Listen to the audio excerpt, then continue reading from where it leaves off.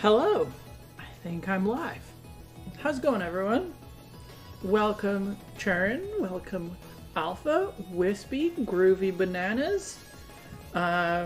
Just a heads up, those of you who are in the Umbria and Libris community Discord server, I am on voice chat if you want to join the stream. Open to everyone. So, today is Indigo's birthday. She is not here. Indigo is working today, as she usually does on her birthday. Hey, Courtney, welcome. So, but she will be joining us probably. Hopefully, she'll be able to jump in a couple of times in the chat. But so she requested for her birthday that I do a drawing featuring some members from one of her Sword and Shield, I'm guessing, playthroughs where her character is called Chef, and this is her team that's on the screen right now. Obviously, she has most of them evolved, but basically they're all food or cooking themed names. So her starter grikki is called Sue, as in sous chef. The dene is takoyaki. I hope I can remember all of them. The sviel, that's a walreen, is cupcake, I think. Yeah, it must be. Anyway. The Vulpix are cream and dulce, I think. So and the Klefki is called spoons, and instead of collecting keys, it collects measuring spoons. So that's actually a drawing that I did for her, I don't know, sometime last year maybe. So this is going to be a scene involving these characters, and the photo that you have is from a corner of our apartment with her baking cart, and so I'm gonna put those characters in there. So yeah. How's everyone else doing? Oh, well, I'm doing quite well. How are you doing, Libris? Oh, hey, Wispy. Let me turn you up a little bit. For myself, I think. Hopefully, for the stream, you're loud enough. I'm doing pretty good. Oh, Courtney's here as well. Hello. Oh, I cannot get Courtney on my end, but I should have just fixed that. Someone who's listening in on the stream, please let me know if there's any problems with the audio. So I have a decent idea of what I'm gonna do. I hadn't prepared at all until last night, and then I had trouble falling asleep. So I thought about this. I've been too busy to properly prep like I should have, but when you stress out about something and have trouble falling asleep, that's a good opportunity to figure it out. Hey, that's how I live my life. I mean, it's better if you don't have to use that opportunity, but I mean, yeah, but like, it helps. Yeah. So I'm gonna start just kind of sketching out the different parts of the environment, and then I'll figure out exactly where each of the characters is going. It's really adorable theme. Just Sorry? having all cooking for Pokemon. Oh yeah, I mean it's Indigo. I think it'd be fucking adorable if we have Sviel acting like a rolling pin.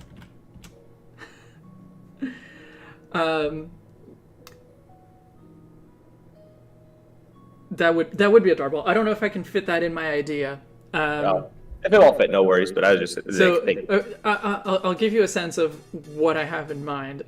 So Indigo actually requested, well, when she sent me her ideas, there were 3 different ideas, and it was basically like different pairs of the Pokemon here. So it was like something that the Dedenne and the Spheal are doing together, something that the Grikki and the Klefki are doing together, or something that the 2 Vulpixes are doing together.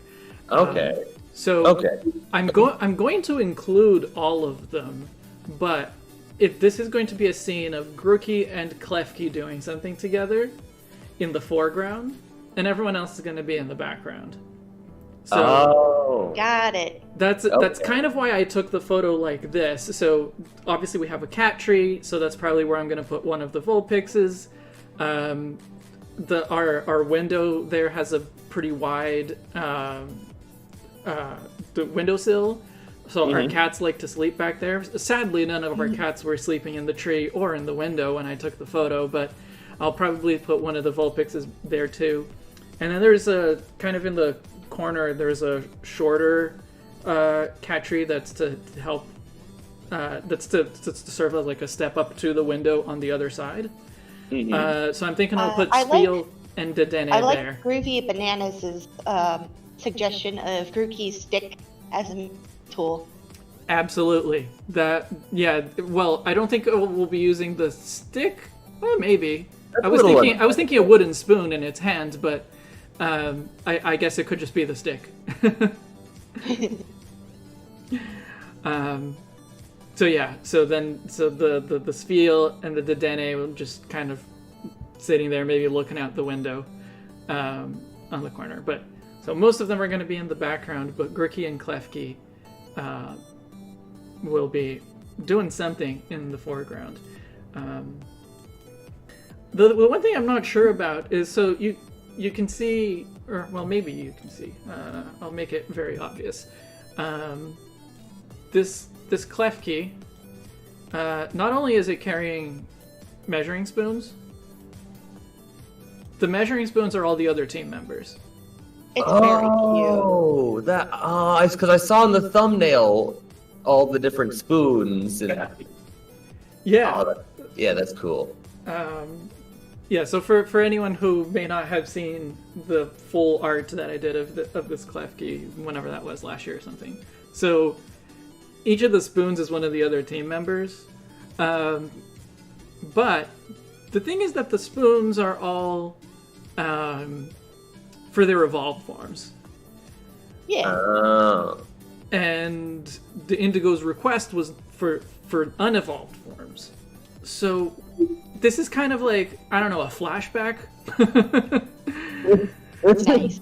So I think I might just make them like generic measuring spoons, because the Klefki hasn't collected these specific spoons yet. And also, that's a lot of detail to put in a really small... So, yeah, I don't know if it's going to quite Yeah, I feel like making them just generic spoons, if he's in the background, would be fine. Yeah. So, let me start sketching this out. Hopefully I'll remember to draw everything on separate layers, because I'm sure I'm going to have to adjust the composition.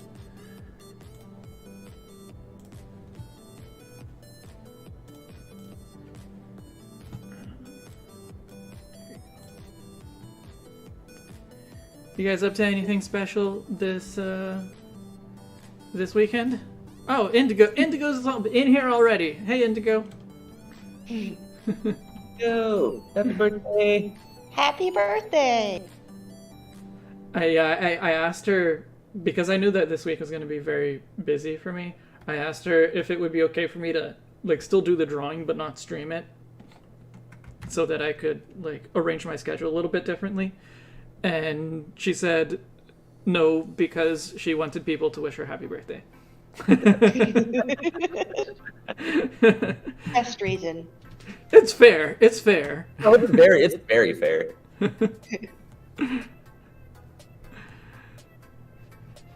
think I'm finally finishing my computer up this weekend. Ooh. Yes. Gotta get the what still needs what do you still need to do for it? I thought you were pretty. I mean, I'm I'm using it the right- other day.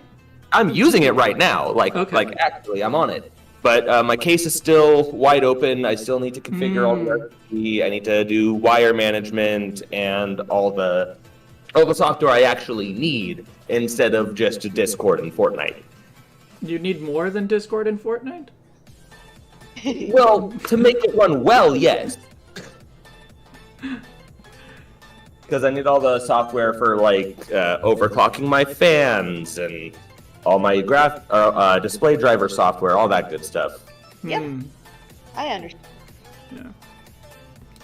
Benchmark programs, all that good stuff.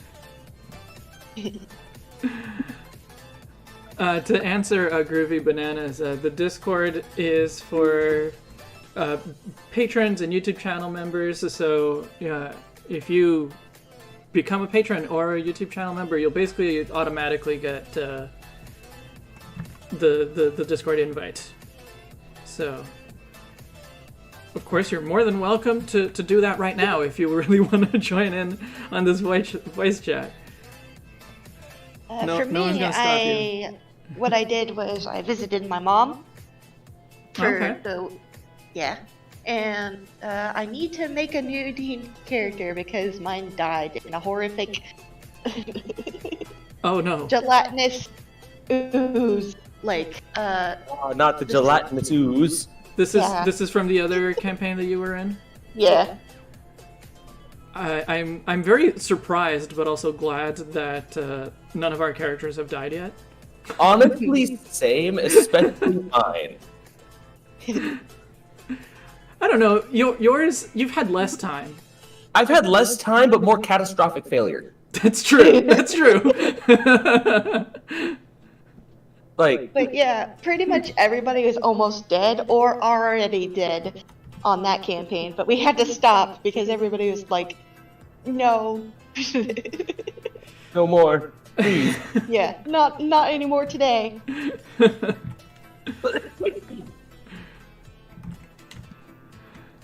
I haven't been in any D&D campaigns where a character outright dies. I haven't been in a lot of D&D campaigns, period.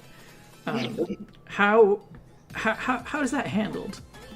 So there's a couple ways. So when a character dies, when a player character dies, there's a few different options that can be done depending on the makeup of the party. If you have like a cleric, a paladin, or a wizard with some sort of resurrection or revivify spell, then it might not even be a consequence. You might have an extra character you'll play for a session or two while the party gets whatever supplies they need to resurrect you, but your original character can and probably will come back.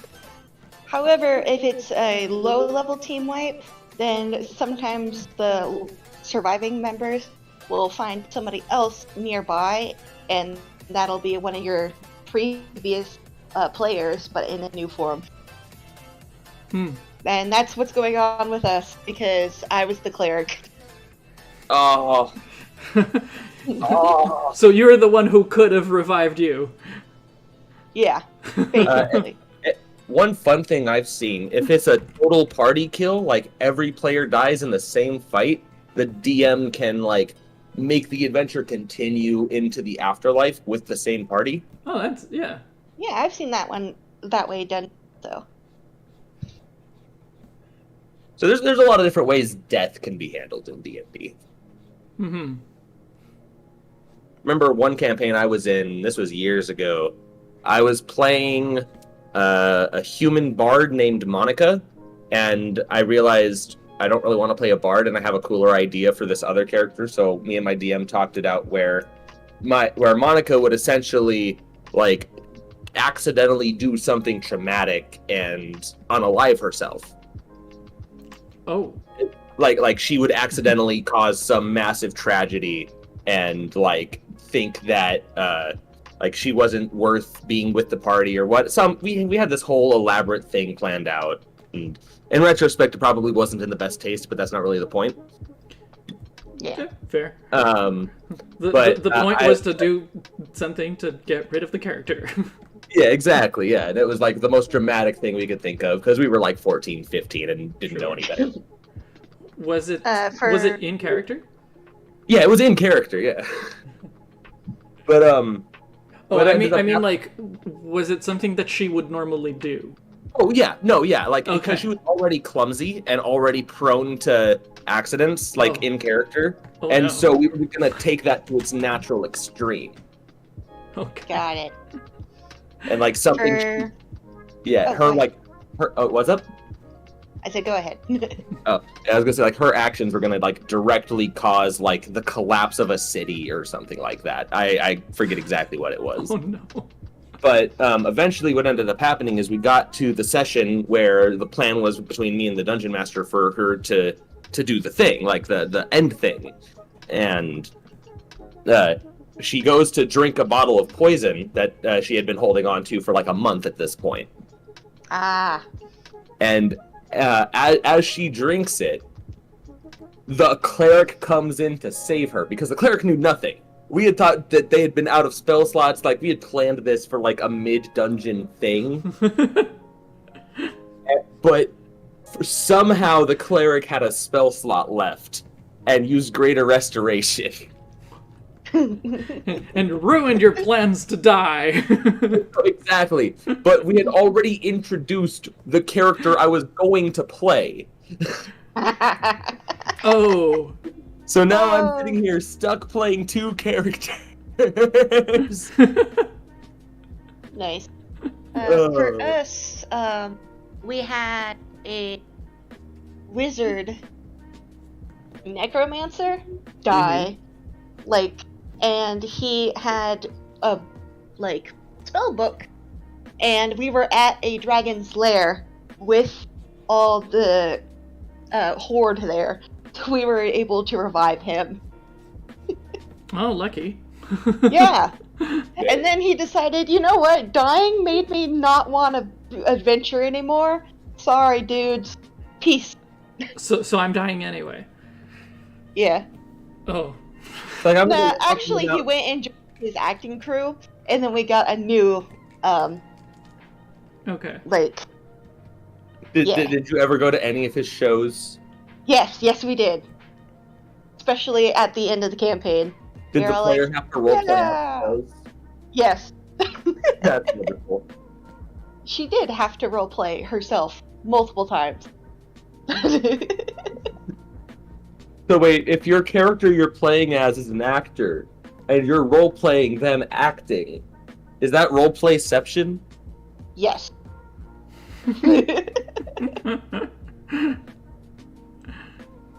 Is that what it's called? Also, that wizard, it was a changeling, so extra roleplayception right there.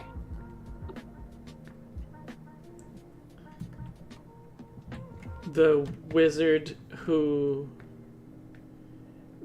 died? Mm-hmm. He was a changeling. Okay. They So were was changeling. so was always role playing Yeah. as other people? Yep. That's why they were very popular for the acting troupe. Yeah. That makes sense. Batman never went evil. What about Batman? I said it's like if the Chameleon from Batman never went evil. Oh! I'm not Got it. familiar with that character. Or wait, no, the Chameleon was from Spider-Man. Sorry, my bad. But point is, he was an Yeah. actor. He was an actor that some accident that made him basically become a changeling. And he goes insane. Ah. That's always how it is in, Spider Batman or all the other things. Something happens, you go no. Clayface would be the Batman equivalent, because Marco, whatever his name was, Clayface. I think he was an actor too. Is that the pointless character in? Oh no, you said that was the Batman equivalent. No, I was Yeah, thinking Batman no, because you equivalent. made me. It's like Clayface made me think of the sand guy in No Way Home, who was a completely pointless character in that movie. Okay, he was pointless in No Way Home, but he's actually a really compelling character. I fucking love He Sam. is a really compelling character, actually. I fucking But love in No Sam. Way Home, no. That's the thing that bothered me the most about that movie. That character is completely pointless to the story. But I mean, and Jamie Foxx isn't? I don't remember exactly what it is that he does, but he was less pointless. Groovy Bananas says, make Dedene's whiskers look like a chef mustache. I think that Denny is probably going to be too much in the background for that to be noticeable, but that's a good idea. Oh, okay. But we'll see. But yeah, speaking of Marvel, I just watched Multiverse of Madness the other day. I enjoyed it. Wasn't bad. It is enjoyable. I personally haven't watched any of the Marvel movies in years because I was like, I'll be too lost. Because I missed some of the more key, like, important ones. So it's like, I don't even know what's going on. The only ones I missed were Ant-Man and the Wasp and Missable. Thor 2. Also missable. Yeah, so I did eventually go back and watch Thor 2, but like,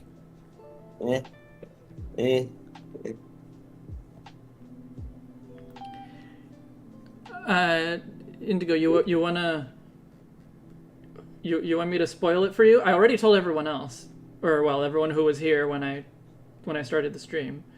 You want me to spoil it for you? I can spoil it for you, but only if you want me to, really.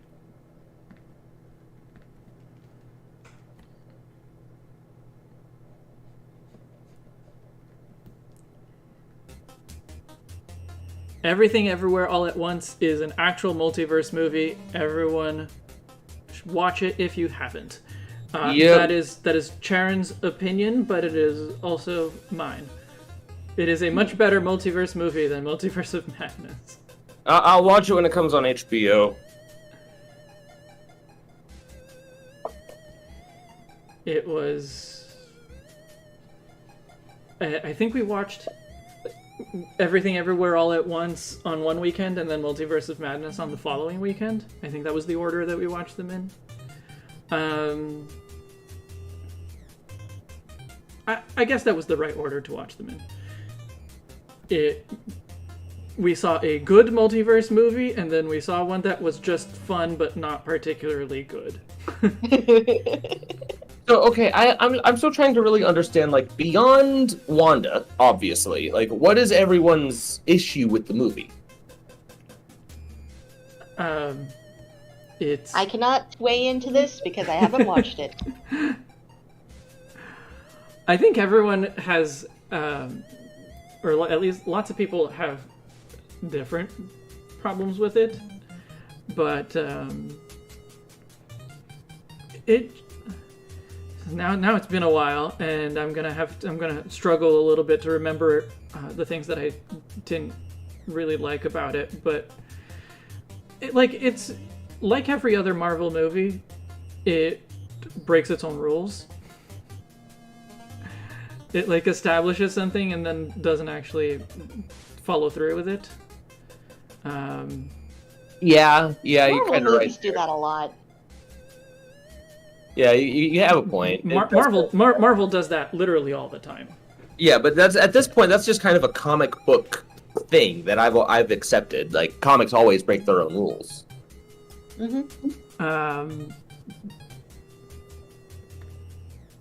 Well, other movies don't. That is true. I'm not saying it should be like excused. I'm just saying, like, it's just something I've accepted. Yeah. It's how it is. I walk into a Marvel movie with the mindset of it is what it is. It will do whatever the heck it wants. And if it makes sense with the previous canon, great. If it doesn't, it's Fine. a comic book movie. I remember in, I think it was Infinity War, when everyone thought they were teasing the Fantastic Four with that, like, 1, 2, 3, what's next sign in the background. And nothing came of that. Make everybody mad. I don't remember that specifically, but I absolutely believe it. Oh yeah. It was just this simple. I think honestly, what it was alluding to is this is the end of Phase 3, and we're moving on to Phase 4. Oh, okay. Yeah, makes sense. But everyone took that as a Fantastic Four allusion. It makes sense to take it as. Yeah, I guess so. I mean, yeah, but like Marvel fans are like notorious for jumping to the worst possible conclusion. Okay, so Indigo, I hope you're still here. I can tell you what the concept is. So everyone is going to be here. All of the Pokemon are going to be here, but Grikki and Klefki are going to be the ones in the foreground who are making something. Grikki having fun with a wooden spoon, or potentially just using its stick with the mixing bowl. Klefki, I don't know, measuring something. But everyone else is going to be in the background. So we'll have one of the Vulpixes on the cat tree. We'll have one of the Vulpixes behind the herbs. And then we'll have, I think, Spheel and Dedenne will be on the smaller cat tree in the corner. But they're all... So those guys will be in the background, but Klefki and Grikki will be on the baking cart, making a mess.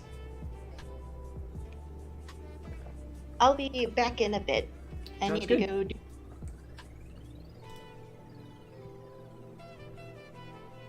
It's like Indigo Cafe remix? Sure. Also, hello, Freebird. Hey, Freebird. And glad to see that Indigo was in fact here to hear my explanation.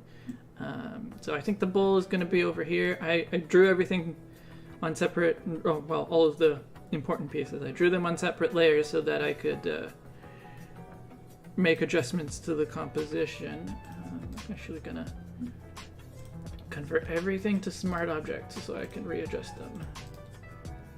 So if you're still trying to figure out what to do with Grikki and his stick, maybe the stick could be the rolling pin.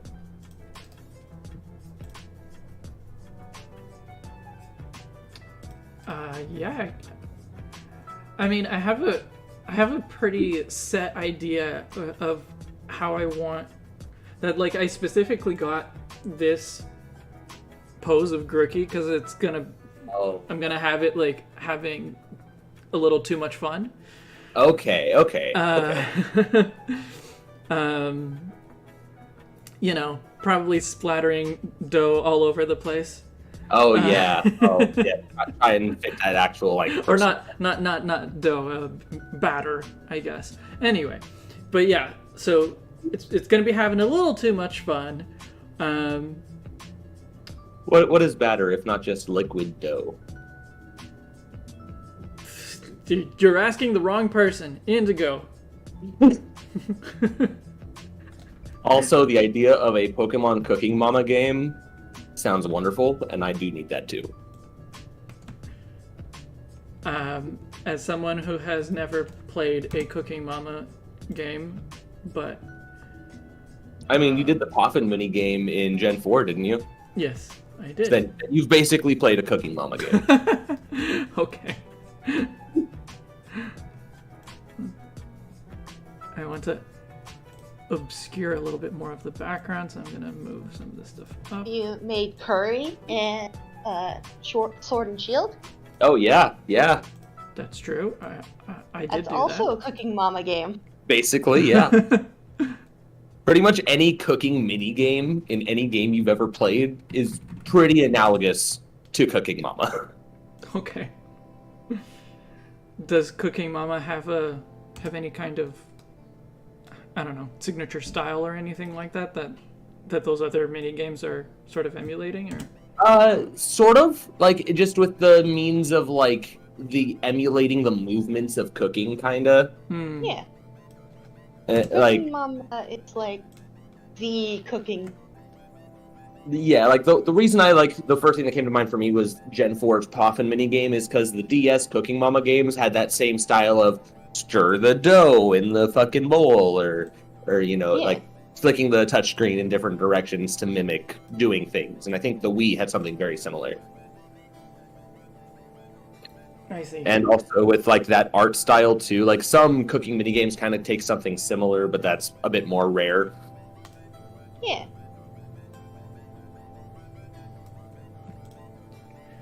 Okay, I'm happy with that composition. Group some of these things foreground. Freebird, I also love making curry and sword. So did I, honestly. I feel like I wish camping was a bit more fleshed out, like with the games you could play with your Pokemon. I agree.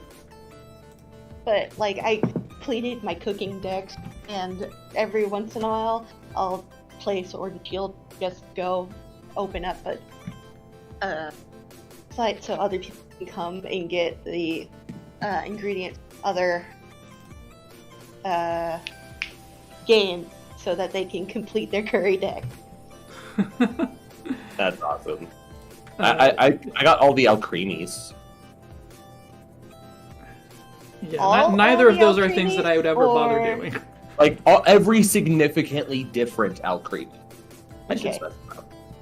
I'm trying to do that while also getting shiny Alcremie of every single candy thing? I don't know what they call it. The treat? The sweets. The shaped things that they have. Yeah, they're like the fucking different contest stat treats you can give Alcremie. Oh, yeah, I think they were called sweets.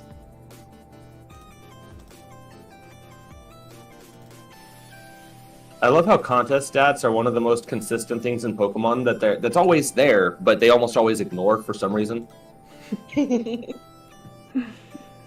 It's just like, we can't remove the stat from the data in case we use it again later. But we're not using it in this game, so...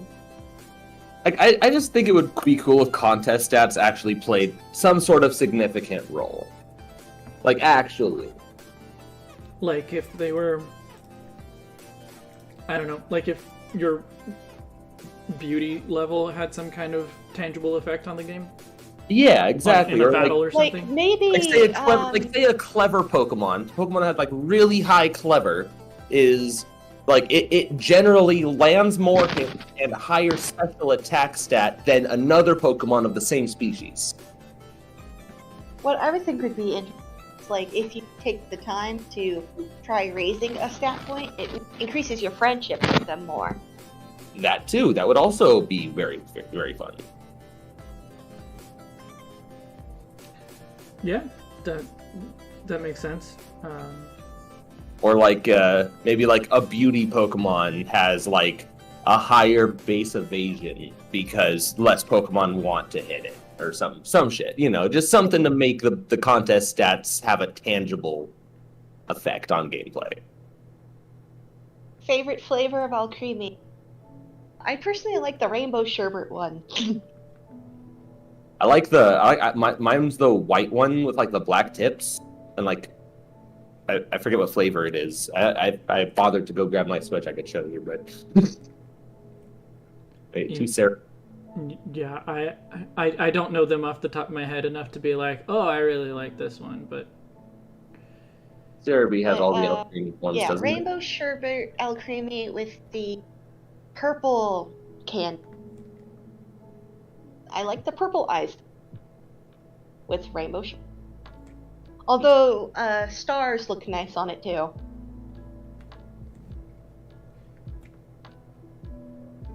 I think the Ruby Swirl one, I think, is what Cerebi's calling it. It's like all white, and I use the purple sweets. And then I'm gonna have to disagree with Karen. I think the shiny for Alcremie looks pretty cool. It is interesting. I do like the shine. It's like whipped cream with activated charcoal. Yeah. I think if it was, because it's not a solid black, right? It has a bit of a gradient to it. Yeah, it's like it has like whitish tips, and then the body is like a dark gray. Yeah, I think I Do probably you would want have your liked it healthy more. with your dessert? I probably would have liked it more if it was, or if it was more overall black instead of like black to gray. Maybe a darker gray would be enough of a difference, but yeah, That's fair. Yeah, maybe if it was like a more like identifiable charcoal color. yeah. Or perhaps like chocolate color. Mm, I chocolate. feel like making it like chocolate color might be a little problematic. Because it would be chocolate? Yeah. I don't know. Not I'm everyone likes chocolate? I don't know. I'm overthinking shit. Don't worry about me. Yes, you are. Yeah.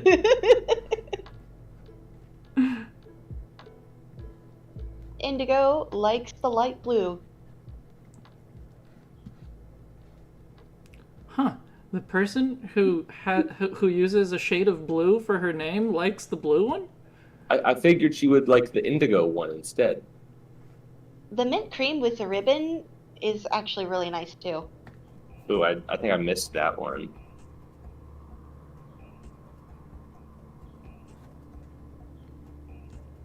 Not gonna lie, some mint whipped cream sounds delicious.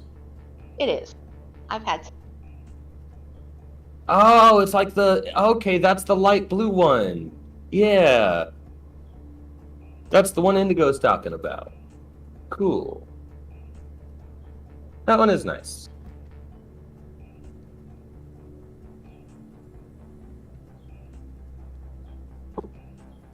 What's funny is now, like, the whole spinning in place, it was a Easter egg because that's what everybody would do to hatch Pokemon faster. And then they said, we're gonna actually have the there be a little animation that happens every single time you spin.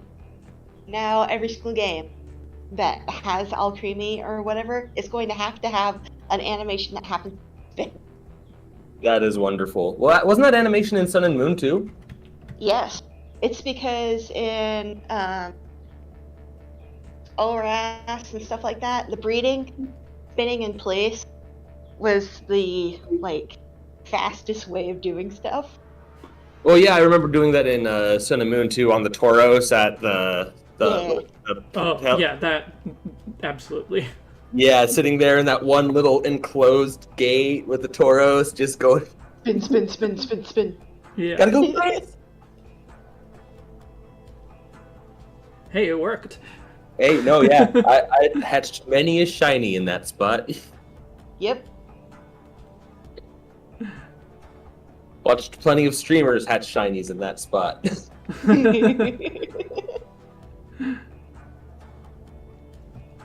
Speaking of shit I used to do in 2016, is Jabez still doing anything? I haven't watched him in a long time. His last video was 10 months ago. Yeah. I see him on Twitter every once in a while, like. Oh yeah, I didn't think he was dead. I just didn't know if he was still uploading. Yeah, but I don't know that I ever actually regularly watched his stuff. I did. Yeah, so did I. It was one of I those. kind of miss watching his stuff. Yeah, but after a while, he I don't want to say he ran out of ideas, but a lot of his content started getting stale. Yeah, I understand. At least to me, anyways. I definitely watched a lot of his stuff early on. I just don't know that I ever watched it regularly. I don't know if I ever subscribed, kind of thing. Ah, yeah. Yeah. Got it. That's fair. He was always one of the I associate him with Tama. You're right, because they're that one same... of the old guard. Yeah, the old guard of PokeTubers. Yeah. I mean, yeah, but Thomas started doing stuff again. Yeah. Yes. Yes. I don't think Tama ever stopped. She took a pretty big hiatus. I've been sub to her for a while. She took a hiatus from Pokemon specifically for a while. Yes. But she never stopped doing content. Yeah, she was doing reviews of other retro games and stuff as well. Which, yeah, good for her. It was still really fun to watch. I thought that Princess Maker video of hers was fucking gold. Yes. I loved it. It was one. I don't remember the video itself very well, like what was in it, but I do remember enjoying it. Oh yeah, no, that you should play that game on stream, Libris. I actually bought it because of her doing the review on it. Oh, interesting. Yeah.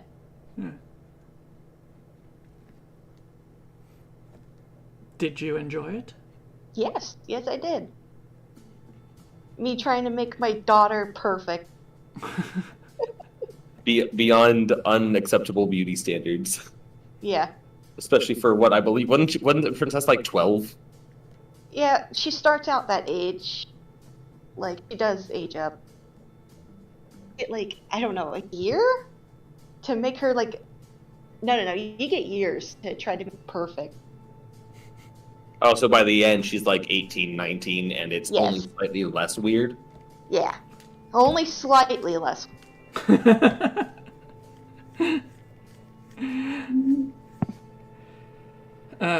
Oh, Sharon, we were talking about the J-Wits before.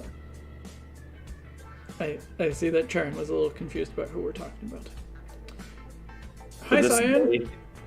To this day, and going number one is still ingrained into my head. It just lives rent free. Stay there. Yeah. I don't know what you're talking about. J-Wits on his top 10s, he would go number one, and then he'd have like an animation of a Hoppip coming out of a Master Ball. Yep. Okay.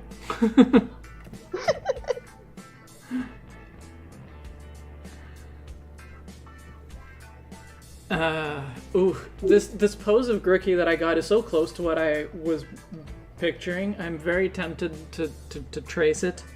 Oh.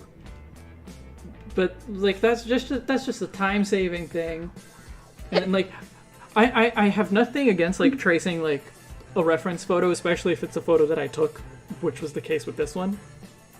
But it definitely feels a little bit more iffy to trace over someone else's art, even if it's official art and not like someone else's fan art. Maybe instead of tracing the exact picture, you just like you make Grikki the size you want it, where you want it, and then just do the skeleton and then do it from there.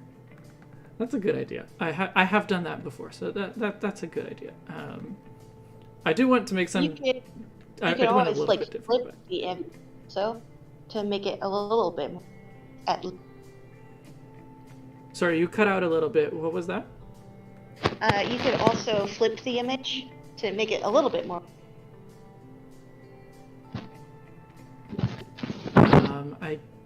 Yes, I'd have to flip it in my head as well, in the sense of like I was picturing it exactly on the left side with its arm up, exactly like that.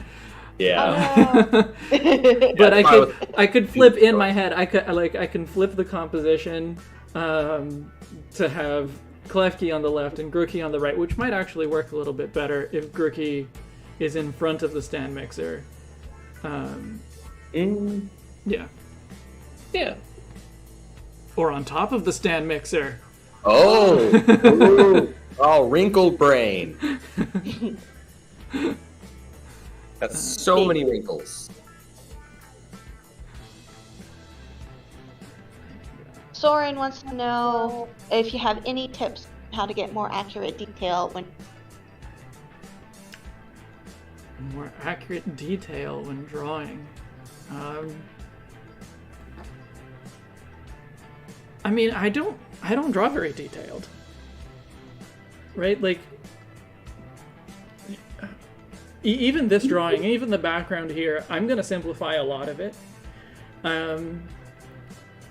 And maybe that's partly because I am not that great at detail. Mostly it's because I don't have the patience to practice, because that's what you really need, right? Is just practice, and if you want a lot of detail, patience. Which I don't really have. I'm probably, like, for this background, I'm probably going to do a lot of flat colors and, like, silhouettes and stuff. I want everyone to be... I want all the Pokemon to be recognizable, but the ones in the background I'm not going to render in any kind of detail. Just like basic colors and such. Yeah, and I might even, like, simplify the overall palette. Like, I'm not going to make sure that the Vulpix has, like, the right brown and the right orange and the, you know... Yeah, I'm not going to bother with any of that. Close enough shades to where it's recognizable, but... Yes. For me, to get more detail, I have to look at reference. I recommend everybody looks at reference whenever they want to get really detailed. I recommend references even if you're not being detailed. I can't draw for shit, so... References are always useful. At Groovy, Pokemon do eat other Pokemon. So it's just animals eating animals. Don't worry about it. Yeah. It's only cannibalism if it's of the same species, and even then that's not frowned upon in the animal kingdom. Yeah.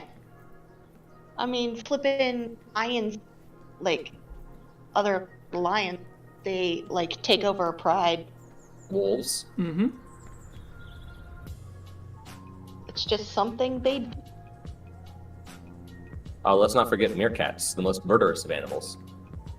Oh man, meerkats are vicious. Are they? I haven't heard that about meerkats. Yeah. Meerkats have a higher murder their own species rate than humans. Yep. Oh, that's a tough one to beat. Yeah, exactly. And we're still not even number 1. We're like number 4. Is it cannibalism if Mr. Mime Well, I don't know. I mean... I guess it could be considered that. Okay. When you start getting into Pokemon that could be considered sentient... I mean, like, it's still cannibalism. Like, there are plenty of real-world species that feed on their own kind. It's cannibalism. It's just not necessarily a bad thing. But here's the thing from my perspective. All Pokemon, to me, all Pokemon are the same species, so it's cannibalism no matter what. You know, yeah, that's because they are just referenced as Pokemon, and then subcategories. Yes, and also they can all interbreed. That's not exactly true. Not quite true, but most of them can. There are very few Pokemon that do not connect to the greater web of Pokemon breeding, and the only ones that don't are the ones that just can't breed. I mean, yeah, but you also like those webs overlap, but they're I would call You can. I have a map of all of the breeding groups in Pokemon. Okay. Any Pokemon that can breed, even if you skip Ditto, pick any 2 Pokemon that like don't share an egg group. You can connect their lineages through other breeding pairs, even without using Ditto. Like Nidorina and Nidoqueen, they can't breed. That's just because of weird Gen 2 mechanic back in the day. I mean, that is actually canonical since Generation 1. The Pokemon Encyclopedia that was published in Japan and it was never localized anywhere else, aka the Lost Pokedex, mentions that. And that was published in 96. Huh. Yeah. So that was intentional all along. We just don't know why. Weird. Isn't that infographic from Gen 7? No, I'm pretty sure I already have a Gen 8 version. It doesn't include, like, the Hisuian forms and stuff. And it might not include the like, DLC Pokemon, but I'm pretty sure the current version does include the main batch of Gen 8 Pokemon. No eggs discovered egg. There's the special Pikachus, like Cap and Cosplay. Yeah. Spiky ear Pikachu's in there. There's the Abomination fossil. Those are in there. All the babies are in there. Yeah. You can't breed the Abominations? No, you can't. No, the fossil. They're the only fossil Pokemon you cannot breed. I mean, that makes perfect sense. I just never thought of. Then how do people get more? What? You can make get more from by the making digging more. duo. Oh. Yeah. They and that makes sense as well because they are the ones that are fake. They are Yeah. man-made. Yeah, they're the Yep. yeah, they're like the references to how British people used to completely screw over fossil depictions. I love that her name is Carolus. Oh yeah, it's great. How's it going? Hello. Oh, you're not just here, you're here. Yeah. How's it going, Hafa? I feel like I haven't talked to you in forever. Yeah. A total amount of less than 1 hour? I don't know. No, it's been more than 1 hour now. Yeah. I've only been awake for like 3. Hafa and I were we did a roundtable discussion for the book club. Oh, neat. Yeah, so we're just wrapping up the reading period for our first book, and so we did a little community discussion of the book.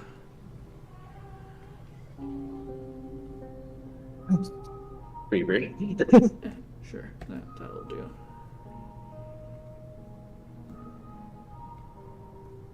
As for Pokemon breeding, what I thought was really interesting that they added in human-like group to the Rolls line. Right, yeah, Gen 8, they made a few adjustments to... Oh, yeah? Yeah. I don't remember now if they, like, What was removed Gardevoir, any like, egg groups, but they added a fair few. Yeah, Ralts used to be just the amorphous group, with things like Muck, Grimer, and Ghastly. Yep. Why? Because it would make it because it makes sense to breed a fairy with the poison type. That's just the way it used to be. That's just what Ralts and Kirlia and Gardevoir were considered. Amorphous. Yeah. It is a But it is a now- little bit weird. Like if Gardevoir was still what I initially interpreted Gardevoir as, meaning a fairy that doesn't have any legs, that's just a floating dress, Mm-hmm. that would make more sense in Amorphous. Isn't that how it's depicted in the anime? Yeah. No, it has legs. Oh, it has legs. Yeah. But like Solosis and Duosian are also amorphous group. Yeah. So are Jellicent and Frillish. Yeah. I think. Well, Jellicent and Frillish make maybe a little bit less sense, but like so amorphous means shapeless, and to me, all of those make sense. certainly more than Gardevoir does. So wait, is like Mischievous an Amorphous, or is that in like? Yes, it is. Yeah, lots of ghosts are in there too. Most of the ghosts are actually. Yeah. I don't know much about egg groups because I never breed for anything other than shiny hunting, so I mostly just use Ditto. Ah, the good old Ditto egg group.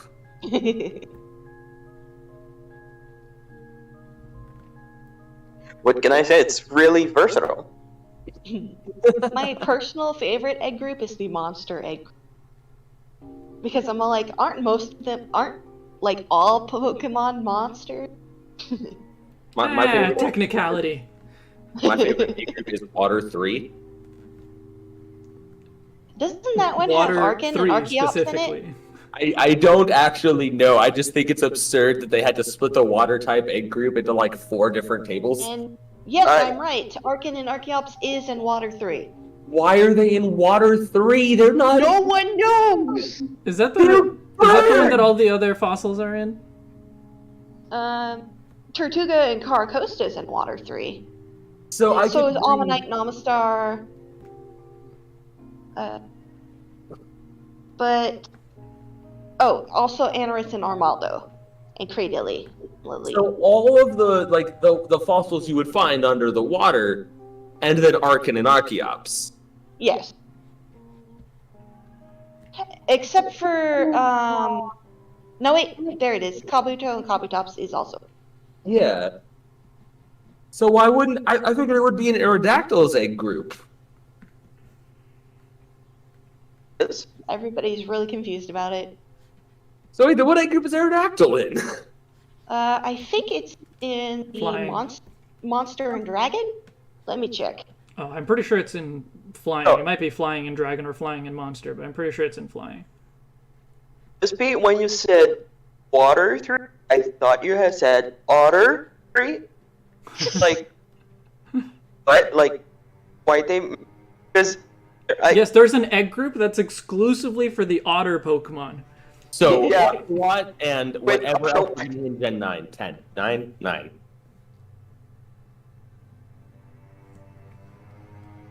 it's just Oshawott.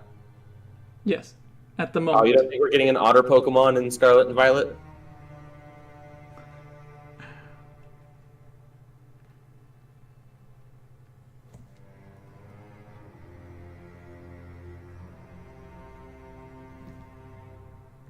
Huh?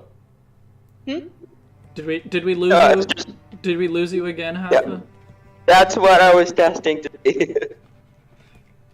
What just happened? An otter Pokemon in Next Generation? Is that what you were Yeah. asking? Yeah, I was saying we'll have the otter egg group specifically for Oshawott and whatever otter Pokemon we get in Gen 9. Yes. Why Because do you I- think other Pokemon? Hafa's audio is cutting in and Aerodactyl out. is only in the flying egg group. Ugh. Bless you. Sorry, which one in flying? Aerodactyl, only in flying. Only in flying. Okay. I was more right than I knew. Hmm. Okay. But yeah, no. If the, Scarlet and Violet are being based off the Iberian Peninsula, isn't there like otters native to the Iberian Peninsula? And there's river otters kind of all over the place, so probably. River otters are very common. Ah. There's a lot of different species, of course, but and none of them are as good as the giant river otter.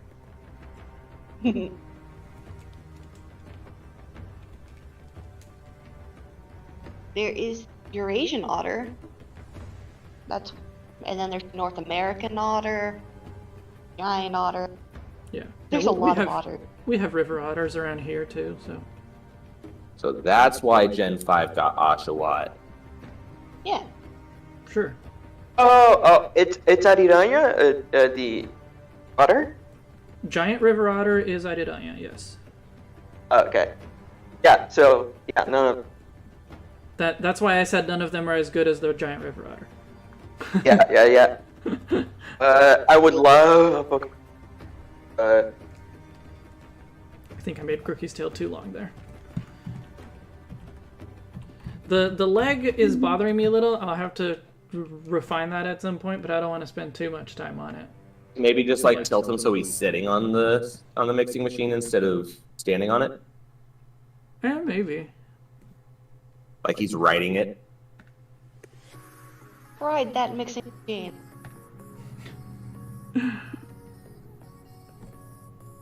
It's like a mechanical bull, but grikki sized. I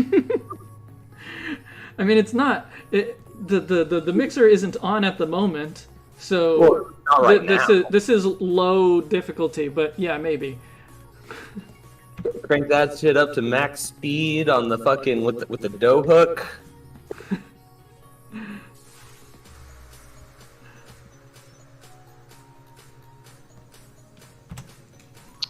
The Water 1 group are Pokemon that can live both on land and water. So for the the most amphibious part. group. Yeah, there are some through lines, you could say. Like there are some similarities across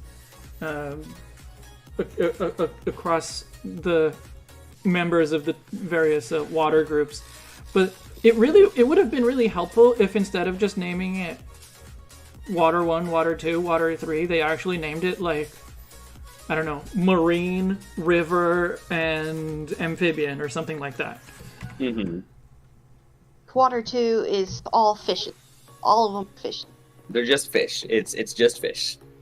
Except for Octillery, but it has Remoraid Remoraid. as its starting form.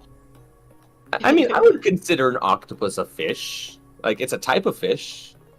Yeah, not IRL it isn't, but this is an octopus yeah. that evolves from Are a fish, so cephalopods and fish really that different? yes. Yes, They they are. are. Okay. This is why I'm not a biologist, guys. Okay, so there is a very fundamental difference between fish and octopus. Fish have a spine. They are vertebrates. Okay. Octopus are not. Okay.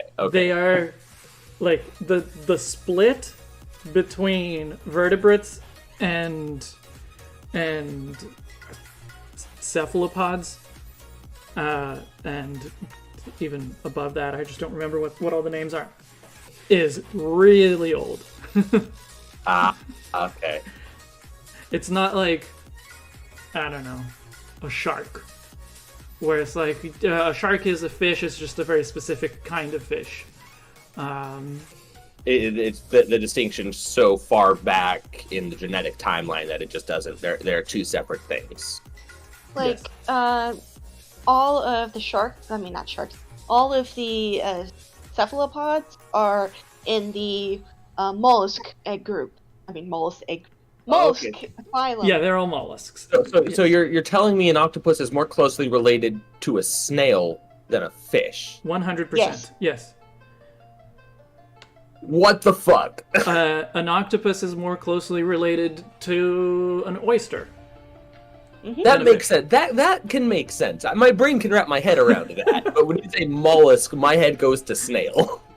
Because Well, they yeah. are. yeah. So you're telling me we should have Toby put Gudra and Octillery next to each other on his big tree of life? Yes. I mean, yeah, it depends on how you're treating Remoraid and Octillery. Like, if you're focusing more on the final evolution, and so that means you are treating them as an octopus, as a mollusk, then yes, it goes with Gudra. If you're thinking of it as a fish because you're focusing on how it starts out, then it's Remoraid, so it's a fish. So Well, yeah, I was just saying that because I think Toby focuses on that final evolution. I think he does too, yeah. So, yeah, that makes sense. At the end of the day, we're all fishing. I'll always love the fact, and I'm not 100% sure if it's true, but I read it somewhere that sharks are older than trees. That's probably true, yeah. Yeah, trees are actually fairly new as Evolution. I just want to tell people. I just want to tell people that are watching this or later that don't take anything we say here as 100% accurate. Do your own research. We don't want to. Yeah, take verify what we're saying. Well, you don't need to verify everything. You can definitely just accept that mollusks that an octopus is a mollusk, and mollusks are not vertebrates. I think that's basic enough fact that can be accepted. Yes. But yeah, in general, at least I am not an expert. I don't know what everyone else around here does for a living. Sharks are older than trees. Yeah. Oh, neat. It makes sense. Trees are pretty recent. And also, here's another fun fact for you. Trees are not an evolutionary group. Trees are a survival strategy. Yep. Bless you. Thank you. So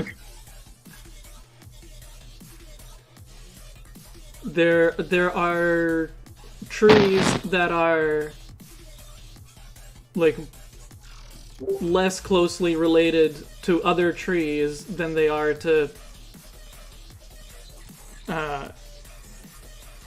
well, certainly bushes, because a tree is basically just a tall bush. Yeah, now that you think about it. It's basically just a whole bunch of convergent evolution. Mm-hmm. It's being a tree turns out to be pretty good. It's survival. Being a large, impossible to knock down natural structures would have its advantages. Yeah, you'd think. Okay, so I'm now that I'm drawing the Klefki, yeah, I'm definitely not going to bother with all of these details. I could just simplify it. Yeah, like the basic silhouette of what they're meant to be, but you don't have to go into major detail. Yeah. Mm-hmm. Like how you have the tails looking on the nine tails spoon and that's one of my favorite ideas for a spoon design. You should commission 150 of those wooden spoons and sell them on your merch page. Oh, the Rillaboom spoon is definitely the most realistic. You could easily make that. Oh yeah, 100%. I feel like you could cast the nine tails spoon out of something. I don't know. Hey, the Ninetales is the most complicated one because it's two different metals, right? Or at least two different coatings. Well, yeah. But, you could have a core of it cast out of one metal and then have it plated on one side. Nickel plating. Yeah. Like nickel and copper. Klefki can separate its arms, right? It has two. Yeah, it's like one of the plastic. That's how it grabs more keys. Yeah. Yeah, it has two weird nubbin hands. So, because I'm not gonna just redraw this Klefki the way it is. I think I'm gonna have this arm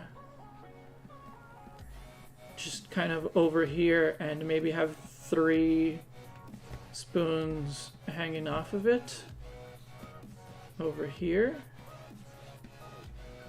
And then this arm would be like this somehow, holding up a spoon with something on it, because it's measuring. Okay. Makes sense? Yeah, no, that looks really nice. I like that. Indigo's saying we need to get more patrons and YouTube members to support the Umbreon Libris branded measuring spoon set.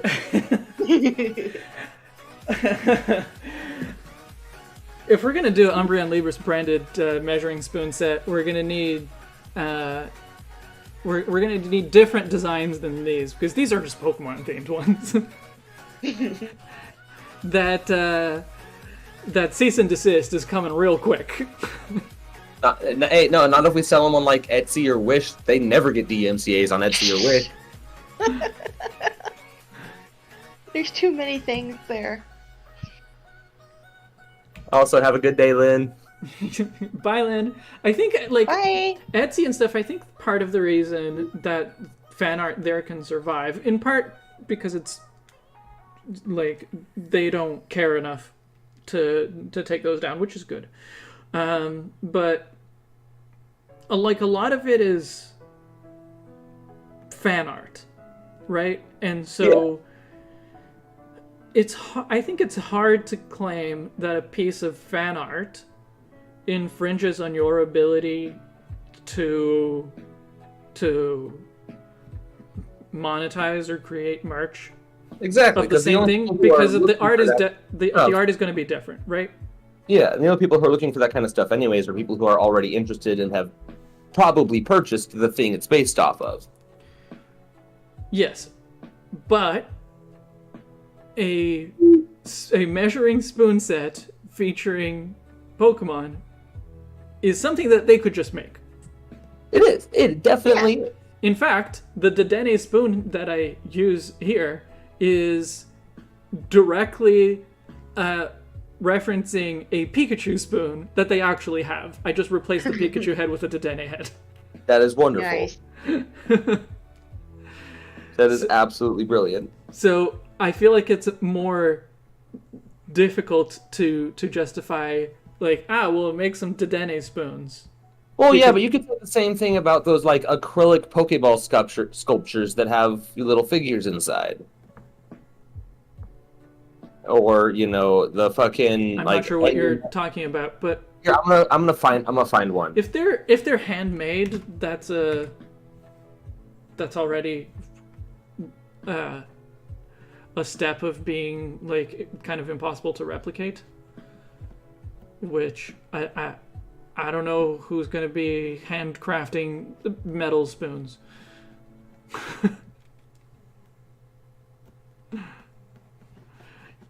The wooden spoon, the Rillaboom one, easy. Like that one can definitely just be carved by a good artisan.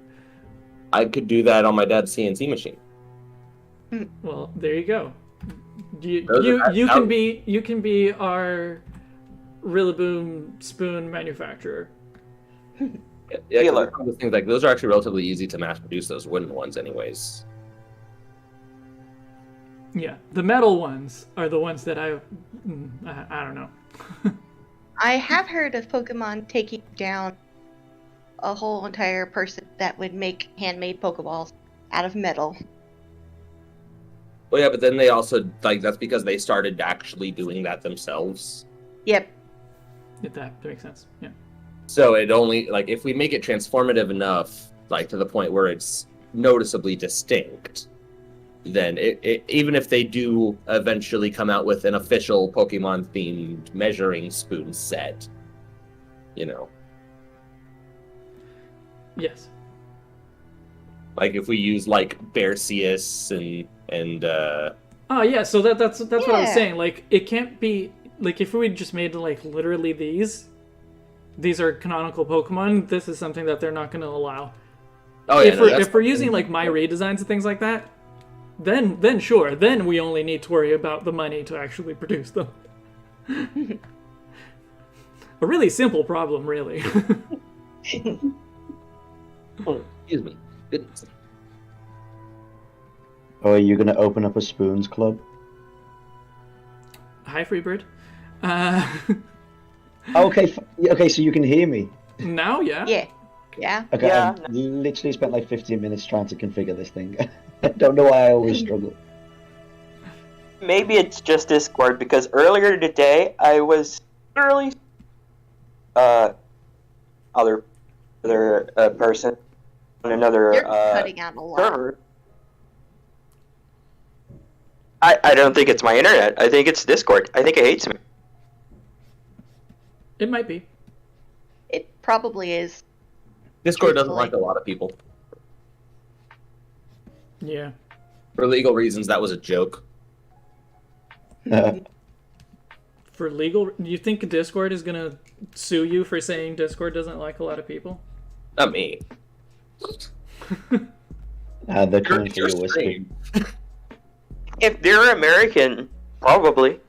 I'm pretty sure it's an American company, so I'll be back in a bit. Okay. Yeah. Right.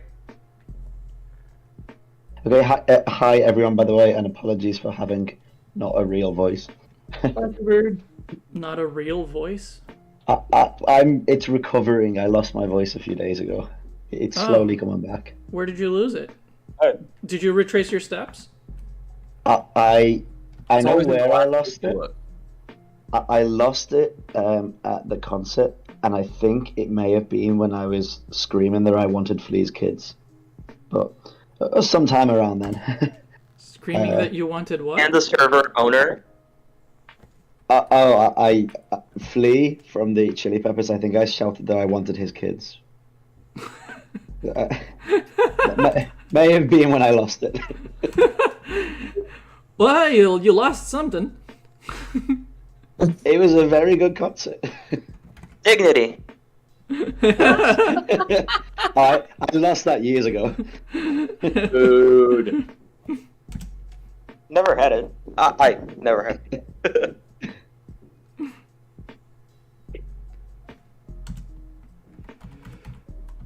Okay, that looks all right now. Yeah, I like how those look on the lower arm.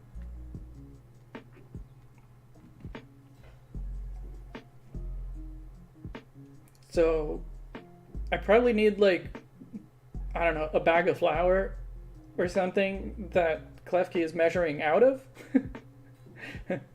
And maybe like have the spoon tilted forward a little, so that way it's like spilling in. But that's just Yeah. like it's like he's like putting the Mhm. whatever spoon in the bowl.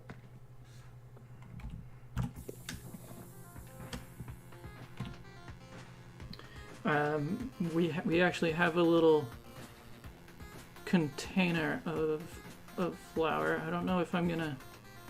Well, the proportions are not gonna be right, but Proportion's fine. It's all about perspective.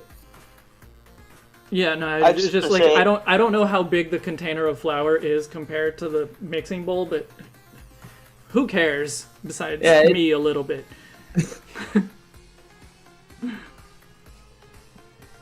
See, I'm more concerned about the scale of everything to the Pokemon. I'm less concerned about that. No, see, I was just fucking around anyways. Klefki is.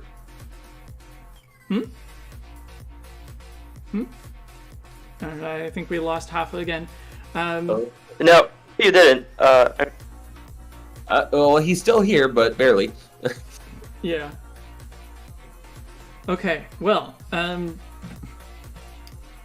Soren is asking, what are your opinions on potential voice acting in future Pokemon games? I think that's a good question. That is a good Let me- one.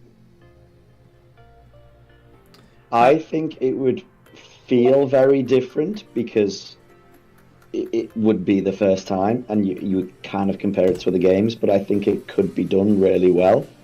I've always liked the kind of idea of a hybrid approach where you kind of have like cutscenes or things or story bits which could be fully voice acted, and then in say battle situations, a lot of games like the Persona games do really well where they just have a kind of few like little phrases or sound bites that they kind of throw in, which doesn't match what the text is, but it just keeps the flow. Mm-hmm. I think something like that could work. Yeah, you can have you can have Link grunts.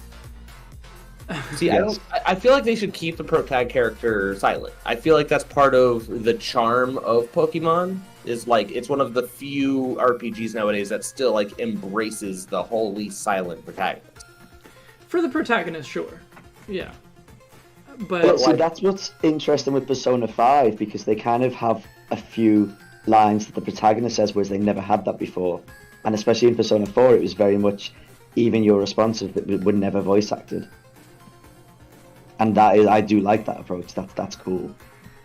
I also like the idea, like, if they were to do voice acting, I feel like they should save it for major moments, kind of like the Breath of the Wild approach. Yeah. And, like, like you said, the Link grunts for, just generic dialogue. Like the Sims, they go like, oh. Mm-hmm. Just to, like, whatever mood that character's in at that point. Mm-hmm. Yeah. That works for me. That was I my. love Simlish.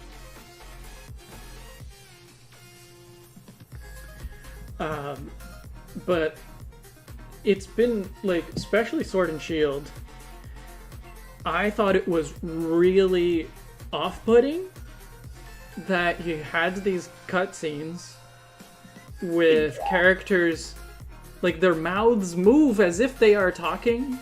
And they look expressive. Yeah. Exactly. They're expressive. Like, they are pretty well done as if they were talking, and yet nothing comes out. They're singing. It's dipping a little too far into that uncanny valley. Yeah. I don't know if I totally agree. I have a problem with silent cutscenes like that. I think first of all, are you actually hearing me well now? Yeah. At the Yes. moment, we'll see how long it Yeah. lasts. The biggest problem for me was there are two cutscenes like that. Oh my god. Anyway, the Pierce cutscene. That it was a yep. deeper problem than just no voice acting. There's no music at all. They could have just put some music there. Yep. Mm-hmm. That one makes no sense. Yeah. It was weird. I think, like, the one that really comes to mind is, like, the Chairman Rose scene. Right at the beginning. Yeah. That I was talking about the climax when he's, like, in his okay. underground, like, and he's, like, doing his whole thing with Eternatus. That's the one where it hit me. But also, yeah, at the beginning where he's doing the whole professor spiel that he shouldn't be doing. Yeah. Mhm. I thought it was appropriate. I mean, in context of, like, how Galar does its gyms, yeah, but I don't know. It's the professor should introduce everything, man. They're the one who actually knows what they're talking about. Chairman Rose seemed to know what he was talking about. Until he thought it was the right thing to do to destroy the world destroy it to save it. Somehow, however that worked. I really don't understand the whole thing for, like, Chairman Rose's ambitions and stuff like that. It's all like, we need to use it for energy. And I'm like, but there's nothing wrong right now. Yeah. Yeah, it's just not like, gonna let's happen put for, the like, present. a century or... Yeah. Let's but there's put the gonna be present something in wrong in, like, jeopardy. Years, so we gotta fix it now. It's for something that's 1,000 years in the future. Like, if it's 1,000 years in the future, you have the time to come up with the proper solutions. Yeah, but Yeah, it probably definitely. won't even be a problem by then. No, I probably will. I mean, it's good to have this kind of advance notice and do something about it. Like, Kind of if 50 years ago the people... What people had about global warming, so... Yeah, exactly. But if 50 years ago people had actually Done something. done something, we would have been fine. But Yeah. But that was like something that was in a matter of a few... Okay.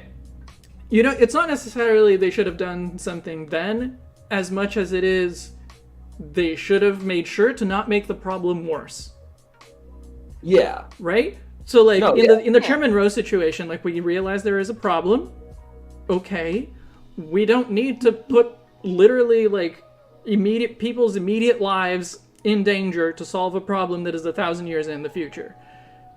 You have the time to plan and make it better. And find a solution that doesn't kill thousands of people.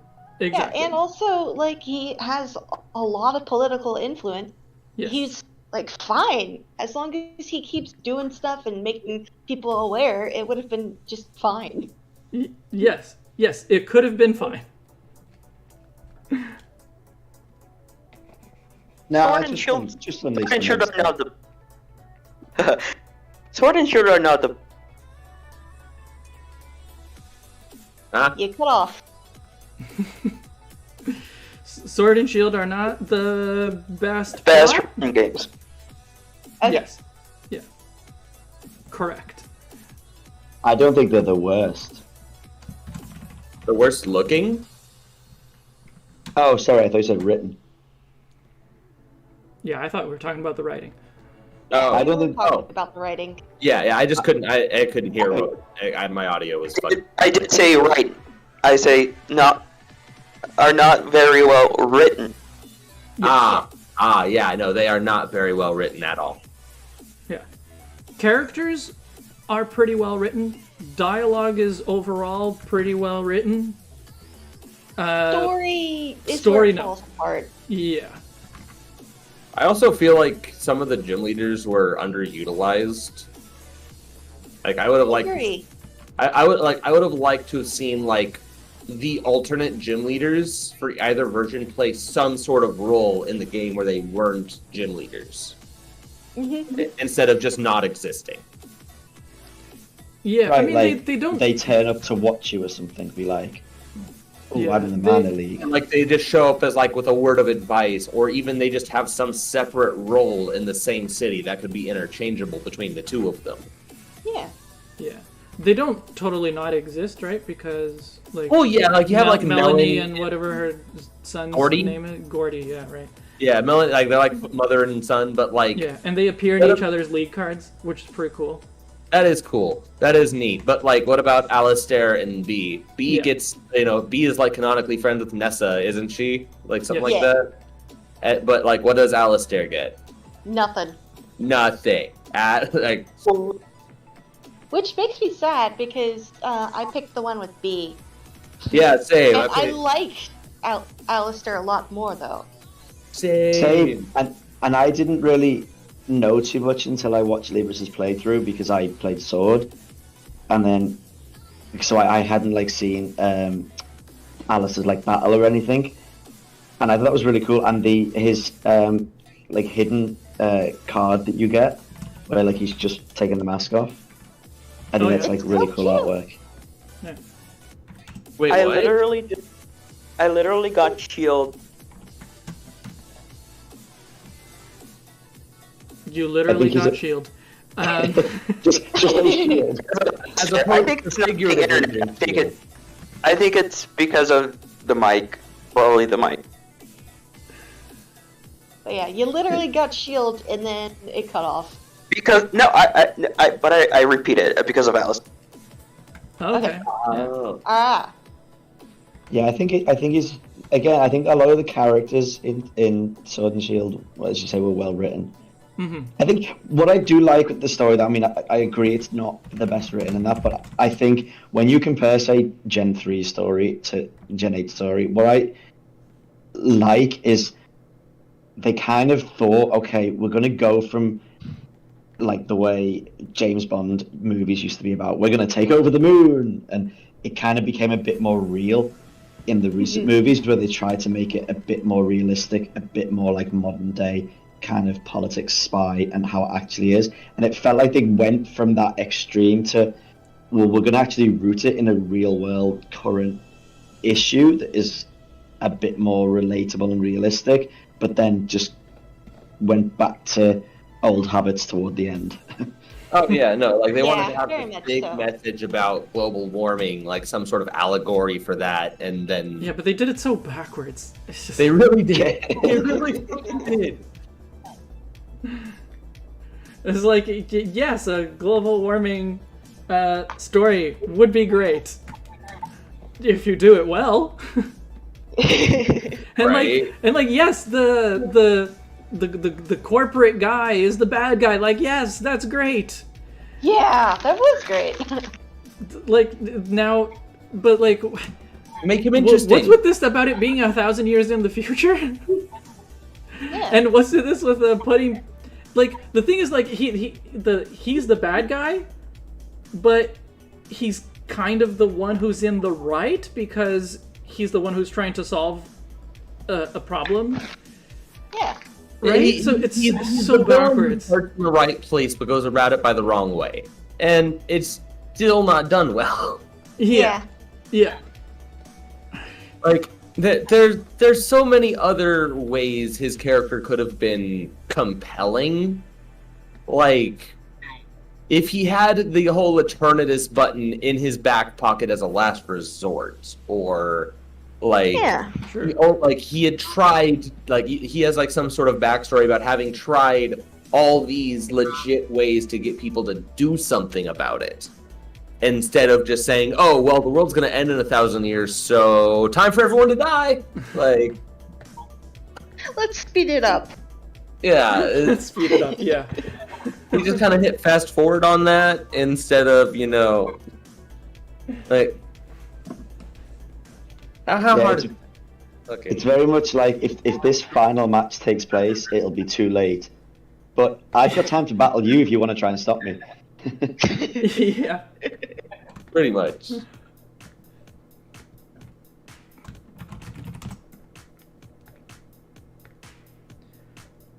At least it's still not as absurd as Cyrus and my parents didn't love me, so I'm going to destroy everything. I don't know. That seems pretty reasonable, to be honest. That's a joke. Yeah. I really don't understand Team Aqua. Yes, exactly. I was just going to say, that's what I don't understand. Oh, let's expand the ocean. Okay, great, but what about all like the non-water types? I mean, What about you guys you? live on land too. What are you doing? Well, they're pirates. They live on the water. Just reminds me of that old episode of The Simpsons with the Waterworld game. Like, in set like 50 quarters, they could take one step. Game over. I read the manga, and I just read the Ruby and Sapphire part, and I'm trying to remember if they explain why Team Aqua actually won. Expends these. I don't remember if they do. Okay. I'm sorry. What'd you say, Rafa? I saw something else that was. What? Sorry? I didn't hear you, Rafa. Oh, you were alone in that case. I heard him perfectly. Yeah, I heard him fine. It's coming through hella choppy for me. I don't know why. I was a little afraid right now because I changed the thing I was using. I changed the internet. I changed the mic. You changed the whole internet? Oh my god. Yeah, to Wi-Fi. Did you change it for the better? I don't know. I don't know, let them check. No, Twitter's still a place of hate. No, there's still racists and pedophiles on Reddit, so yeah, no, that's still changed. Yeah, I was. There was a post I saw the other day. It was like, our generation is the first one to be raised by internet, and it was like, Reddit taught me to be racist. Reddit taught me to be racist. Reddit taught me to be racist. Reddit taught me to be racist.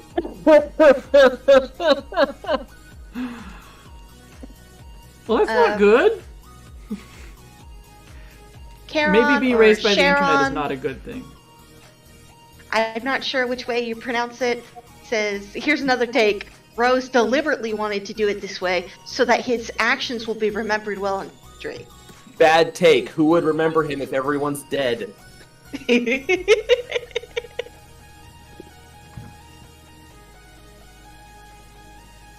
Okay, one thing it just came into my mind for some reason. What in Masters, everybody from Galar has British accent. Yes. Yay! Mm-hmm. Why nobody else have any type of accent? Like, okay, makes sense. Japanese. It's funny. Fantina has a French accent, and Viola has a French accent, and nobody else from Kalos does. Viola? Oh, I didn't know Viola had a French accent. She does. Oh, what?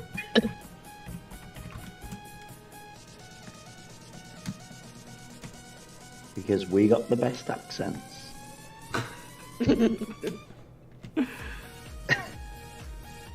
Can't argue with fact. Depends on who you ask. Lots of people want to argue with facts. Ooh.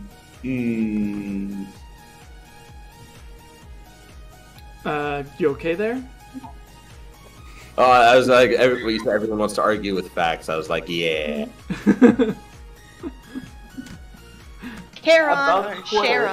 Sharon says that. Okay, Sharon says Fantina has Sharon. Sharon. There Got you go.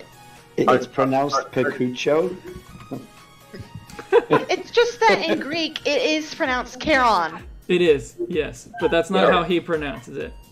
Okay, Charon. Fantina has a British accent in the Japanese version. Yeah.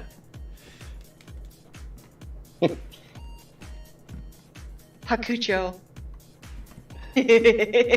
What is Pacucho? I've been seeing this going around. What is Pacucho? Okay, it is a video of somebody from the BBC back in the day saying, like, kids all know the pocket monsters such as Pacucho, and that's Pikachu. Ah, okay. It was like right before it hit, like left Japan. It was just still in Japan. It was becoming a craze, and there was like a report on it. And I found it because I was trying to find old news footage from the Porygon incident. Hashtag justice for Porygon, Pikachu's fault. And this guy's like, oh, they all know them, and he just absolutely butchers literally a phonetic word.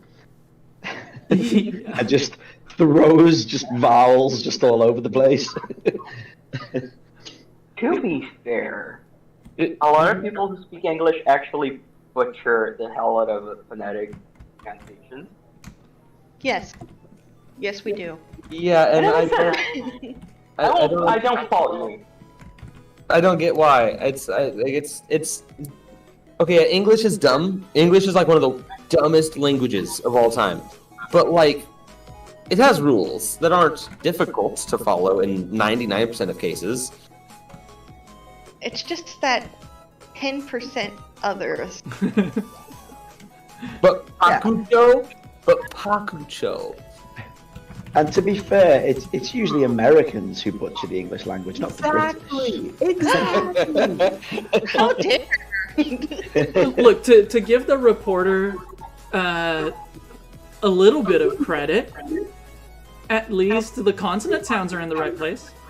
I mean, okay, yeah, you got me there. But yeah, no, Volpez, you can't deny it's usually the Americans. We suck at this. It's true. We're really bad at this. Yeah, we suck at this. So You're doing fine. You're doing fine. I'm surprised we've either of us have made a coherent sentence this entire stream. I get tongue-tied all the time. And then I have to make random hand gestures, and then people nod like they know what the hell I'm saying. Yep, the old American stutter. Yeah. Or you make the same consonant sound like 5 times in a row, trying to get out the word you're trying to say. Everyone does Everybody that. nods. Yes, we know this word. A weird, interesting things happen though, especially with the internet now, because I often find myself having to double check certain words because I forget whether it's a British rule or an American rule in terms of certain things with spellings. And the one that I always forget is things with double consonants, like focused and focusing is one that I always have to double check, which is the British, which is the American. And I think it's just become so conflated now that it's just like either's acceptable. But in my head, I'm like, especially for consistency and things like, if when I'm like I'm writing a report or something, like I need to know which is which, and my brain switches between the two. They just merge. And a lot of things now are just like here because people are just exposed to American culture and the internet. It's just becoming more and more diluted. Now try Canadian, where it's a mixture of American and British spellings. Yeah. And Groovy wants to know if the whole drawing's going to be silhouette, and no, it's not. No. Just the Pokemon in the background. Yeah, the background is all going to be silhouettes, maybe some very minimal shading. I'll get to that later. But yeah, the background is all going to be silhouettes. I'm just doing it in black for now, just to kind of block it out. I'll figure out the actual colors and potential shading and minimal detailing later. But yeah, so the background is going to be all kind of blocky colors. The foreground is going to have more to it. Like a very minimalist background. That's going to look nice. Yes, I hope so. That's the idea. Kind of like the backgrounds you did for the Fakemon shorts. The backgrounds I did. Yeah, that one for that one line. I forget what it was at the moment. That one evolutionary line you did. That was like the chinchilla one. Cozy Love? Yeah, I didn't do backgrounds for that though. I thought you did a piece that had a background on it. Oh, I did. That wasn't a minimal one though. Oh. I mean, it was minimal in the sense that there wasn't much in the background. Yeah, well, yeah. But but it wasn't like rendered in any kind of minimal style. Okay. Yeah. Okay, that was my misunderstanding. Sharon says, try Bavarian German. It almost killed me. The spellings? Was Was that the part that killed you? Language in general? Yeah. Or the Germans. I love German as a language, like because it always sounds so angry, even when it's just being like. Yes, it's so great. So you take all the other European languages, and it's just all like, you have like te amo and je t'adore. It's all like very romantic, and you go to Germany and it's like ich liebe dich.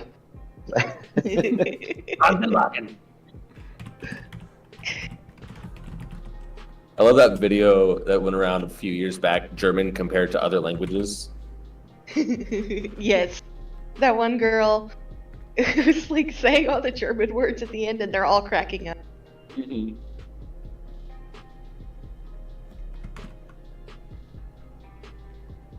I'm replacing our actual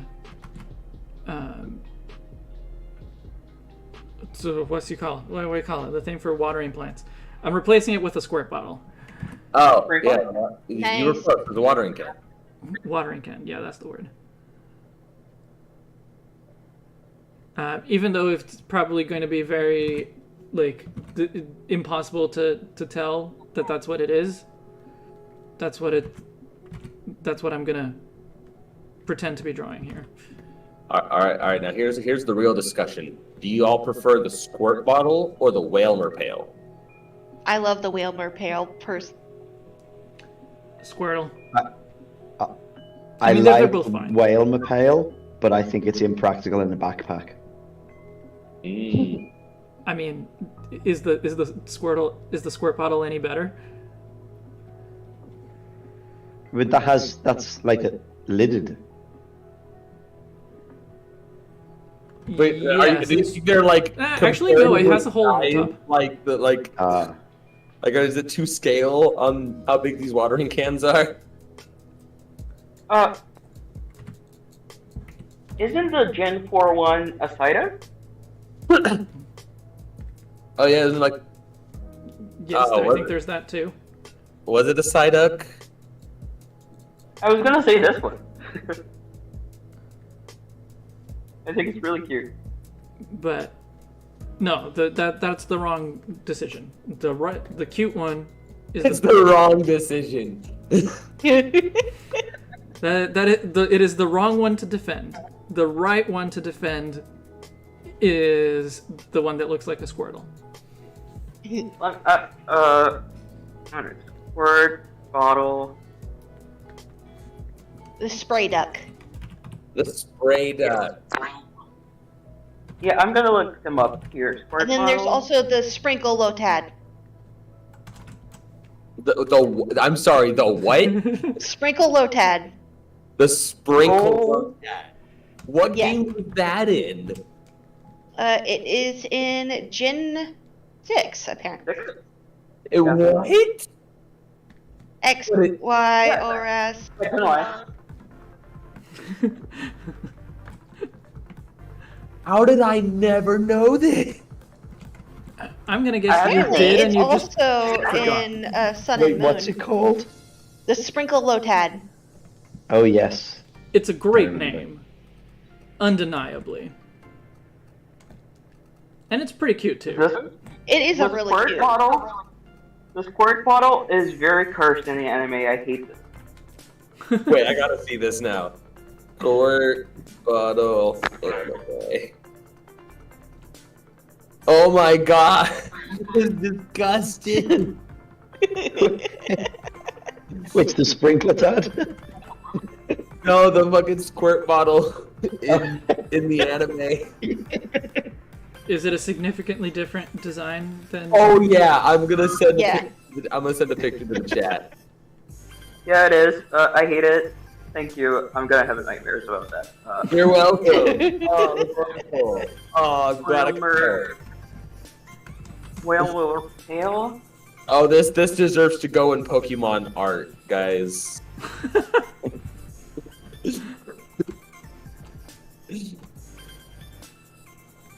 Oh, it's wonderful. Yep.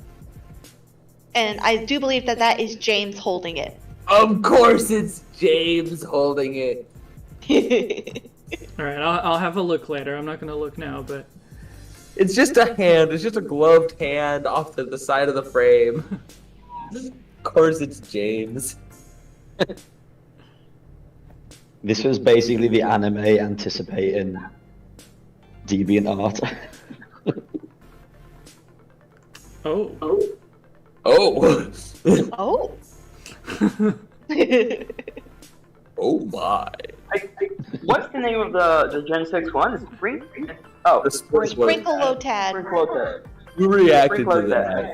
that? Okay, sweet. It's a all together.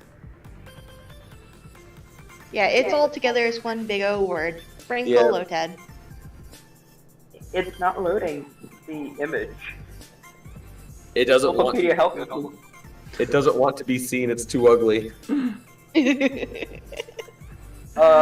Null, welcome, and thank you for boosting Chantal's library. I hope everyone here already knows, but we have a book club for Pokemon fans. So if you like Pokemon and you like books, come join Chantal's library. Oh, where's the link for that? I meant to join, but I never. I mean, I don't have it in front of me at the moment, but Null, if you have it, or Hafa, if you want to grab it, stick it in the chat, although I don't know if it's gonna allow I just invited you, Wispy. Oh, you're wonderful. Thank you. that works too. Yeah. I think I did that right, though. As I say, I'm Yeah. You sent me. still discovering Discord. This big chillin'. Yeah. I'll take That's a what the sprinkle lotad looks like. I put it in Pokemon art. I was gonna ask what you were talking about because my mind just wandered. I feel like that is equally as cursed as the anime sprinkler or the anime squirt bottle. It looks like a treasure you find in the old Tomb Raider games. It looks so.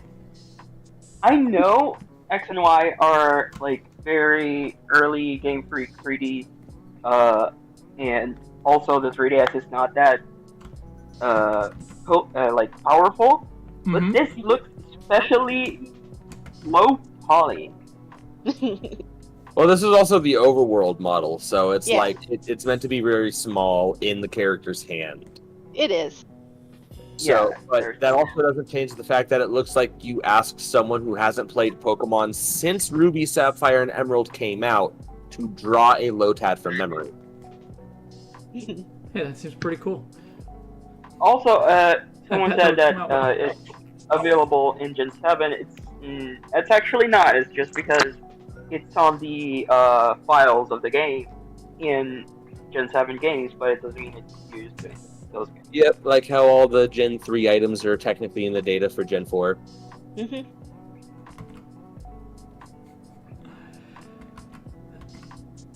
So sometimes you really gotta wonder, do they know what they're doing? And the answer to that, most of the time, is no. No. Yeah, like, I trust that they know what they're doing when it comes to game design, at least. Yeah. But when it comes to game programming, they don't have the best history. No, they don't. Let's not forget that Gen 1 was held together by duct tape and butter. Or that Gen 2 was going to be completely different if not for Iwata coming in at the last minute and reprogramming the entire thing. Yep. Yeah. Earthbound, saving things again. Heck yeah. And still, half of the Johto balls still don't work as they should in those games. Yeah. I thought it was every single apricorn ball. No, actually, there is one or two that do work proper. Yeah. Yay! I'm honestly amazed. 2 out of the, 7 different apricorn balls? Lure ball works correctly. And, what's I think the the lure ball works correctly, but the the description for it isn't great. Yeah. But also, isn't the only Pokemon you can fish up until post-game, or at least until, Cianwood City, at the least, Magikarp? You Maybe. can get, flippin', what's it called? I got an evolution. Quillfish. Gyarados. Quillfish, yeah. Oh. You can fish up quillfish. With the old rod? But they're... I think so. I'll have to look again. Because I thought the old rod was the only one you got until, either Cianwood City or Olivine City.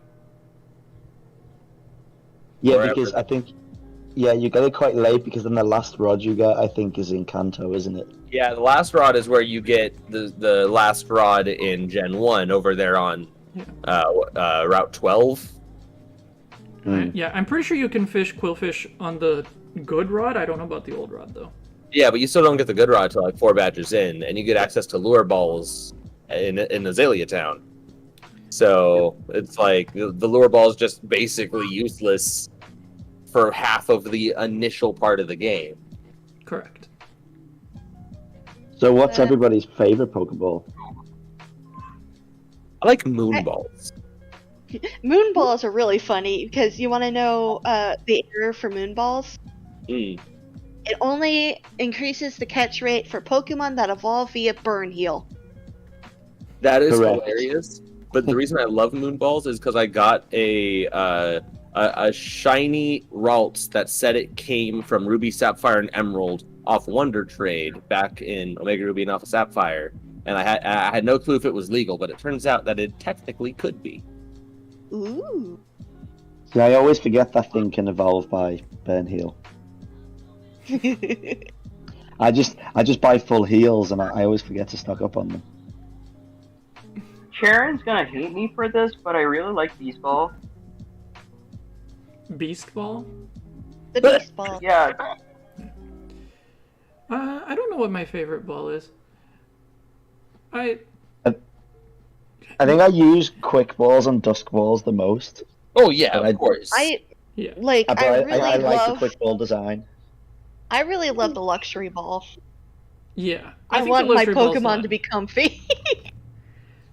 I think the luxury ball is the one that I like the most because, I don't think that it's on purpose, but it's the perfect ball for an Umbreon, especially a normal colored Umbreon. But it's a black ball with golden rings red detailing, just like Umbreon's eye, and it boosts friendship, meaning it's easier to evolve your Eevee into an Umbreon. Okay, but like, what about the fact that a Moonball is both black, yellow, and blue, so it works for both normal and shiny Umbreon? Yeah, but the design is a literal moon, so... So is less Umbreon. interesting. He's like an eclipse. Yeah, but there's no moon in the design. There's golden rings in the design. Isn't a golden ring like a symbolic of like an eclipse? Like a new moon? Sure. I'm looking at the Pokeballs right now. By design, I actually like. I think it's Netball. The one netball that one. has. Yeah, a Netball. Cherish is actually very beautiful. The Charon ball. Cherim? It's Cherim? I thought it was Cherish. No, I said the Charon ball. Okay. And he's Indigo. now going to go make an emote. My other favorite, besides the luxury ball, is friend ball. Is that the one with the heart on it? No, it is the green one with orange and a yellow dot. Little apple seeds. Bye, Indigo. Time to go. Bye! Hi. She will hopefully be back later.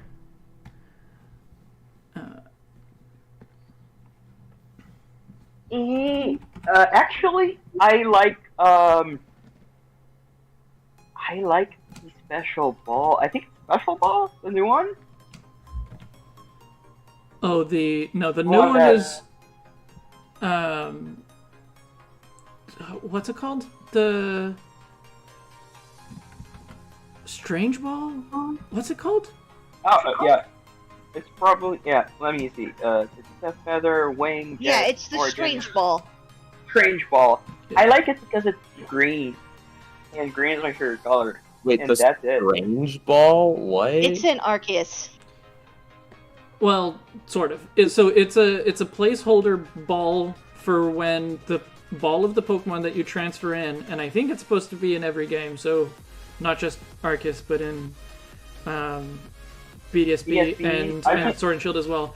If the ball that No, your the- Pokemon was caught in doesn't exist in that game, it gets replaced with the Strange Ball. So, Sword and Shield doesn't have strange balls. If you do something like that, it's just a normal ball. Okay. Well, I No, see, if you I was assuming that they were gonna, code that in, but I guess No, they didn't. yeah. So are the They Legend Arceus Pokeballs like different items distinct from normal Pokeballs? Even... Yeah. Okay. I like the net balls too. Yeah, I like Nibble. I would have liked seeing more types of Pokeballs in Legends Arceus. You don't like.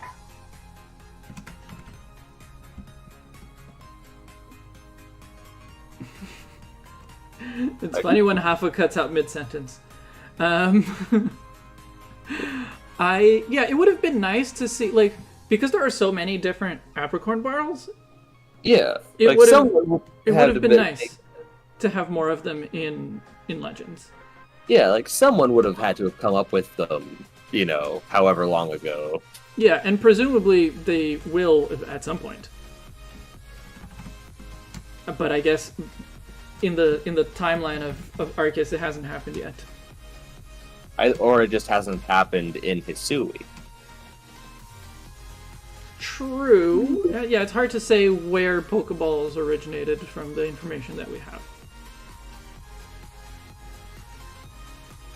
You could make an argument they could have originated in Johto. Like, I think they originated in Johto personally.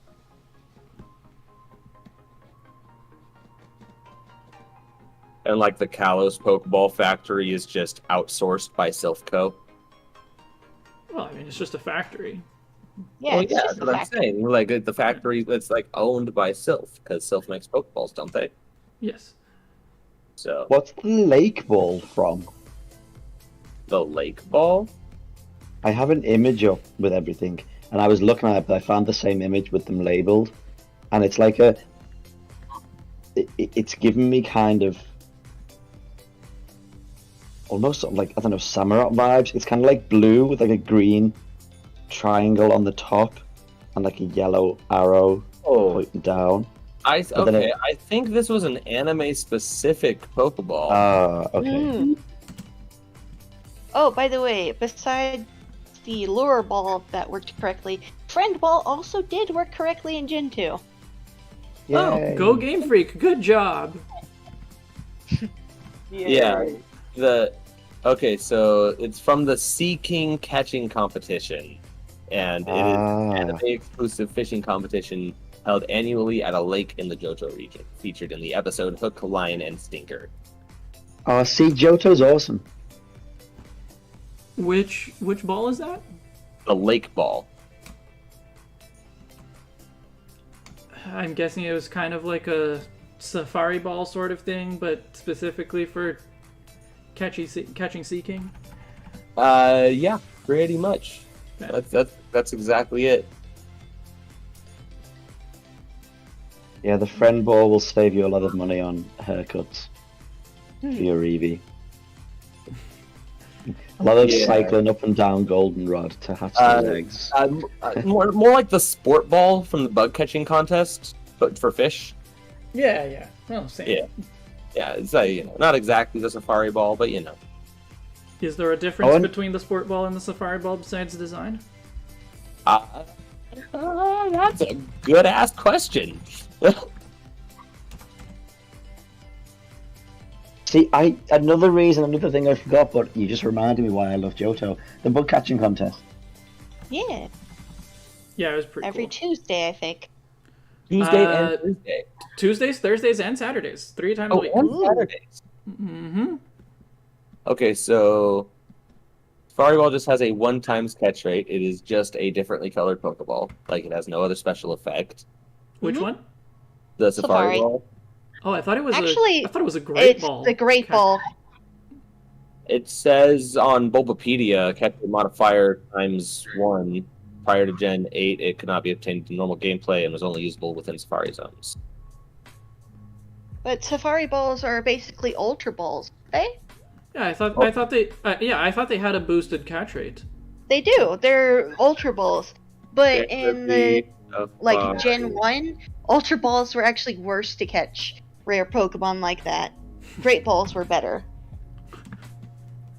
Gonna say I didn't have Safari Ball boosted does rates trying to catch 30% Chansey. point damage. Thanks, Cerebi, for that information. Yeah, the Safari Ball is 1.5 times. Yeah, Catch 1.5 catch rate in order to. But that's until Gen 7. In Gen 8, since you can't obtain it, it's just normal. Okay. Makes sense. Yeah. So then the sport ball.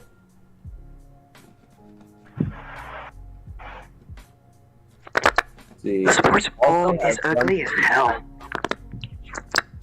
Which one? The Sports Ball. Sports ball.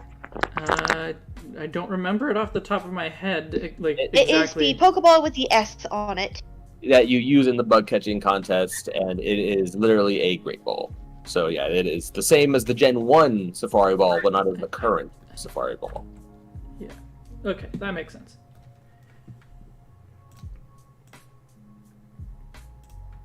You know what this fastball is, right? The fastball. Yeah. It's supposed to multiply your catch rate by 4 if you catch a fast Pokemon. However, in Gen 2, it's multiply the catch rate by 4 if it's a Magnemite, Grimer, or Tangela. And that's it. Only those 3 Pokemon. What? Magnemite, Grimer, or Tangela. Yep. It's because they messed up the catching table for it. So whenever it decided to look up the information on the Pokemon it's supposed to be able to catch, it just stops right there and gets only those first 3. Well, they're the 3 I think of when you say fast Pokemon. I didn't think any of those Pokemon were particularly fast at all.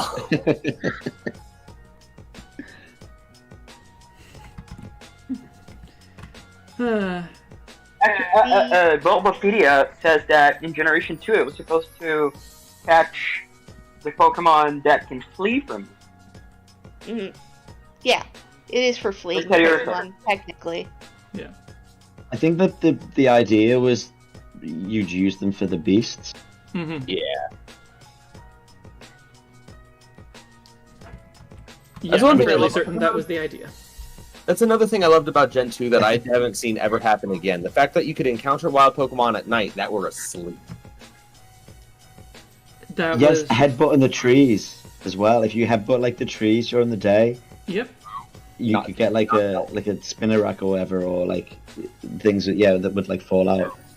I loved that mechanic of being able to run into like sleeping Pokemon, or if a Pokemon was like a really low level compared to you, it would run away. That shit was so cool. Yeah, the sleeping Pokemon out of trees, like knocking a Noctowl out of a tree that's asleep during the day, or knocking out I don't know, an Execute out of a tree at night when it's asleep. That was amazing. Certainly one of the Gen 2 mechanics that gave it a really special charm. Definitely. Yeah. That's like the whole of Gen 2. I'm gonna go run and get some lunch, guys. This was fun. I might be back on later, but Sounds good. I mean, judging by how long it's taking, I'm probably going to be here for a little while longer. All right, no worries. Well, you guys have a good time. I'll try and be back later. Have a good Cool, lunch. take it easy, man. And I'll do the same. Ciao. Bye. Bye. The heavy... Oh, okay. Sir? Huh? The heavy ball, it is fine in gold and silver, but in crystal they messed it up. How do you do that? I don't know, but in crystal it adds 40 to your catch rate if it's Kadabra, Tauros, or Thumflora. How heavy is that sunflower? I have no idea. I don't like the design of the heavy ball too much. It's too pimply. I don't know. I don't like the kind of additions too much. Pimply. Well, it's like it's like the Seismitoad family.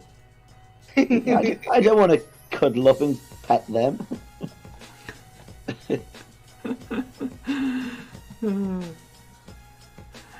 And yeah, Charon is right.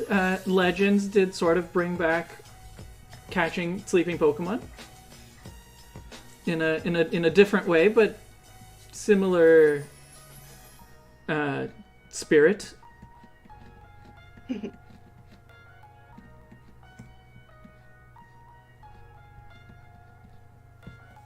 Worst of the balls that Kurt makes is the level ball, because it doesn't work at all. Like, That it for just... lower levels than you, is that what it's supposed to be? Yeah. Right. All right, there we go. The background is done. Look at that. Isn't that a beautiful background? Woo! What's going to be the best way for me to do the kind of layering here that I have in mind? Everybody try and find the Mimikyu. I should. There's no Mimikyu. I should put a Mimikyu. Hidden Mimikyu catch.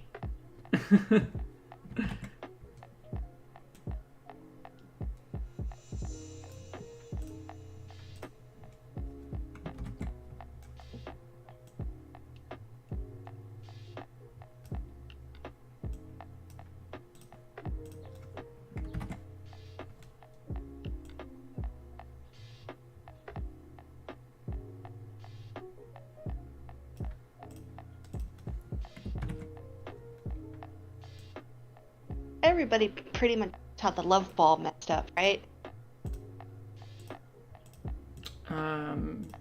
I don't remember it. It's, I don't remember in what ways it is meant. It's supposed to catch the opposite gender Pokemon and of the same species easier. Oh, but it's the opposite, right? It's, Yep. Same if gender it's the same and gender, species. Yeah. Game Freak promoting homosexuality. How dare they? How dare they not? The heal ball, I always kind of... I get it, but I always just thought it was useless unless it healed you every time you returned it to the Pokeball. I always kind of thought it's only really good if you're like on a long route, which if you're in Galar, it's useless. Yeah. Because but I feel like you don't have there that are- anymore. Occasionally there are good uses for it. It was barely useful whenever it was introduced, and introducing Galar, it just got worse. Yeah, it's just like, I think unless you have access to it early on, then you're probably going to have a full team with you, so you're going to have to go and switch anyway. Yeah, that is part of the problem for sure. It should be one of these that you kind of get early on. Oh, here's a few of these, and then it's like, oh, that's cool. I can cast this music. Maybe they should have the professor give you heal balls instead of regular Pokeballs for your first Pokeball. Right at the beginning. That's a good point. Yeah, that would probably help.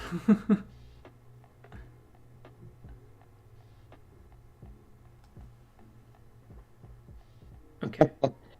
Good point, Sharon. I need to move the Alolan Vulpix from where it is at the moment.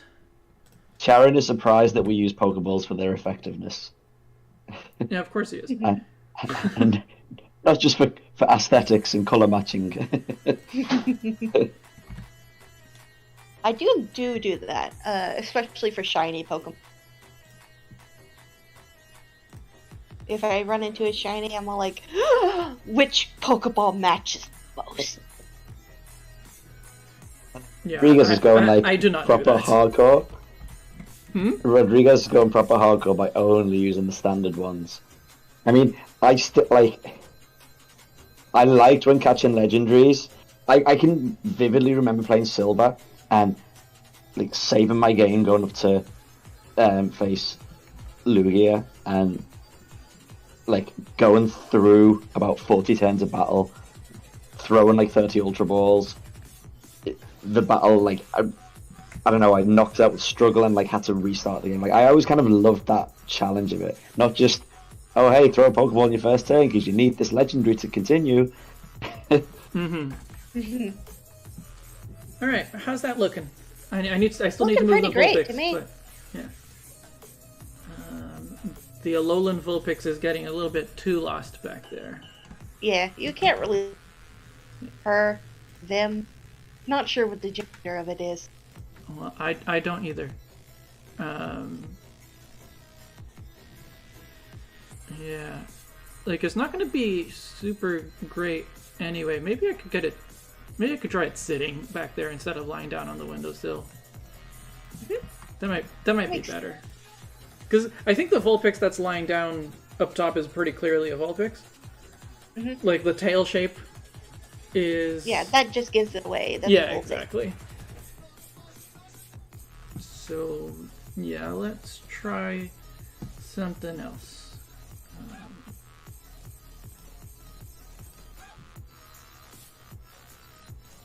Let me fill in the background here, just to be safe.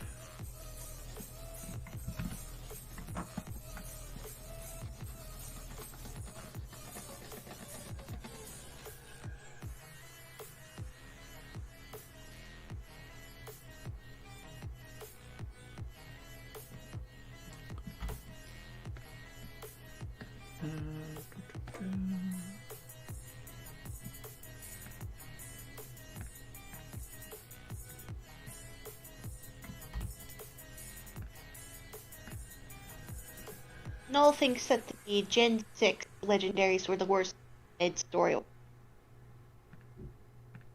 The worst. Which is a shame because the Oh, designs yeah. are great. Yeah. Yeah, I really love, especially Xerneas and Yveltal. Their designs are great. Not so much Xerneas out of battle form, but Yeah. Whenever they're in battle, they look amazing. Mm-hmm. The playing through X was the first time I kept a legendary on my team. Like normally like I'll catch them, use them for a little bit, and then I'll kind of think, well, I'm attached to my team or whatever. But I ended up keeping Xerneas on because I was like, I really love the design, and it was like really cool using it in battle. Yeah, I don't think I've used a legendary on my team since like Gen 3. No, I never really used legendaries on my team. Not even back in the day? Nope. I'm trying to remember if I did.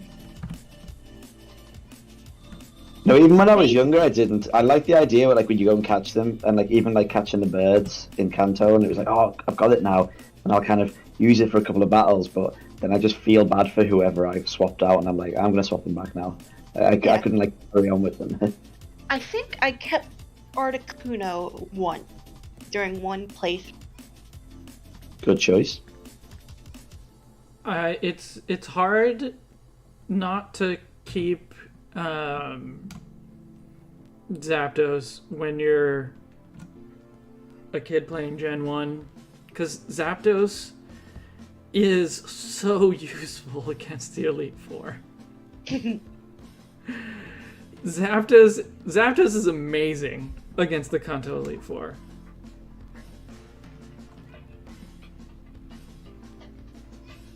Yeah, that should be a good enough place for it. Let me. Yeah. Where did I sketch? Okay, yeah, that'll. It's not gonna get like obscured by Klefki. Well, maybe here's a little better.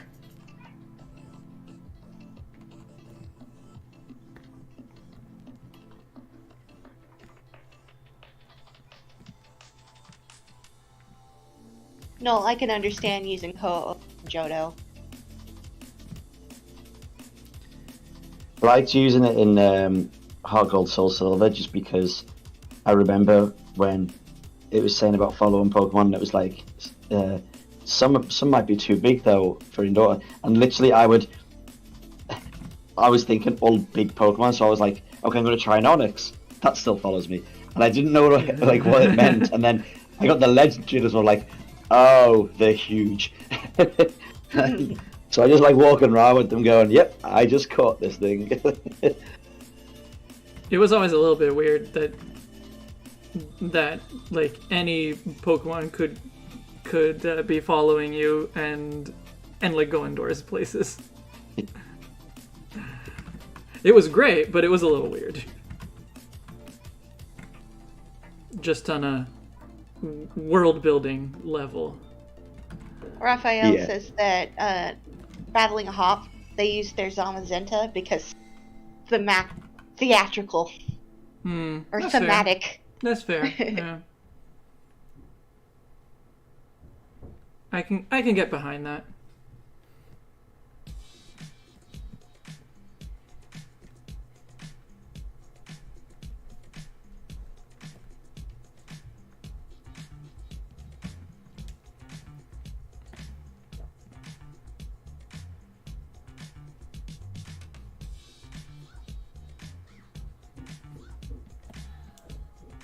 This is the most complex background I've drawn, at least since getting out of university, and like even in university, I don't know if I don't remember drawing a background that I put this much time into. For those of you who upped your patronage last month, this is what you can expect now.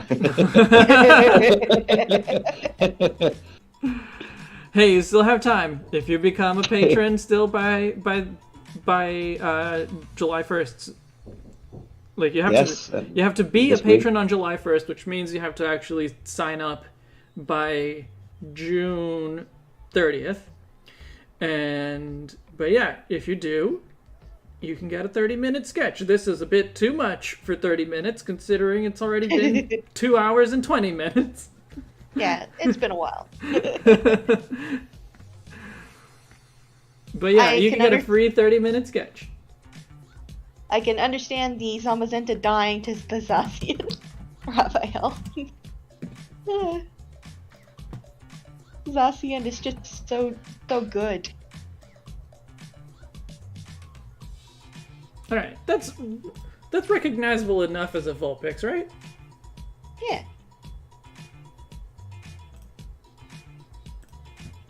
Definitely.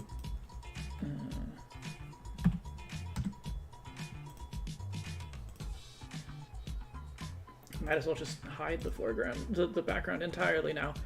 Now that we've spent all this time making the background, goodbye. Oh wait, there's a grikki in this?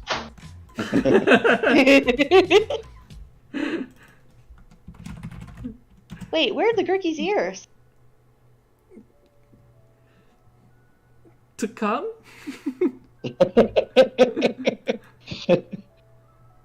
I think I drew it at a previous point, but I must have either deleted or hidden that layer.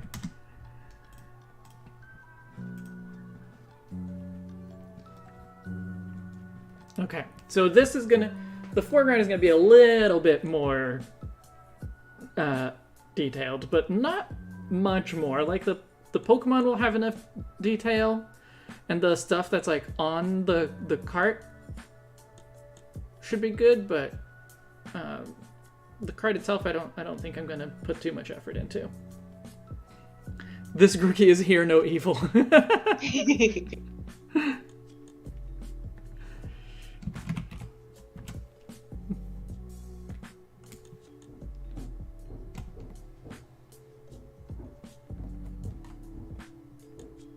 What was creepy was figuring out that Panpour's eyes are white.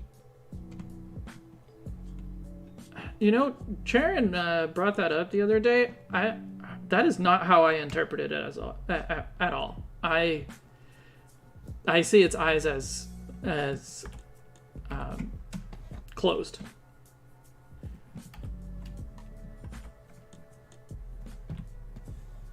Panpour and Simipour are like, to me, their eyes look closed.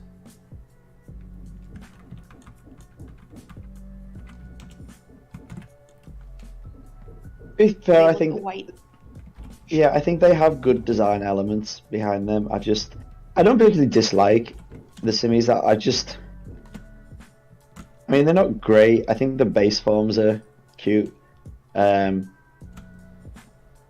But yeah, I guess they just kind of get a lot of hate. But I think other Pokemon are more deserving of universal hate than they are. I know who you're gonna bring up. I mean, I'm not naming names.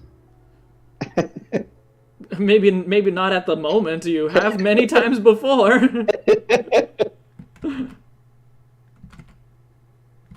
Just think they're stupid, useless Pokemon.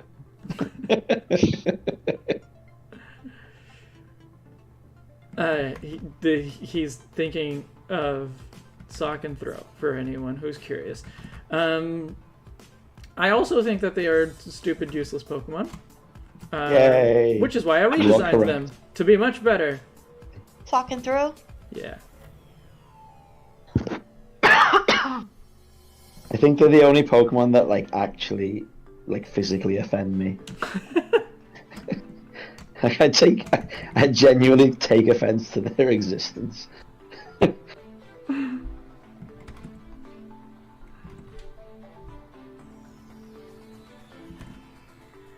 I mean, as much as I dislike Klinklang, that still doesn't offend me as much as Sock and Throw do. Sock and throw are just Muppets.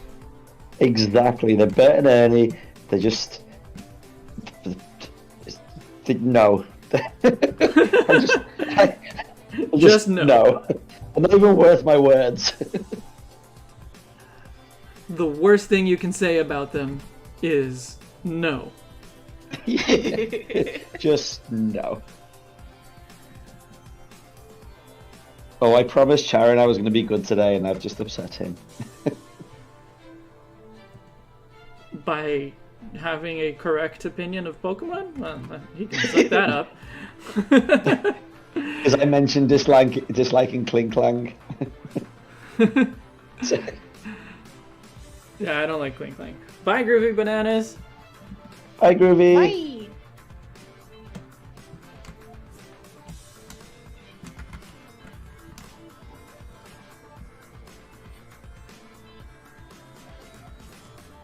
Wait, Haffa, you're implying that Sawk and Thrower in a romantic relationship? Well, you know... Bert and Ernie. Yeah, if they're Bert and Ernie, then yeah.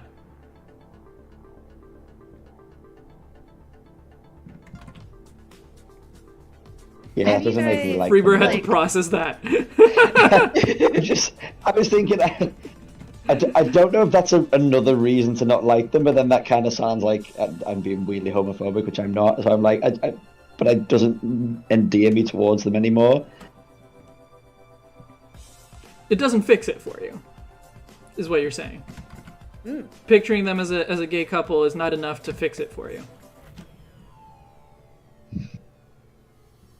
Absolutely not. Okay. I don't think you can fix them. That's fair. I mean, you could remove never- them from the decks, and that would fix them. Careful. You know what happens when Pokemon get removed from the decks. Dex. You get death threats, apparently, is what happens. Justifiable. Not you personally, but, you know. Yeah. Have you guys done the ranking Pokemon thing? Rank, like Pokemon based on, do you like this one more or this one? To see exactly what your top favorite actually. There's that website, that one. Oh, that one. Yeah. I've done it before?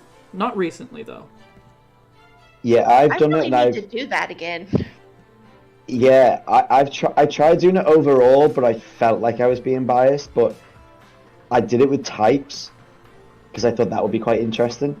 But then I would get into situations where I would have two, and I was thinking, well, one I kind of like the look of and the design of, but then like the other I feel like I would like I've used it and it's quite effective, and I get stuck with what appeals to me more, because some when I look at like say like my top 5, I think maybe 3 of them because I really like the design of them, but 2 of them I like the designs less, but they're quite useful, and so it's a bit of a mixed bag. But it is interesting to see how some of them move around. For me, my bottom fire type turned out to be, and I was like, well, Sorry, which one? Semi-Seer. Oh, what a surprise. Yeah, and I was like, nobody's had that opinion before. I just thought it was interesting because I didn't expect it to actually be the last of Right. like all fire types. Like, what about Slugma or Macargo?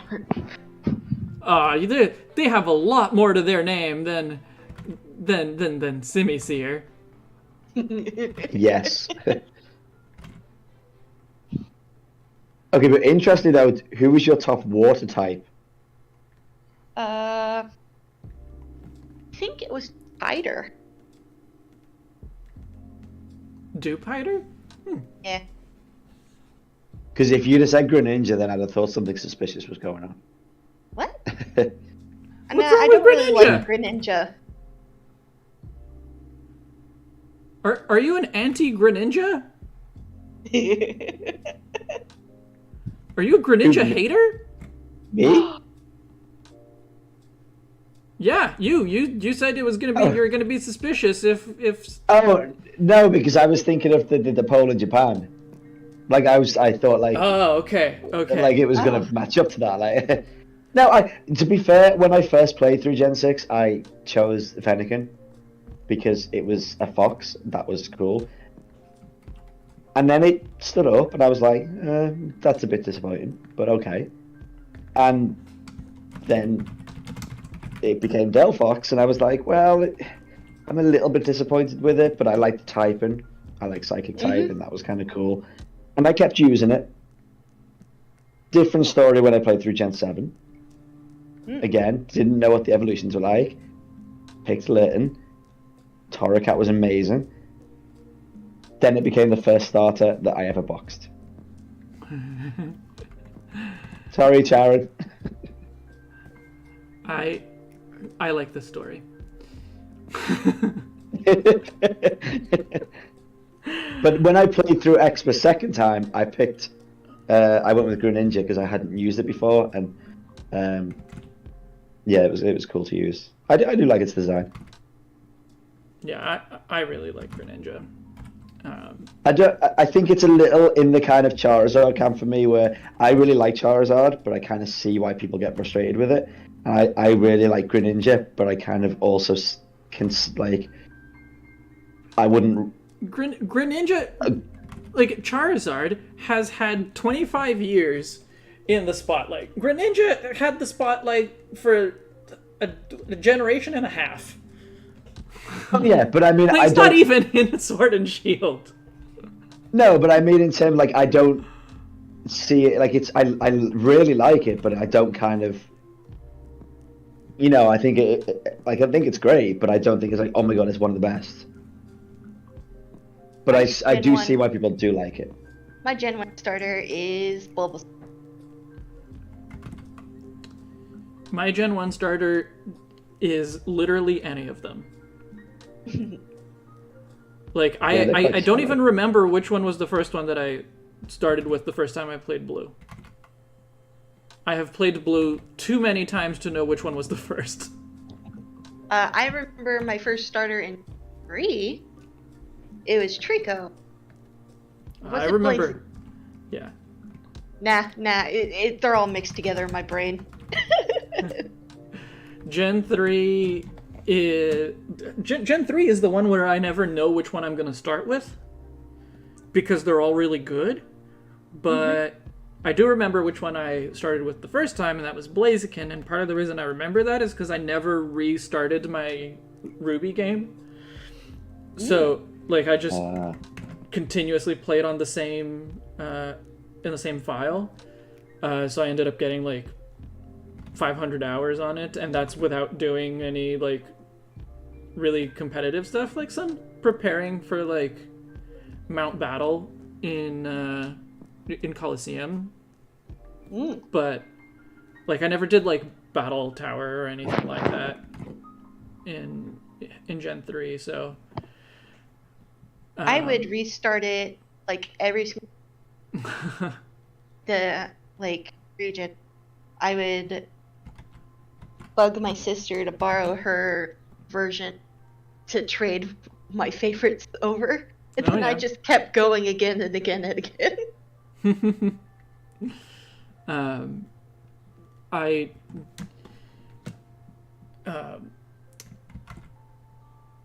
I'm really happy that I didn't get rid of it, though, that I didn't restart that file, though, because I still have, like, my starter Blaziken from Ruby in Gen 3. I still have it. Pretty sure I've even put it in Sword and Shield at one point or another. That's cool. Yeah, it's nice. I wish I had that, like, I wish I could have had that with Gen 2 Pokemon. From actual Gen 2 and not from Virtual Console, of course. Yeah. I miss little boys. Yeah. That were...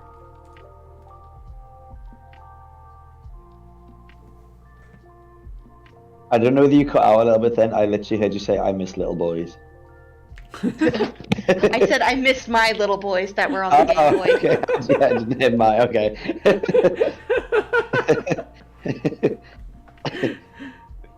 That seems more acceptable.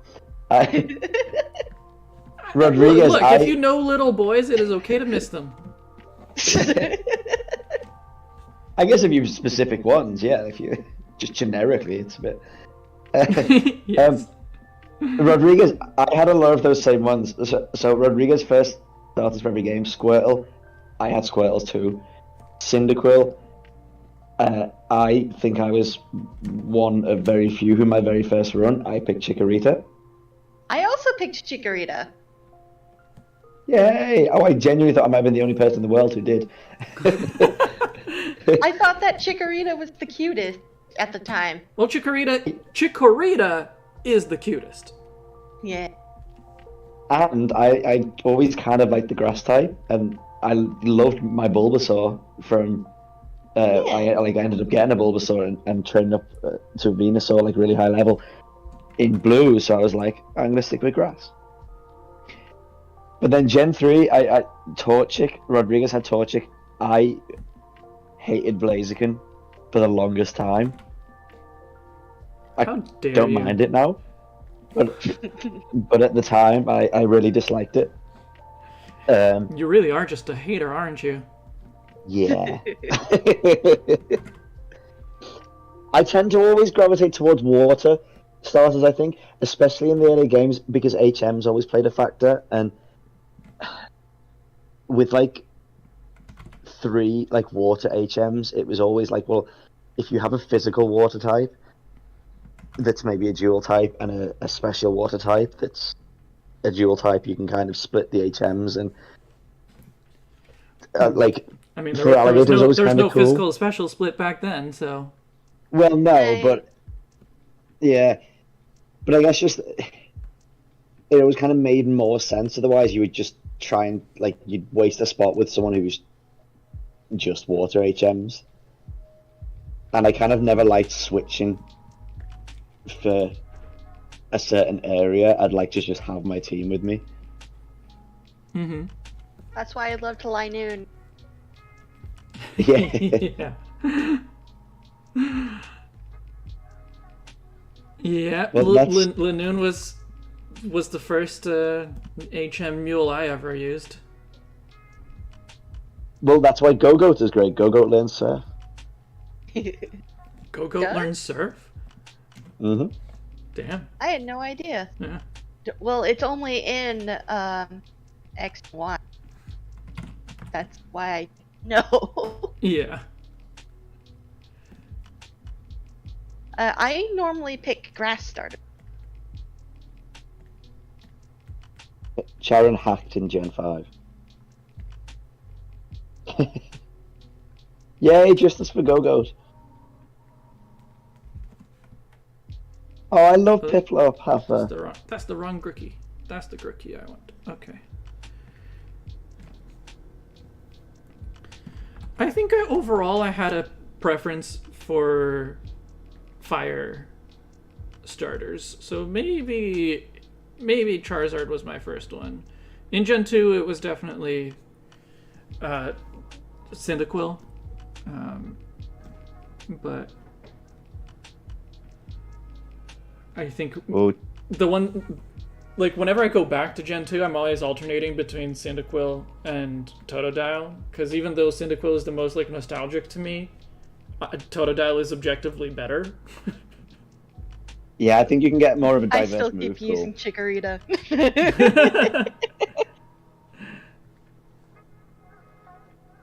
Just love Meganium, dang it.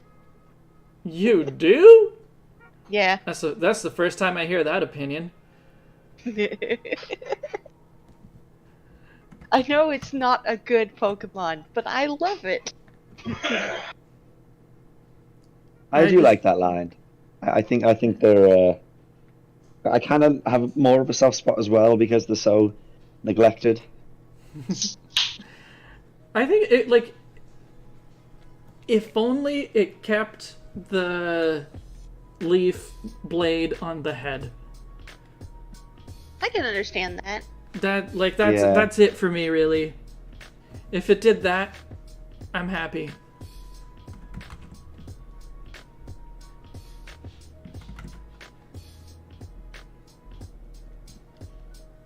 Yeah, I Maybe think it'll that's get fair. a regional evolution sometime that lets it keep that blade. Never I know. won't hold my breath, but I would like that.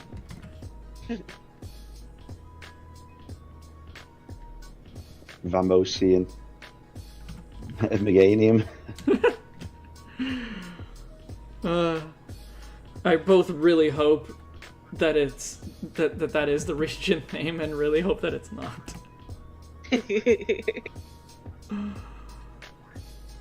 I'm still saying Ibano. That's a good name. That is a good. Ooh. I'm standing by it until it turns out that's not what it's called, and then I'm gonna erase all history of me ever saying it. Once I started doing slog stuff, I started picking fire starters to go through game because fire is types to get slot. Mm-hmm. But if I'm just playing a game to play it, I usually pick the grass. Grass is a cool type. I mean, it sucks, but it's a great type. I mean, Right. I wish it were as good as fire and water. Let's be honest, but I'm still drawn to grass types, and My absolute Leafeon favorite. is grass type. My absolute favorite type of Pokemon is poison type, and it's been that way since the very beginning. Ooh.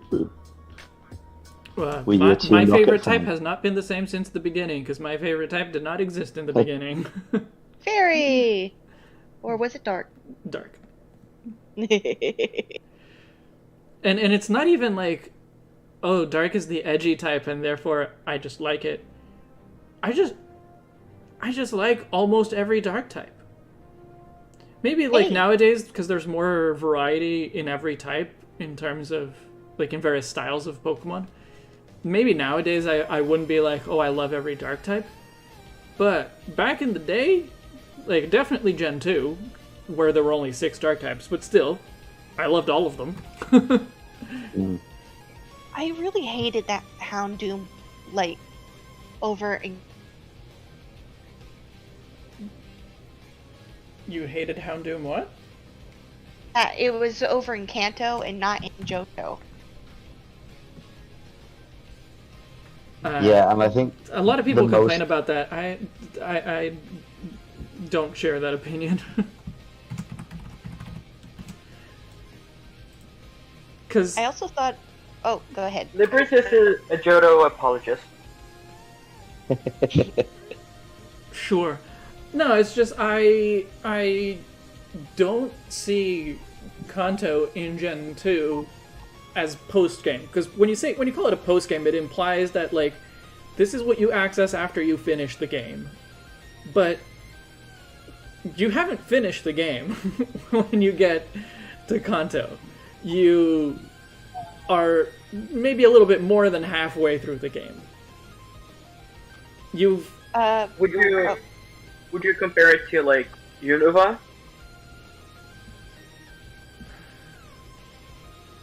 not really even, because nothing really happens in the second half of Unova, does it? Nothing really happens in Kanto. Exactly. Not in Kanto itself, but after what, like, there is still a second like goal for you after Kanto, and that's Mount Silver and facing And Red. Unova, you have to actually fight the Elite Four, and you have them.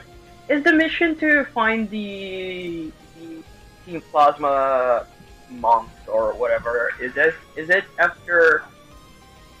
Isn't Is isn't it that at only the Black and White second half? too? No. Here's I another. know that thing. because I never finished the Black and White 2. Okay. Here's another thing, though. After you Elite Four Johto, the credits roll. Therefore, it's post game. I disagree because for that to be true, I'd have to admit that the second half of Unova is a post game, and I don't think it is. and yeah, I have to disagree with that as well, because for that to be true, that means that the Volo plot in Legends is post game, and it isn't. Like, that's the actual ending of the game. Yeah, that's true. Yeah, but they've been doing that since. They did do that with Gen 5, and then they kind of stopped at Gen 6. No, Gen 6 had 4S with the Delta episode.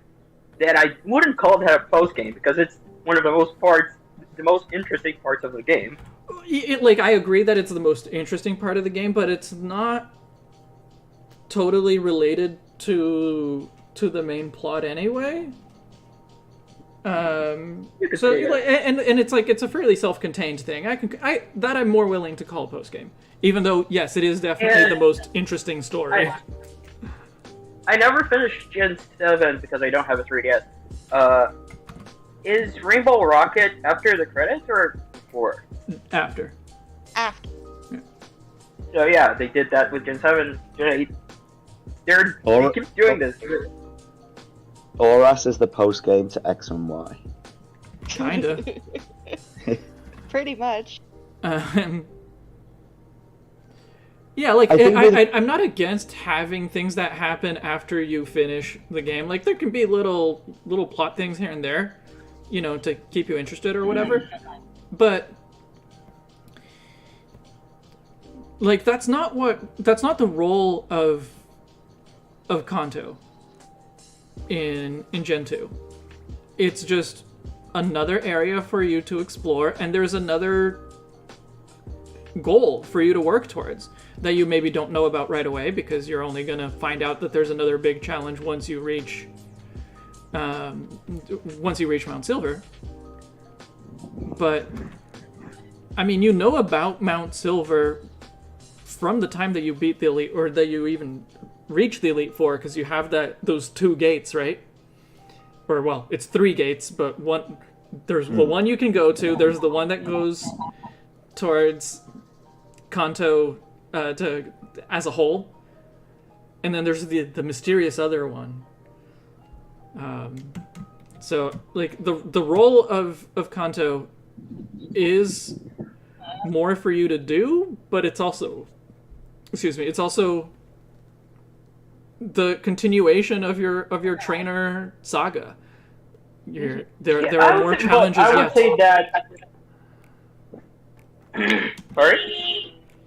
I was done. I said there are more challenges yet, and yeah. No, I think Free Bird was talking. Oh, I just heard a honking somewhere. I didn't hear anyone else talking. Yeah, I just heard a The honk. honking was here, I think. I'm sorry. Here. But I think that's the same with Unova. Because it's like the mission you have. Okay, I really don't remember if it's after you go for the Elite Four, for like really face the champion, or if it's in that post game that you have to find the stages. If it is in the post game, yeah, your objective find the stages. For the skirt. Yeah. And then you face the Elite Four, and then the real champion, which is all. I would say the same thing. Yeah, I guess so. I never. Yeah, I guess you do go face Alder. I think I wasn't really thinking of it as equivalent because it involves an Elite Four rematch, and like Elite Four rematch, like that's post game. that's the kind of post game content. Yeah, but you only require them to get the title of champions because you don't have it before. Because I don't know why actually. Because if N defeated Alder, wouldn't he be considered champion anyway? And you defeated N. Yeah, but just defeating the champion isn't enough to make you the champion. Otherwise, like, you couldn't have an exhibition match. Like, you only become the champion when you defeat the champion in a regulation match, let's say. I think a really cool post game would be you defeat the champion, and then they're like, okay, now you're the champion. You have to wait right there for the next one to come along. You just have to wait for someone else to play through the story. Yeah, no, actually, that's not what happened.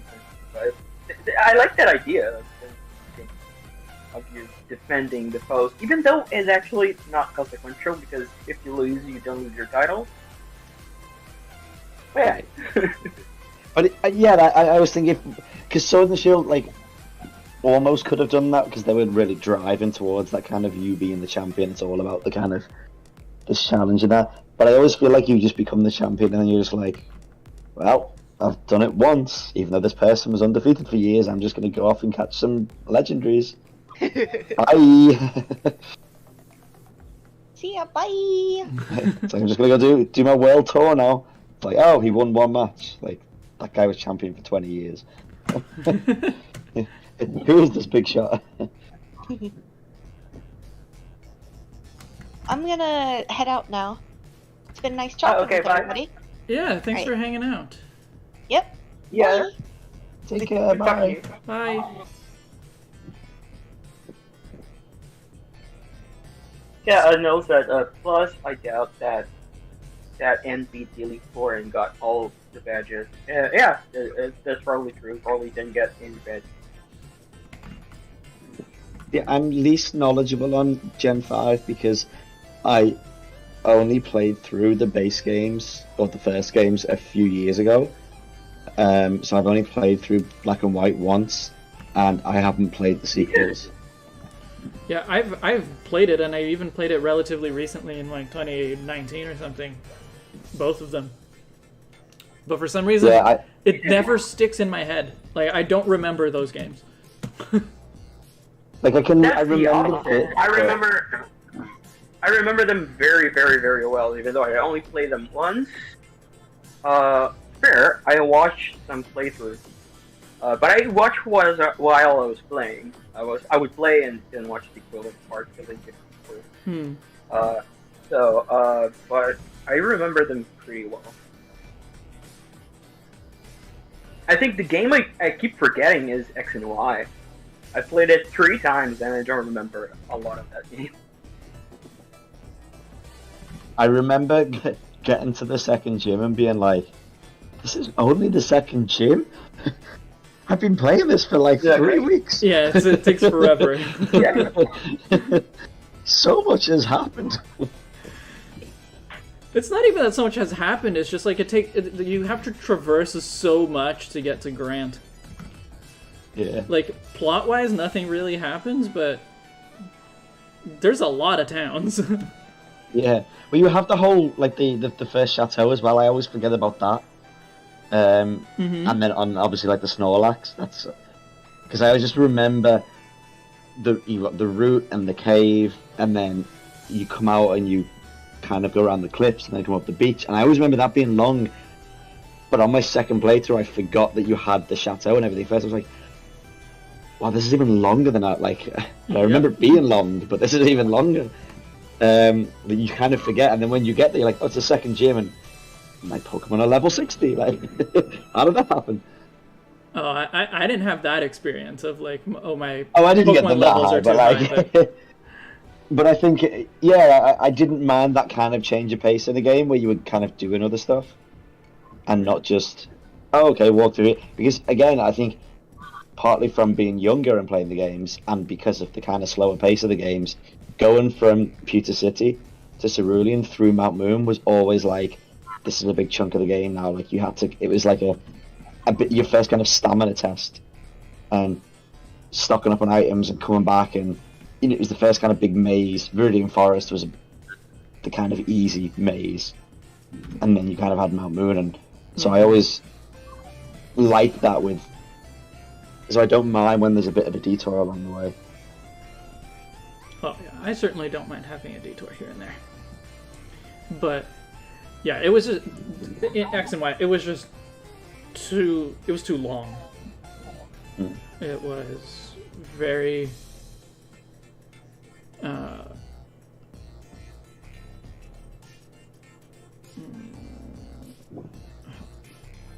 What? Sorry, I'm like, wait, now and now that I've drawn these spoons, the rings don't actually work. The rings are going the wrong way. When you were saying chateau, did you mean chateau, really the chateau, or far from Palace? The palace, I think. With the fireworks and the Yeah, maze. it's And far yeah, from yeah. Palace. Yeah. Because you actually go through both. You go through the Boston Palace, and then after that route, I think it's the Battle Chateau. That you just look. You know, I don't think you have to get in there.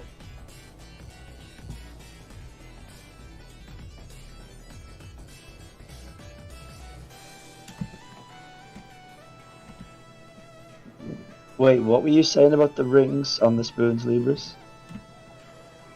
The rings and the spoons, they were not compatible. Because the way that the ring goes around the grikki arm, the spoon needs to be perpendicular to that. Like the plane of the spoon needs to be perpendicular to that because the ring has to go through the spoon.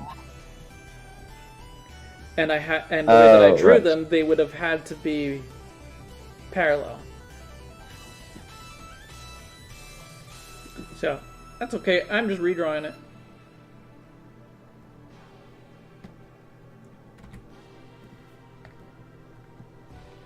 Just gonna. I'll start by drawing the rings because that'll give me a good reference for where the spoons are supposed to go.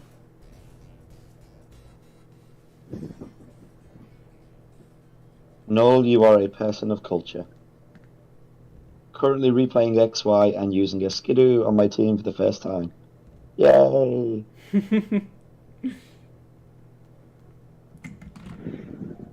I did use Go-Go. I don't remember if it was in my first or second playthrough, but I did use it, and I actually liked it. Yeah, I used it on my second playthrough, and I was just like, because I think when I went back to it, and I was looking, and I was just thinking, when I was like thinking who I wanted on my team, I was like, why did I not have this Pokemon last time? And I can't remember why, and I don't think I had a Leafeon, but I must have had another like grass type on my team or something. I don't know, and I was thinking, I'm using this. I don't know why I didn't use it. And yeah, it became like the star of my team. Yeah, I don't know that I've ever used one like long term on my team. I probably did put one on my team like the first time I played X and Y because I always favor new Pokemon. Yes. But I don't think it stayed on my team for very long. The thing about Pokemon games is that I usually play the first time with only the region Pokemon. But that's not true because I try to play with the region Pokemon all the time. It's rare that I actually use Pokemon from the other region. Mm-hmm. So when I play through Kalos, all the 3 times I played it, I only use Kalos Pokemon, which is hard to do because Kalos doesn't have a lot of Pokemon, and you find a lot of them later in game. Right. Yeah. Mm-hmm.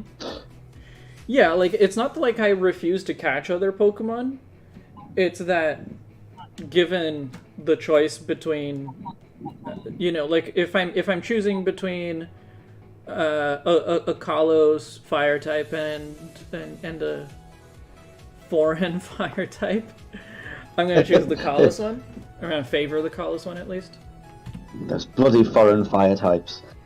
Yes, exactly.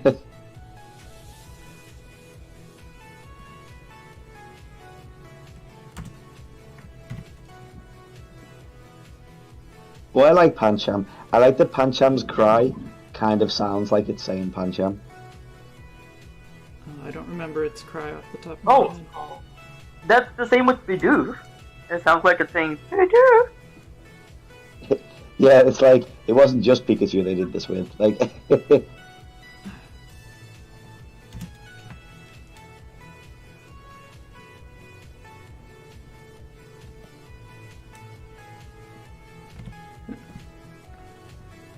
But I do like that. Like through playing through Pokemon Go, doing the like the battling in the battle leagues in there, I've sort of rediscovered Pokemon that I kind of brushed off before that I thought I've grown more fond of because they're effective in that. That's nice. Or like when I've seen it in another media or used it in a spin-off, like in some of the ones in Pokemon Unite, where you kind of go, actually, I've got a new appreciation for that. But at the same time, some Pokemon you look at that are just overpowered, and you're like, I hate that. But Pokemon Unite's really interesting because the choice of Pokemon that they've been adding to the game has been really interesting, and not necessarily just kind of the big marketable ones. Yeah, that is interesting. That's nice to see. They've recently added Delphox, but Cramorant was one of the first ones, like at the base at launch of it. And it's just interesting that there's just like slightly more obscure ones in there, which is cool. Yeah. Yeah, I was gonna say Crustle. Yeah, exactly. Although I think like data miners have seen that I think the next one is they're going to add Glaceon, or at least Glaceon is in the recent patch data. Well, yeah.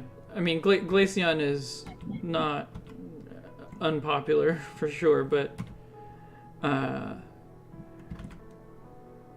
it's probably not like most people's first choice of evolution, or like in terms of marketability, overall marketability. Like I feel like it wouldn't be what most people first think of. Like, which one is the most popular EV evolution? Glaceon is probably not going to be the one that I think of. Right, well, they've already added Sylveon, was the first, but then they recently added Espeon. So to kind of go from those two to then Glaceon, you know, even in terms of the next evolution, is quite interesting. Yeah. Yeah, I think the Gen 4 ones are the least popular. Deservedly. I'm saying they're... Whoa. I was gonna say... Whoa. Not because I think they're bad, but whatever. Whoa. Leafeon is Gen 4. Yeah, I mean, I'm sorry, Freebird. Whoa. But I do not like Leafeon. Leafeon is the worst EV evolution. Patronage cancelled. Yeah, I thought so. I like Leafeon. It's probably one of my least favorites. No, actually, I think I don't like Flareon more. But Flareon was my favorite when they were at the first three. When I was younger, Flareon was my favorite. I have a gripe with Gen 1 designs nowadays. I don't like a lot of them, and evolutions, unfortunately, are in that middle.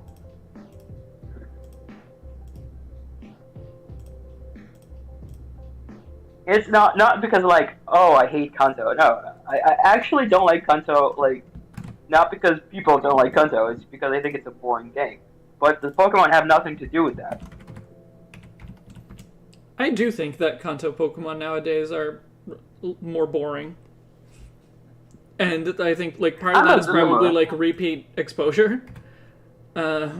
Maybe. Seen it too much, and it's just like, oh, this is old news. But the designs are also simpler. So. Yep. Like, if I were to pick, not like the worst generation, but the most boring generation, Kanto is definitely a contender.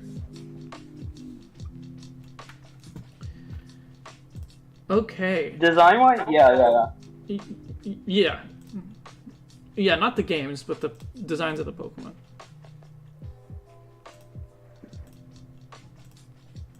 Hey, Grikki has an ear. And only one, I just realized. I never drew the other one. But would you really? Oh yeah, you would look. Yeah, its ears stick out pretty well. Yeah.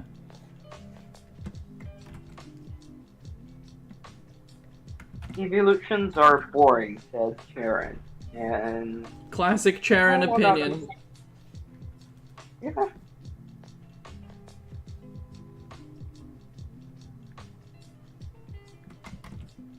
So, Charon's probably glad they'll never make another one.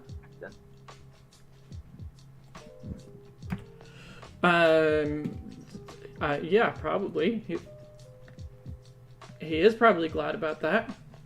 I don't know if that is correct, but Yeah, it was just a joke. I don't know I if know. they will do it or not. I'm Actually, definitely in the Game camp Freak- of I want to see an Eevee of every type. I would like to see that. The thing is, I could say something with absolutely like 100% certainty before Gen 8, but after Gen 8, they've been doing so many things that are out of the left field that I don't know what to expect from them anymore. Mm-hmm. So I won't say anything. I won't confirm anything. I'm not in the place for that anymore. The evolutions for me, I think there's kind of 3 tiers. There's like my top tier, which are Leafeon and Espeon. Then there's the kind of next tier, which are all really great.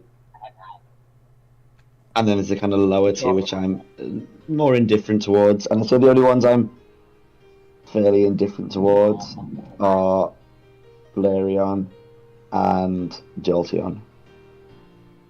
Yeah, I don't like them either. Not a huge fan. I don't dislike them. Like I said in chat before, I don't tend to have any dislike for any Pokemon except for Mega Redecto.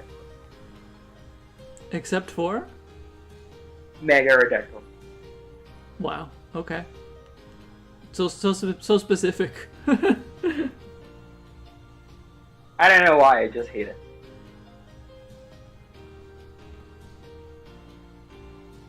Any other Pokemon is a free pass to me. I don't hate them. I know Leverus really dislikes one of my all-time favorites as well. Another one of my all-time favorites, I should say. What's that? It's a Gen 8 middle stage starter that I know you've spoken Rubboot. wrongly. Yes. Which one? Sorry, I couldn't understand. What? A Raboot. Oh, I really like it, but mostly because of the anime. I Yeah, I don't think have it's that cool in strong the anime. opinions about it. I don't like it. I don't think that it's. Yeah, no, it's definitely not the best Gen 8 middle starter, because that would be Drizzle. I agree with that. That's good. I agree with that. But I mean, this is a situation where you're competing with Thwacky. So. Waka is kind of boring. Yeah, exactly. They're like. Drizzle, Also, it's I funny. like Drizzle okay, but all of the middle stage starters in Gen 8 are terrible. just all the that's starters. funny. Any starter that is not first stage in Gen 8, bad. I could agree with that. It's funny because in the anime they evolve. Oh, that's a spoiler. Does someone care? Does anyone care about Sure. anime spoilers? I don't, and I probably know them already. Yeah, I was talking mostly to chat. Yeah, I know. Well, I'm going to talk about spoilers if you don't want to know. Just mute for some seconds. They evolved because Go captured Cinerate. No, Cinerate is the last one. Core Bunny. Yeah, he got Core Bunny first, and then evolved to Reboot, and then Cinderace, and then he got Hubble, and it evolved to Drizzile, and I love Drizzile in the anime. He's literally the emo kid. Yeah, I don't think I've gotten to the point where it evolves into Drizzle yet. Yeah, I love Drizzile in the anime, and I think it evolved into Inteleon. And he also has a Grikki. Grikki never evolved. I think they know. Oh, they had a. He had a grikki at some point, or he has a He has a grikki at grikki. some point. Yeah. He has a grikki.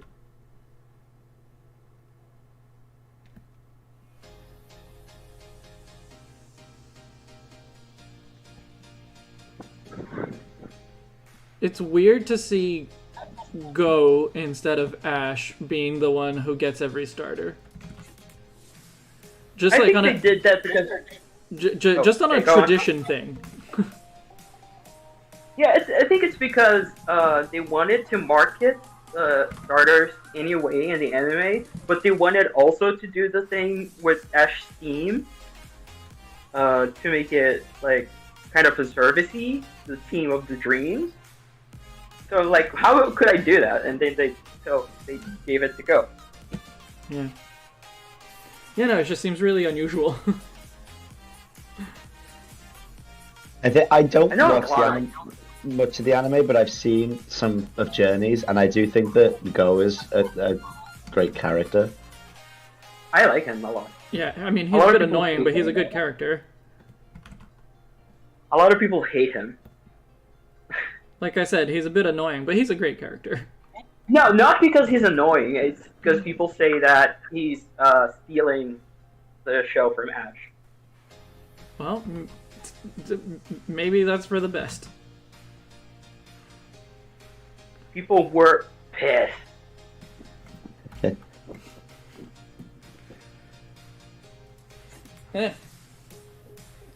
Screw Ash. Honestly, I like his development since I would say Sun and Moon. I didn't watch Sun and Moon entirely, but I like his development in Jordan. He actually kind of resembles a character.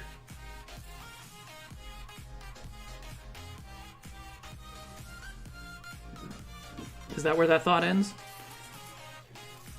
I think so. Yeah, no, it's because I think before. Actually, that's I think X and Y changed. Because I think before that, Ash was losing even more. Like he just kept going. Mm-hmm. Did you hear a cat? Sorry, it's just I put the cat out of my room. Oh. Yeah, he just kept going and he lost his character. Like he was just like a machine to make the anime go on. And I think since that's X and Y, I think they brought back personality to the character, even though it's not the same in each part. Because in X and Y, it's like shonen anime. I need to fight. I need to win. And Sun and Moon's like laid back, and I want to have a vacation and I want to relax. Even though I still want to battle, but I want to relax and have fun. And I think And Jordan's go to Ash school. is kind of and go to school, yeah, and get a father figure. I mean, that's fair. He never had one before. Can't hold Yeah, it no, against this him. one, no. I am totally supporting him in this one. And I think Jornies is a mix of both. Like, he's serious, but he also wants to have fun. And I think he's written as a character still. And I think that's actually an advantage of sharing the spot with Go. Mm-hmm. Because they can have interactions. And I really like their interactions because they are different enough. And they're not companions. That's also a thing. Because companions feel like they have less importance. And Ghost feels to have the same, if not more, importance than Ash. Mm-hmm. Ash is so last century. He is. It's true. You can say that.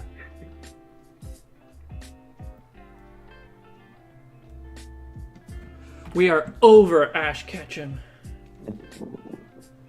I'm not, Finally. but Final I'm episode also, is just. You on? just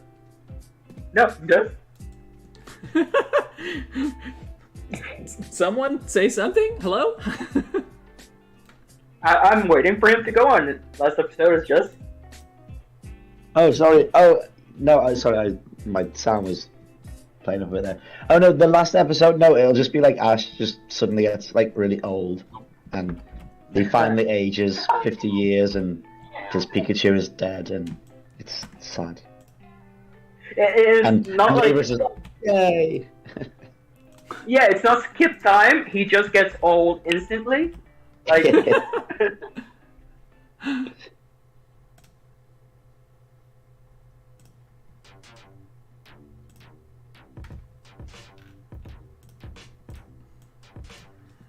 yeah, Karen said that he watched the Cartana episode from Gen 7. That was a fun one. Yes. And I I remember when the Ghost Lord episode came out, Mm-hmm. and his voice was revealed, and it's just the voice actor of James screaming. I mean, what else would you expect of Ghostlord?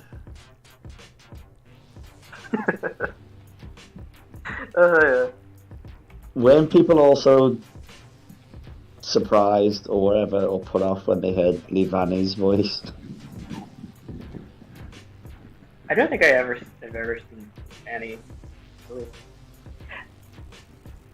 Yeah, Or maybe I never watched the did. Gen 5 anime, so I don't know. I have no idea what Levany sounds like. Somebody referred to it in a video once, and it's quite melodic and operatic and not what you would expect. So I can see it being quite jarring. I think doesn't Ash have a leave-in? He might do. Somebody does. I saw it. As I say, somebody mentioned it and I looked it up, but I didn't watch the anime or anything then, but I was curious. So I googled to find a clip of it. Like, oh, I understand why. I never watched, and I probably will never will watch the Gen 5 anime. 'Cause I love Gen 5, but I'm not gonna put myself through that.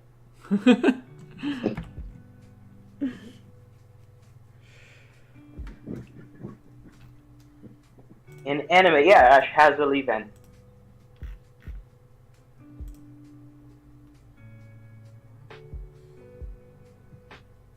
I think I know that because I think it showed up on the Journeys anime when they showed all Ash's Pokemon. I think Olivani is there.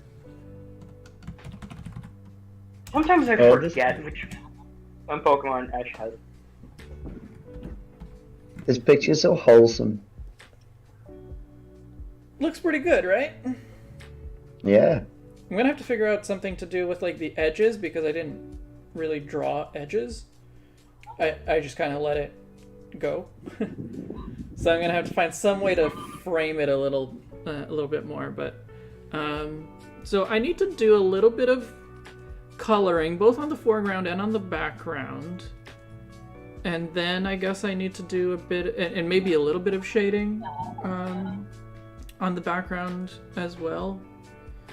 And then, yeah, I don't know.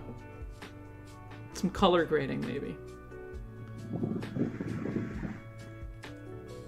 I know nothing about art. I can't say anything. Well, there's an effect that I learned about in Photoshop somewhat recently, like not super recently anymore, but there's something called a gradient map. So you can pick any gradient. So let me pick one that's going to be more obvious of what's going on here. Oh, I think you tried this with the last art stream you did, I think. Yes, I probably the winter did something scene. like that. Yeah. So Yeah. here, this is a good one. So you basically map the brightness of the color to a spot on a gradient, and I can adjust the gradient to make it, whatever I want. But this, and then if you like put a blending mode on top of it, can give you really nice like atmospheric control So, like, I really like the way this looks right now, for example. Yeah, I was just thinking that. So, I am going to color the Pokemon.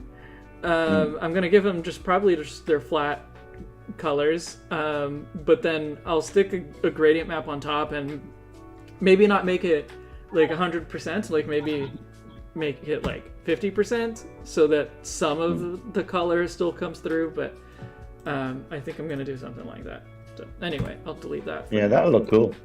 Yeah. Well, excuse me for a second. Wow, it's finished. Yeah.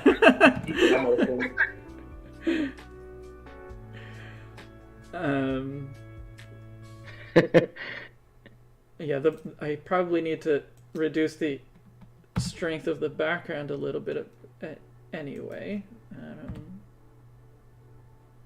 to give more focus to the foreground. That looks good, but Yes, we hope you've been saving. yes, I have. Don't worry. It's gonna be the best way for me to do this. Let's bring that back up.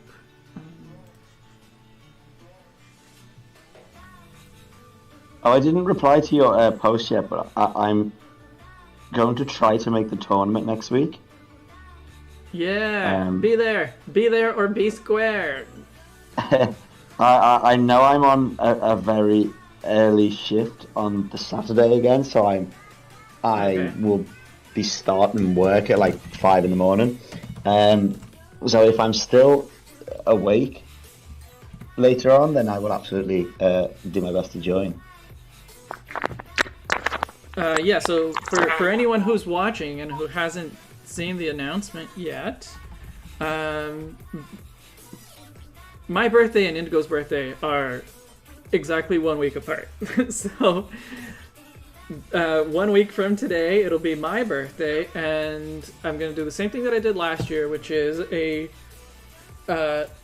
charity tournament. So we're just going to have a tournament, but we'll be fundraising at the same time. So anyone who wants to participate, all skill levels are welcome. The more people participate, the better the tournament is going to be. And I just realized I drew the squirt bottle, and it doesn't actually show up where I put it. I'm going to have to move it somewhere else. I do want it to be visible, even if it's in kind of a weird position and not really understandable. Yeah. That'll be better. I can hide that part. I don't need it. Yeah. So we need it. It's in Sword and Shield, and it'll be Series 12 tournament. But it's just a friendly tournament. But to make a good show for the 2 hours that the tournament is going to be on, we need as many people participating as possible. Charon is bringing Reshiram and Ice Rider Calyrex, so good luck indeed. Yeah. I'm gonna bring a meme team. I'm gonna bring an evolution team or something. Sounds good. Just to annoy Charon. Battles are battles. I'm gonna try using my ranked battles team. Although I might use the one that I was using, a version that I was using before that had Umbreon on it. Even though for ranked battles it proved to not be very effective, but it's Umbreon, I gotta have it on the team, right? Yeah, I can't actually participate in this. I just remembered this. Oh, how come? Because I told in general in the server today, or was it yesterday? I don't remember. My Joy-Cons are not charging. Oh right, I did. I saw that. Yeah, that sucks. That really sucks. That sucks. That sucks on a lot of levels. I don't even know what to do because I don't know if the problems are with the Joy-Cons themselves or the Switch. So even if I contact Nintendo, and for example, I send them my Joy-Con, and maybe it's just a hypothesis, but like maybe they send them back and it's still the same because the problem is not with the Joy-Con, it's with the Switch itself. Right. And I keep thinking about that. No, so you do need to sign up, but the stream is going to start before the tournament does. So I will be streaming starting at noon, at my usual stream time, and the tournament itself begins at 1.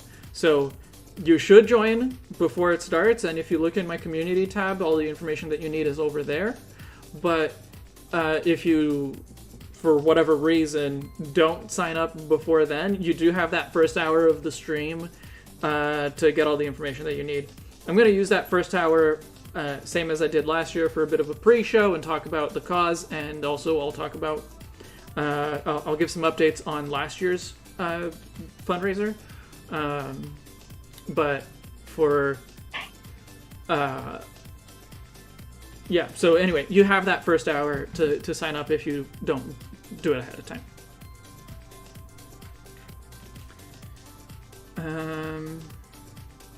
Right, so I needed to do a little bit of coloring here. I need to give the Pokemon their proper colors. Did you say noon is when you start? Yes. Noon Your time? Okay. Yes. Noon my time is when I always start. Right. Because it's 8 o'clock my time, so it was 8. I was just wondering the difference. It's 8 hours. Yes, that makes sense.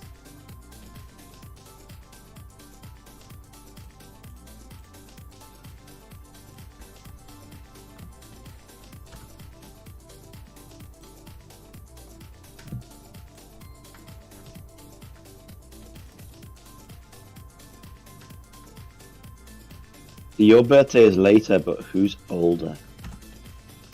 I'm older. I am 1 year minus 1 week older than Indigo.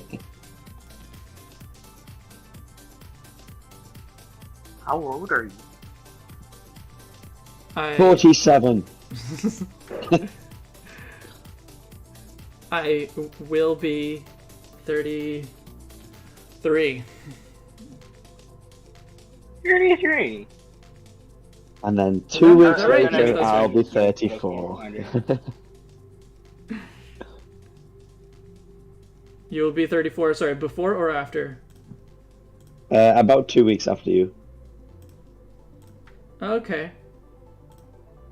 So it's just like me and Indigo. Like she catches up to me. And Yeah, then- for a little bit.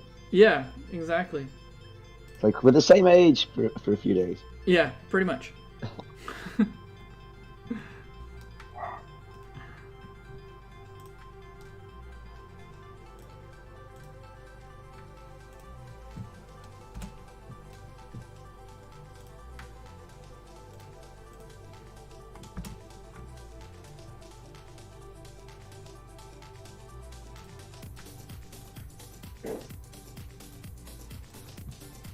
Yes, Charon, we're all 1 Saturn year old.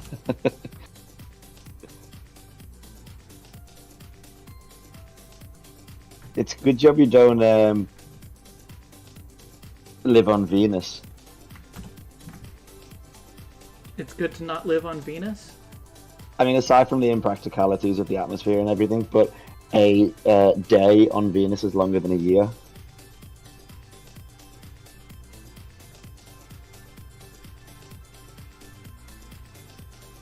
I mean, you'd have enough time to do everything you want.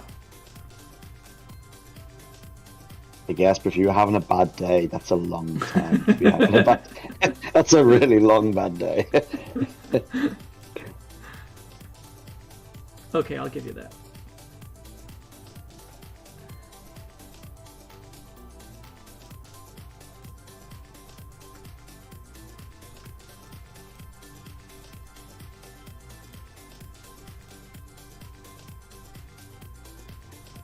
Yes, and the sun goes the wrong way, west to east.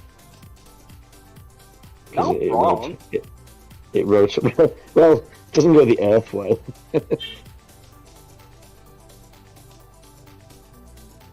Almost as the moon in Legend.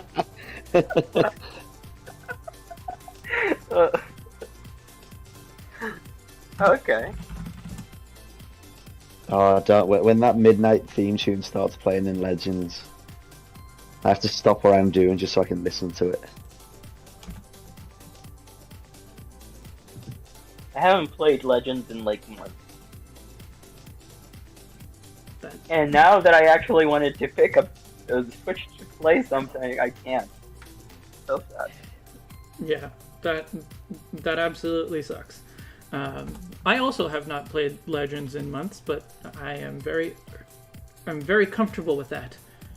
Like, I don't feel like I need to be continuously playing that game or any other game for it to be for it to have been good.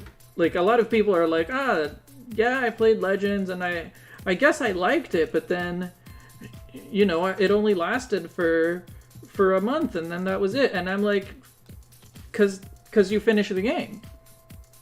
Yeah. Like, it's okay to finish the game. Yeah, no, I didn't finish the game.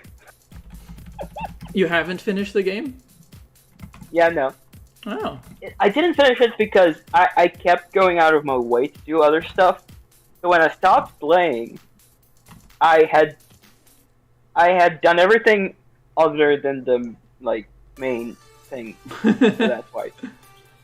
Okay. That's the same thing with like Breath of the Wild. I never finished Breath of the Wild because I kept doing side shit.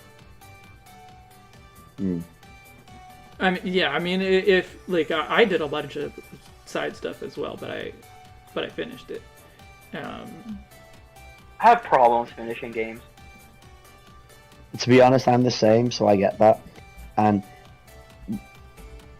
I have games that I say, I'm in the middle of this game, and I started like 2 years ago, and I've not played it for a year, but I know I'll go back at some point, and I kind of get into something, and I'll play it a lot for a while. But if there's a lot to do and stuff, then yeah, I kind of get sidetracked, or I do different stuff, and I kind of go through, like, when I see people that get a game, and they'll sort of play, like, for 6 days straight, start to finish, and finish a game, I'll kind of like to sort of just dip into things for a few hours, maybe do something else, come back into it, and kind of savor it. But then that does lead me off into not finishing things, even if I'm enjoying it, just because I kind of drift away. So I always try to make a point of coming back and finishing it. Yeah, that's exactly me. So yeah, I totally get Exactly what I that. do.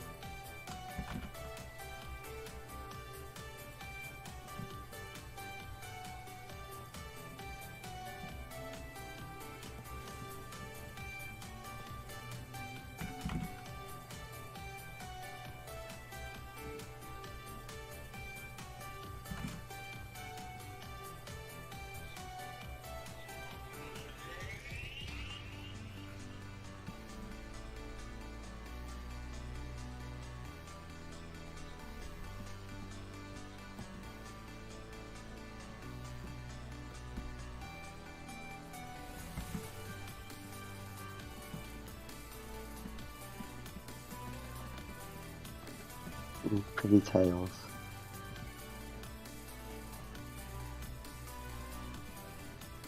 This silhouette one is the is it Alolan? Is it that's a Vulpix, right? The Yes. window? Yes. Is it Alolan? Oh, the one that's on the window? Yes, that one is Alolan. Yeah. I always like One of my both. favorite Pokemon. Yeah, even the original form. I like both. I really like both forms. I Yeah, like me too. Alolan better because of the Kanto problem I have. No, I definitely think like I like both, but I definitely think that Alolan Vulpix is better. Galarian Meowth is better. I agree with that. Yeah. Where's Ethan? Um, Yeah, I disagree with this one. why? he hates Galarian Meowth. Oh yeah, I guess that's true. He does.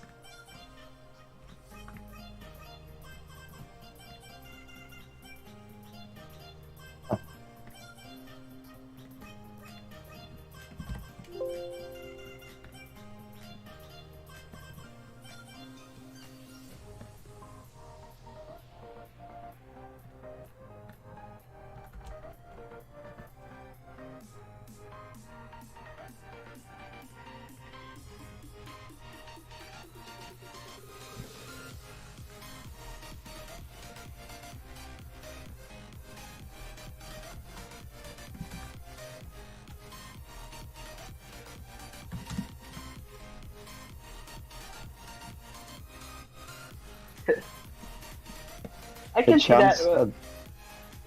The Vulpix kind of poses here, are they sort of based on your cats by any chance? A little Is this bit, yeah. their because I noticed one of them likes to perch in your windowsill. Yeah, they both do. They don't do it at the same time usually because they don't like each other. But yeah, they both perch on the window at some point. But yeah, it is a little bit based on how our cats are.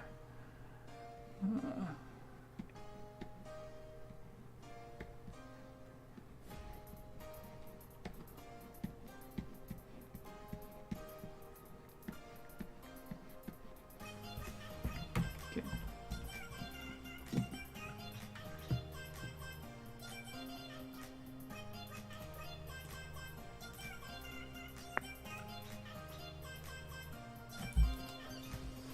I don't know if I actually want any shading, to be honest. Like, the more I do it, the more I'm like, maybe not.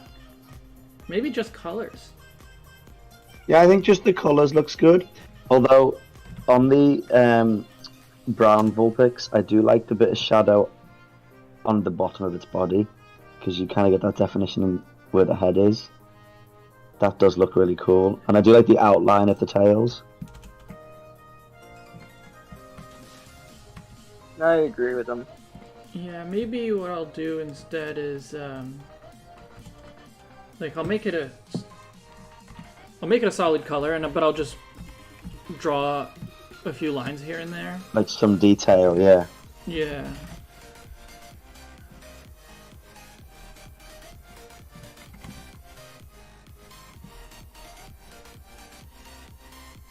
People keep saying that this would actually turn just that. I am very much expecting SV's battle gimmick to be some kind of type changing mechanic. And I think I wouldn't care.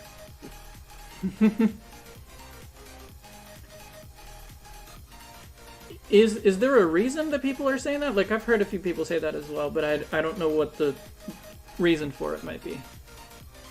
I actually don't know. Because I've been not really avoiding, like I don't run away, but I don't read a lot of things people are saying about Scarlet Violet. I know from the first trailer that because of in the square in like the main kind of city where you see that like compass clock face kind of thing with the types on. Mm-hmm.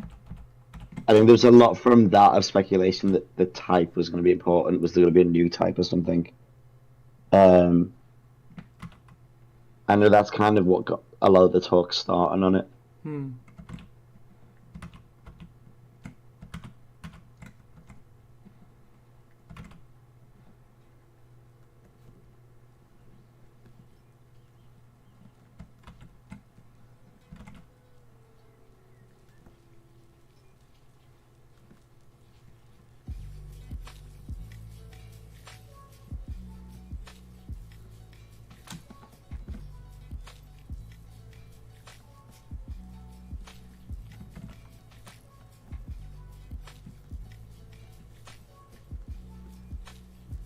They're both looking really cool. I just hope that it translates well when I like put the color over. Actually, I'm just gonna put the gradient map over it, and then I'll just change the gradient map later. But it'll be nice to have one just as a reference of how it's getting, of how it's ending up.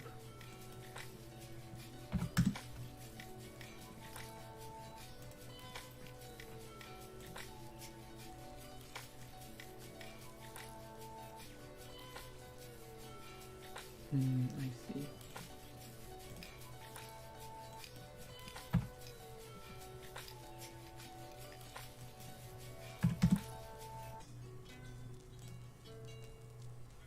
I see or you see?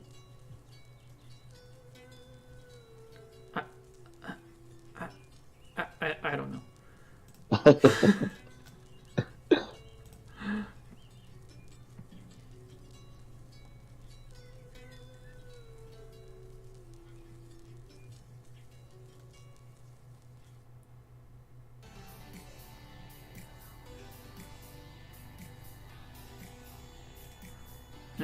Okay, I'm gonna use that as my reference.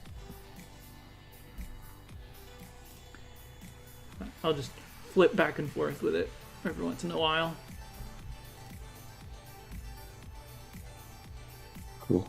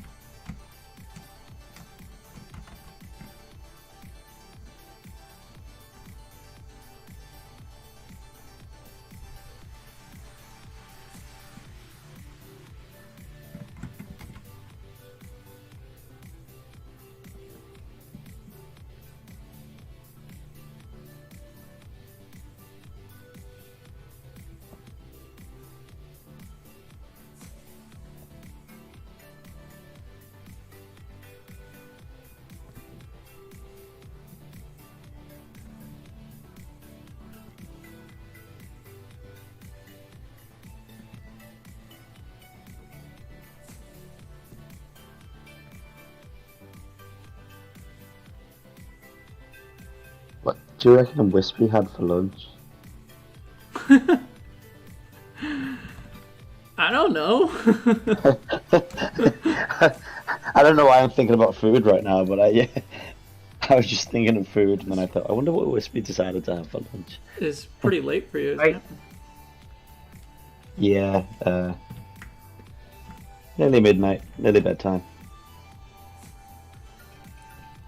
Midnight is Couldn't bedtime. possibly do anything bad to you to eat right now. It might stop me from sleeping, and I do have work again in the morning, so It was just. so I will have to. If I didn't have work tomorrow, yeah, I probably would be eating right now. Yeah, no, it was just.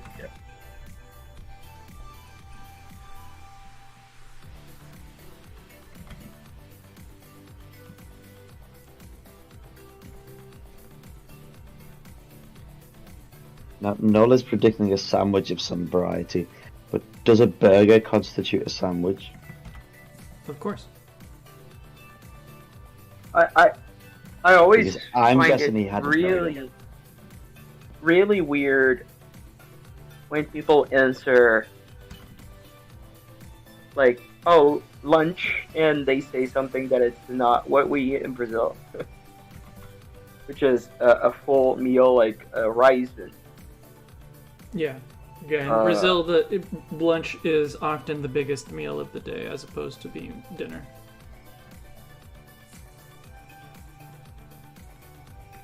That kind of makes I'm sense. always kind of weirded out when people, "Oh, you had a sandwich." I'm like, "What? For lunch?" I mean, I often have a sandwich for lunch, but that's because I'm making my own lunch. I often don't have lunch because I forget it. That's not better. Yeah, I know.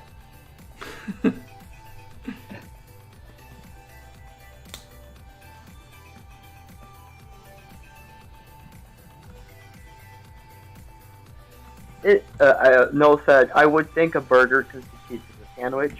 Is hot dog a sandwich? So. Yes. It is a meal contained within a piece of bread. Or yeah. That's your definition of a sandwich, okay. a meal contained within bread. Nice. Yeah, I mean pretty much.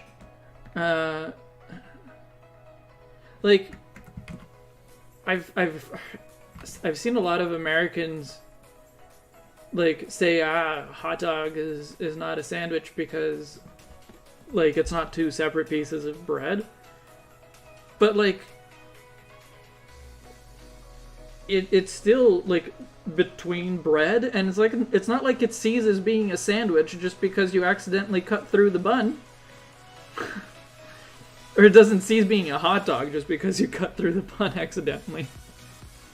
So I've seen that argument a lot, but I don't get it. Is a calzone a sandwich then? Calzone is basically a folded up pizza, right? Which is bread. Yes, but so in that case, I'd have to... I don't feel comfortable making that call because I don't know about the lineage. Like, is a pizza derived from being a sandwich? In which case, it...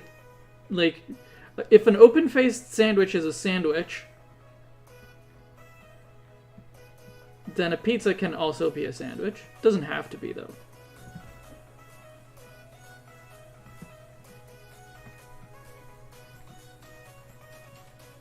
Does dough count as bread, though? Does dough count as bread? Yeah, no, that's that on chat.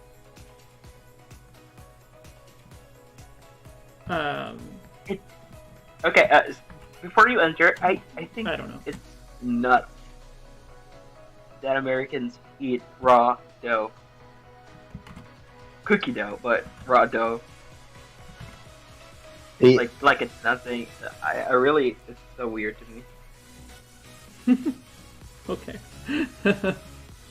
Yeah, I do remember like making cakes in like my nan's house when I was younger, and like when you were spooning it up to put it in the oven, it was always nice to like have a little bit of it from the bowl. Mm. But it was always like, don't have too much because it's not cooked. But it was just like, it was a nice thing. Can I clean the bowl? Okay. Can I lick the bowl? I mean, yeah, cookies don't. Most cookies don't. Eggs don't go in most cookies, right? No, I think they do. I mean, I don't know about most, but Yeah, because I was gonna say, but eggs go in cake, actually, right? yes, As far as I know. yes. I wouldn't have. Salmonella is too much for me. You wuss. I have had a raw egg once, but I wouldn't say it was a pleasant experience. Sorry, I you bet had it what wasn't. once? A raw egg? A raw egg. Why would you have a raw egg? Under what circumstance did you have a raw egg? Was it a dare? Well, it was kind of like a. It was a bit of a. I kind of, I guess you call it like a sort of pep rally kind of thing. Like, you know, it was like a sort of motivational thing. And Okay.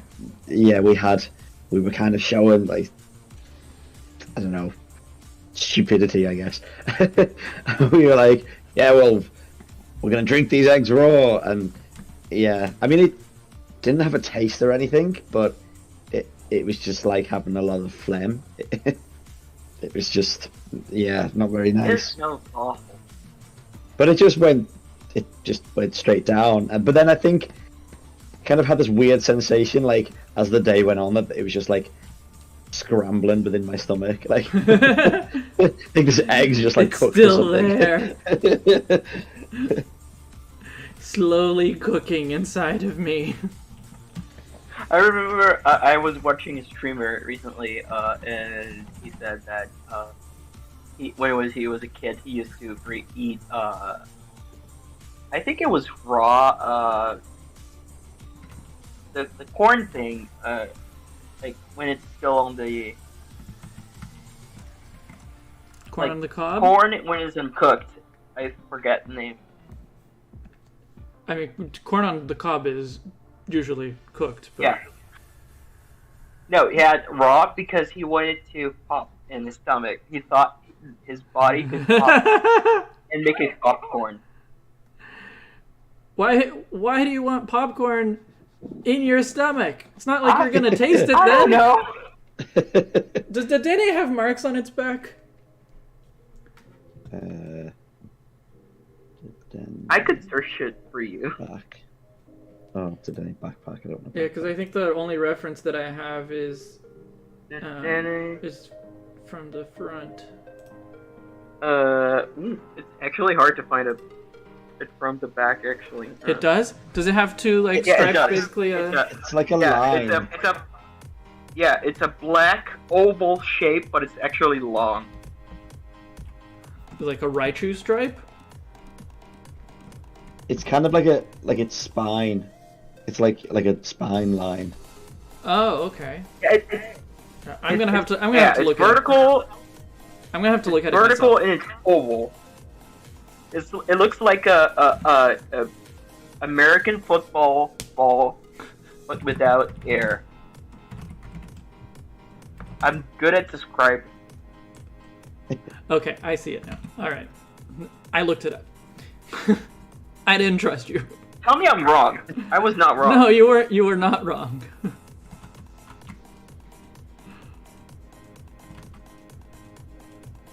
I knew I was I like think I Googling never- it.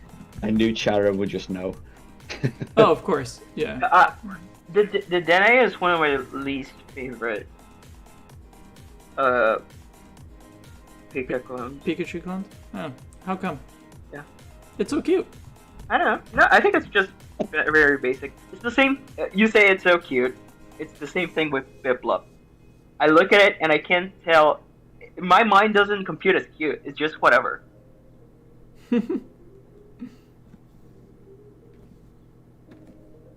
Okay.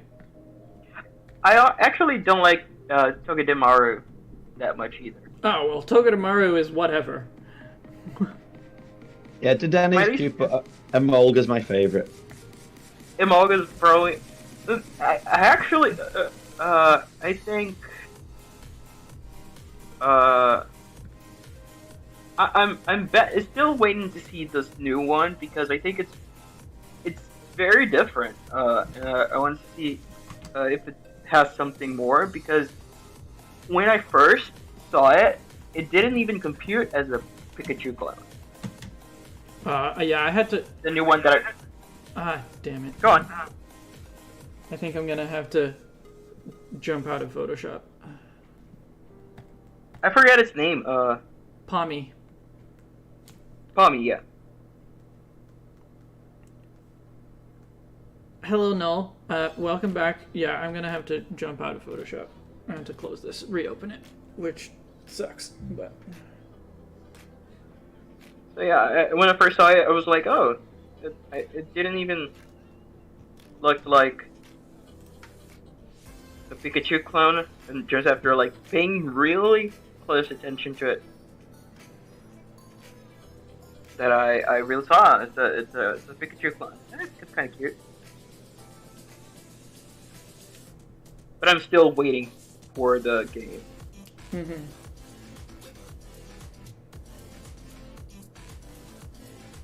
For now, Emolga is probably my favorite. No, wait. Plusso and Minun is probably are my least favorite. Plusle. Hustle gets an absolute garbage shiny, but Minun gets a great shiny. That is not a quality. I don't know either of these shinies. Let me look it up right now. And Minun's is like a kind of more greeny sort of color, and then Plusle is just like a slightly darker red. Yeah, It's one of those kind of. Is that a shiny? Oh, Minun actually looks cool because it's a minty green. It's very beautiful. Yeah. Sorry, Photoshop's taking a while to load back up, but it's going now. Yeah, I feel Pachirisu gets kind of left out of it, but Pachirisu's cute. Pachirisu, yeah, Pachirisu is okay. Pachirisu's boring. Emolga's boring. You're wrong. All of them are boring. I like Morpeko. I know. Morpeko, sorry. I like Morpeko, and I like Dedenne. Like, I think Dedenne is cute. It's not particularly interesting, but I find it cute. Morpeko I like, though. I said this in chat earlier, but these look more like Pichu than Pikachu. Sounds like you watched my video about Pikachu clones. I did, but I didn't remember you said that there. Yeah, they're more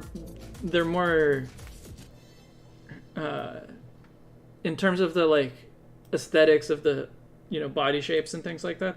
They are much more Pichu than they are Pikachu. I like Pichu. Oh, it wasn't an original idea. Correct. Yeah, that's what I meant. I didn't say you mean that, but whatever. I was calling you. I was calling you out. You unoriginal. Caught in 4K, but not really. Because, yeah, not 4K. He went to say degenerate. Sorry, who's a degenerate? Said you were gonna say that then. I heard you thinking it. Oh, I was gonna call him degenerate. Yes, Yeah. yes, yeah. You're degenerate, Hafa.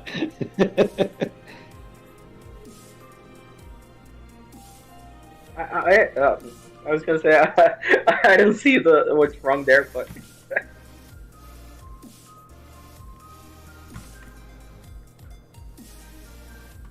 I just find it fascinating that such a man of culture like Libras can have such accurate views, like Sneasler being incredible, but then also have such incorrect views, like saying that Emolga is boring and Leafeon is bad. I forgot that look. Livers likes Sneasler. Yeah, of course I like Sneasler. Sneasler's great. I'm trying to remember. I saw someone else saying Sneasler is great too. I can't remember who it was.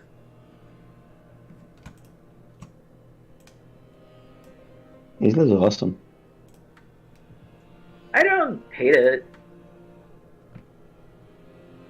I think I still prefer Weavile, but Ah, Null, thank you so much. Null just signed up for the Patreon. Well, if you connect your Patreon and Discord account like right now, you can join voice chat if you want.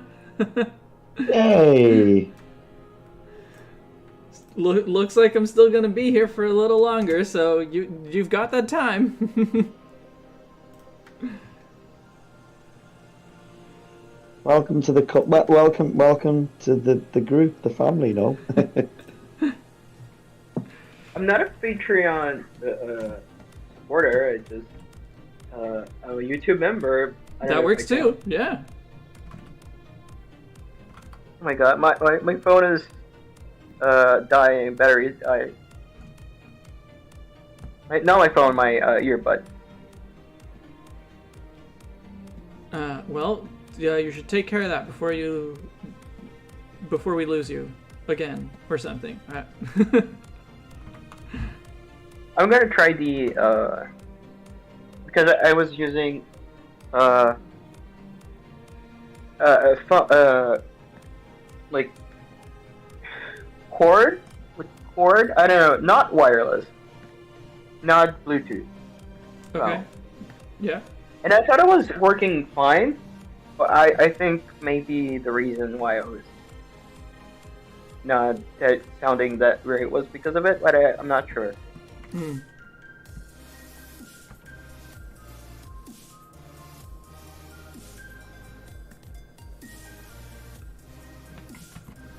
Falsely Karen.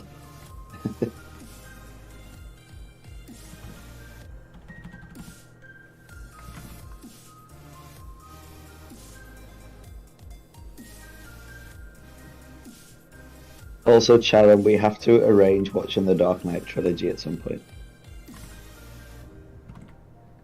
Oh, you can call me if you want to do that, because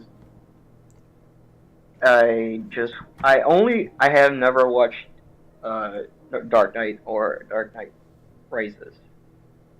Oh, the brain. We'll have to stream it at some point because me and Sharon were talking about Tron Legacy a few weeks ago, and I was just like, we were talking about the music, and I was like, oh, I just want to watch it, and then he was like, let's stream it. So we watched it. Yeah, we were just talking about movies, and I said like I'd love to watch the Dark Knight trilogy again. Sounds like a good movie club movie in the Discord. Yeah. Even more now that I actually watch movies. Come on, Sharon. I just said that I'm interested in watching that movie. I just said that.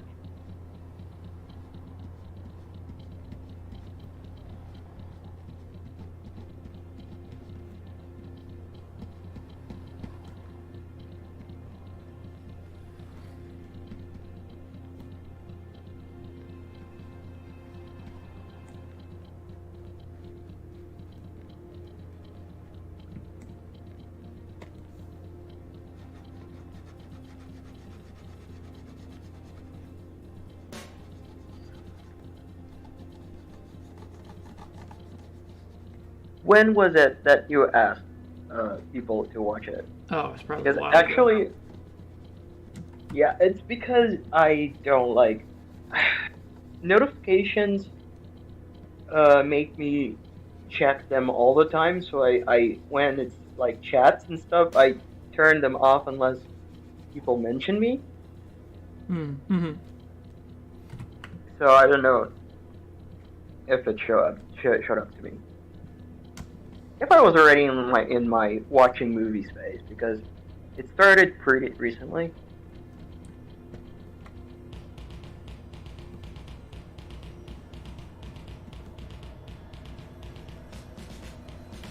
Before that, I thought I was not a movie person, but now I actually like movies.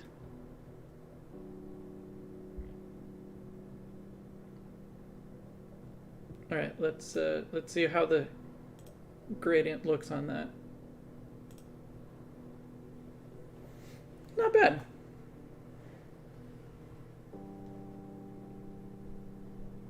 The Squirtle is too bright. I need to darken that, but other than that, looks pretty good. See, and it was like a long time ago, Sharon. I was not in my movie phase. If you call me right now, I probably at least say the time I can watch it with you. February 2021, like I said, I was not in my movie phase. It started in the beginning of last month.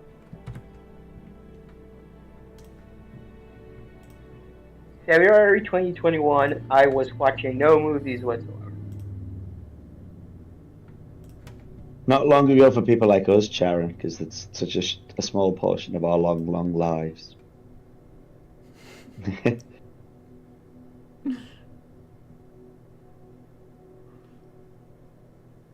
Funny that it's always you that calling yourselves old and never say anything.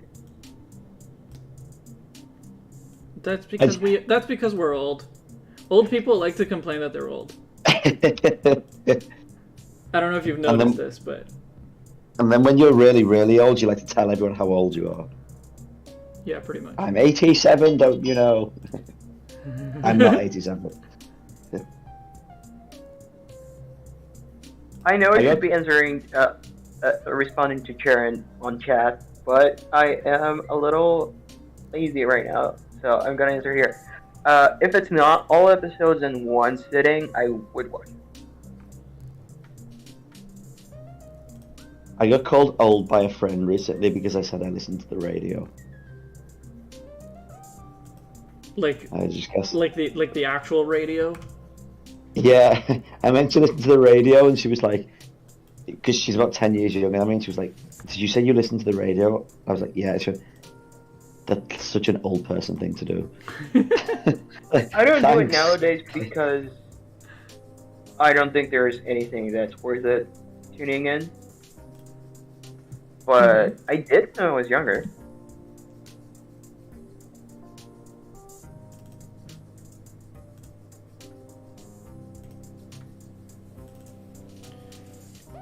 I mean, there's probably a good station out there. I don't listen to the radio either, for lack of interest in most of the stuff that plays on that tends to play on the radio. So.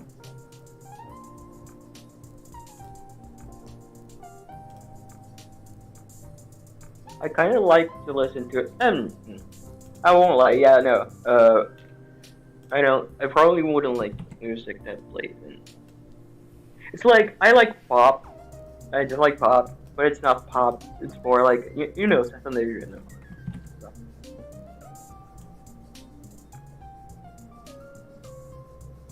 Anyone who's a fan of Eurovision has great taste. Eurovision, yeah. Sharon's not included then. I haven't watched anything Eurovision or followed really anything Eurovision since Lordy.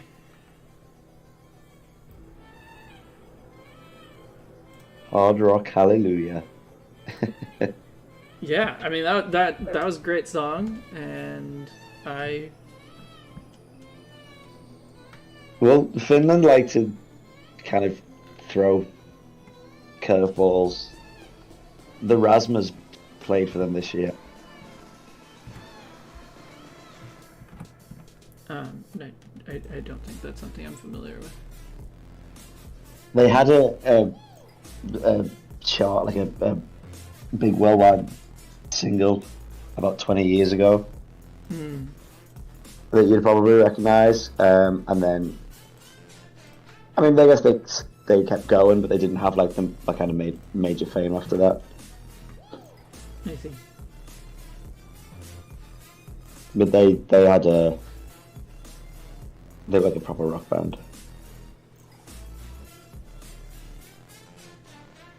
Okay. I'm probably gonna adjust the colors of the here. gradient, but I'm liking the way that this is going. Yeah, it looks good. It's just wondering like which kind of gradient you were settling on. Yeah, I'll work on that later. I'm looking here. No, go ahead. Yeah, Lordy Hard Rock Hallelujah, Finland 2006. Is that the one Correct. you're talking about? Correct. 2006. Great. This year was my first Eurovision because I now follow a streamer, British, and he was wanting to watch Eurovision. I was like, yeah, that seems great. And I was actually rooting for some countries. Yeah. Like I know a little bit more than just Lordy from Eurovision because I listen to this podcast that's about music. Well, it's about popular music, not necessarily like what you might consider pop. But anyway, it's about music, and so they sort of cover Eurovision, at least in talking about like who they think are the likely candidates to win anyway, and doing a little bit of a musical breakdown of like influences and things like that for some of the entries. So like I know a little bit more than just Lordy, but I don't follow it. I follow the podcast that happens to talk about it once a year. My opinion is that fuck all ballads. Don't give me a Who? ballad.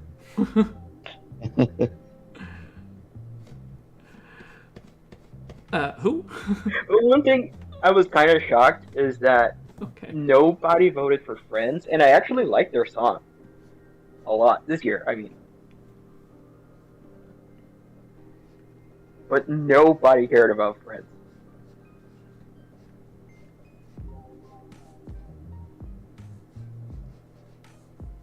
Good. I wonder if it's because they're French.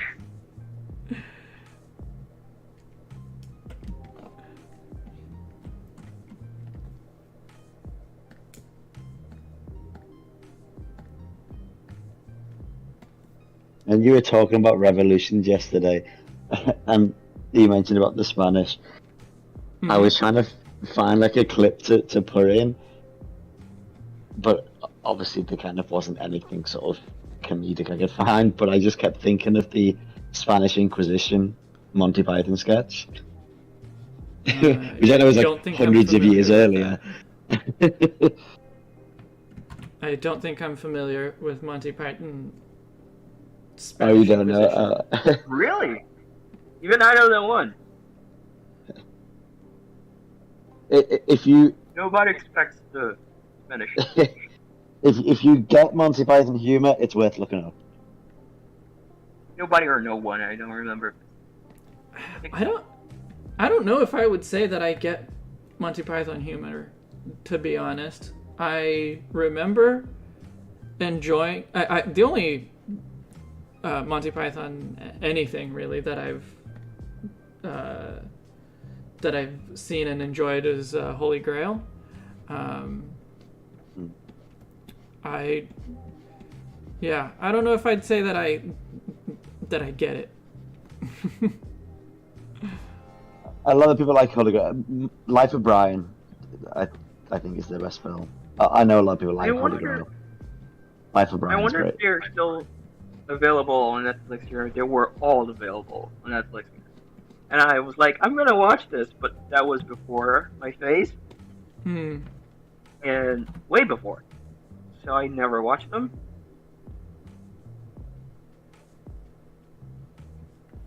Well, maybe if I watch it again, I'll be like, oh, okay, like yeah, this is funny. It's been a long time since I've watched anything, so. You need to come and watch it in Britain. Oh, that's what makes it funny. Okay.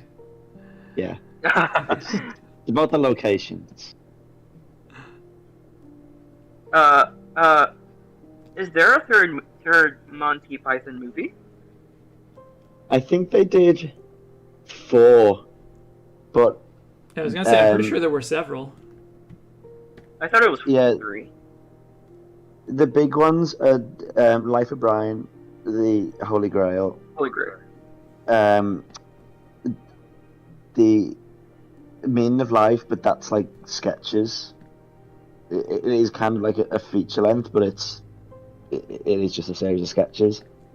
And then I can't remember, but I think there was another one that was like sketches as well. Monty Python movie.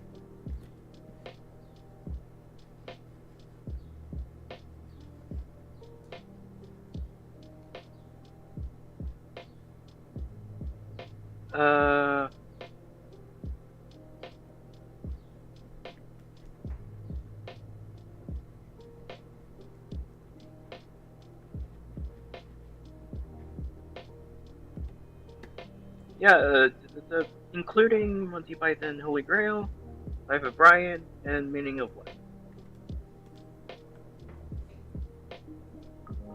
before Flying Circus. Flying Circus.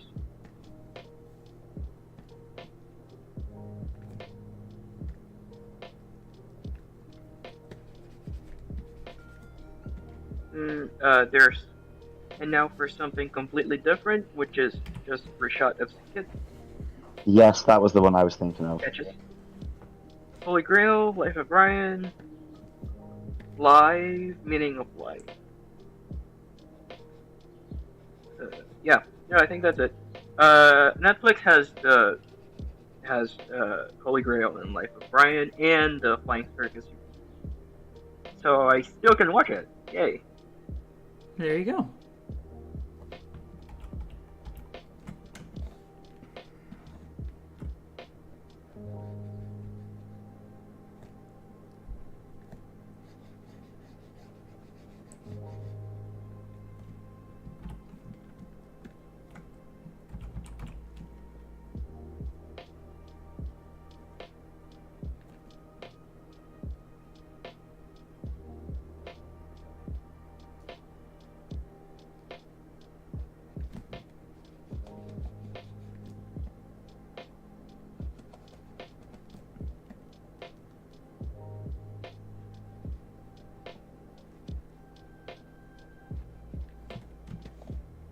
Hello, Gano.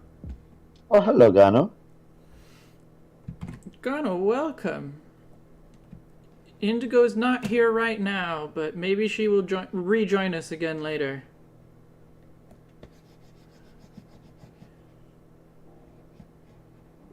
What do you think of the drawing?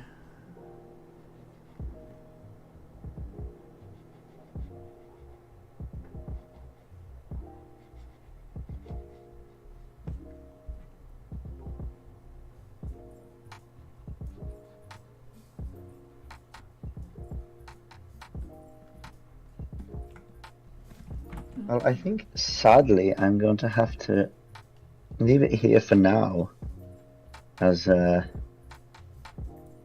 going to have to get some sleep before work tomorrow. But That's fair. I'm looking forward to seeing this finish because it's really come on great. Yeah, I think you made a good choice with the kind of block colors for the background and things and the.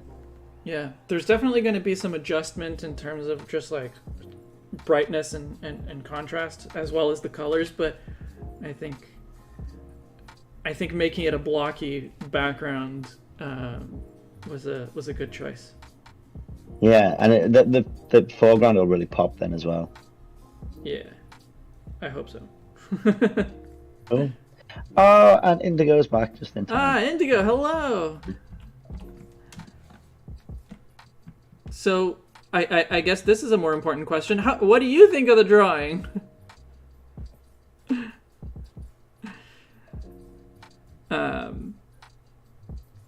You missed all the part where I was showing off the color effects that I'm considering doing on it, but that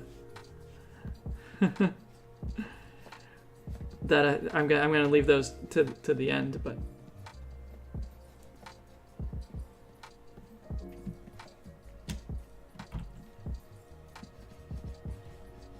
I just now realized that you're gonna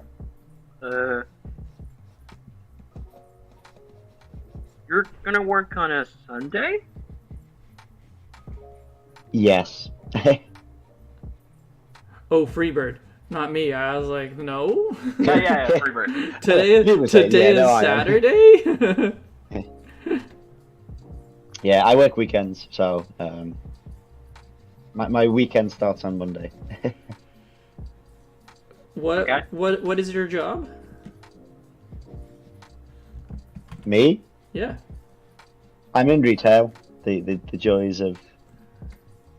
What do you sell? My soul. Oh, yeah, okay. Yeah, well, I guess that's what everyone in company retail sells. Yeah. So I'll be baking bread tomorrow. Oh, you sell bread. Okay. I'll be selling bread tomorrow. Yay. But I look forward to seeing this in full. And again, happy birthday, Indigo. And thanks for the stream and for everyone hanging out. Yeah, thanks for being here. Cool. I will hopefully be there for next weekend as well. You So better be. I will. Yes. All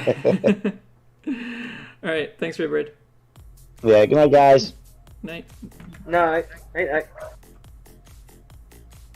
Is it just us here now, Hafa? We've had a lot of I people think come so, and I go, mean- which is nice, but Sharon is here, but he's mute. that's a technicality.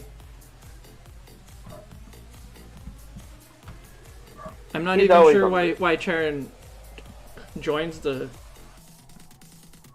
voice chat. I think Tahira's without having to. I don't know, but he's still the hero. Oh, maybe to hear us Yeah, without like- having to hear the background music. Yeah, I just like Alright. having instant audio and being able to tweak the volume of me.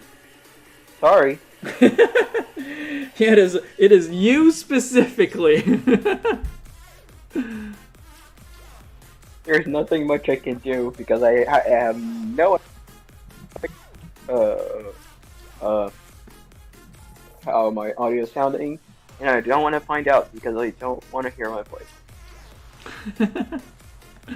Fair.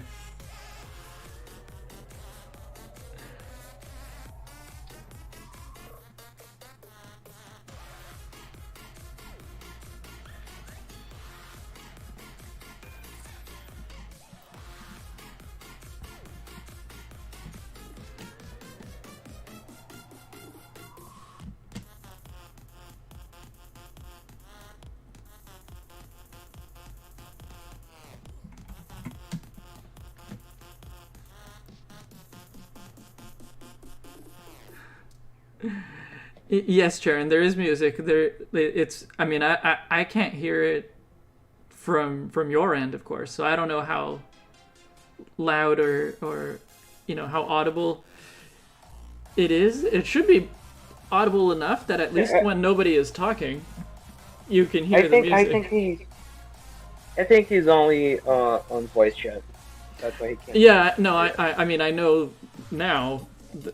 I know that now he's only on voice chat, so he wouldn't be hearing the music. But on most of my streams, there is music. There only isn't when I forget to put it on.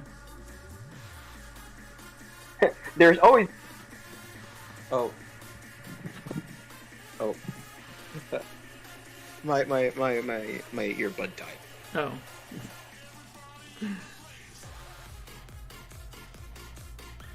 I don't know. Can you hear the echo your own voice? I can't. No. I think that would be a solution. Yeah. What is the blue thing? What was Gano asking? What is the little blue and orange thing that looks like a mouse head? Are you talking about the squirt bottle? The watering can? Blue and Watering? oh, let me mute the stream. I really can't see what you're talking about. Oh no, I was replying to Gano. Don't worry about it. Yeah, no, I know. I was just trying to find. What Oh, it was. I think it's the squirt bottle. You know, it looks like Mickey ears, to be honest. A little bit, yeah. It's a background detail anyway. Like it doesn't need to be obvious.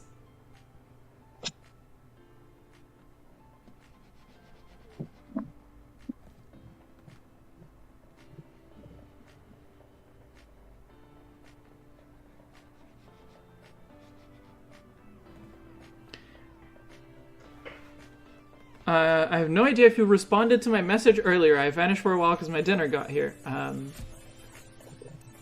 If you're talking about your message about becoming a member of the Discord, I did respond to that, and all of us who are here said welcome.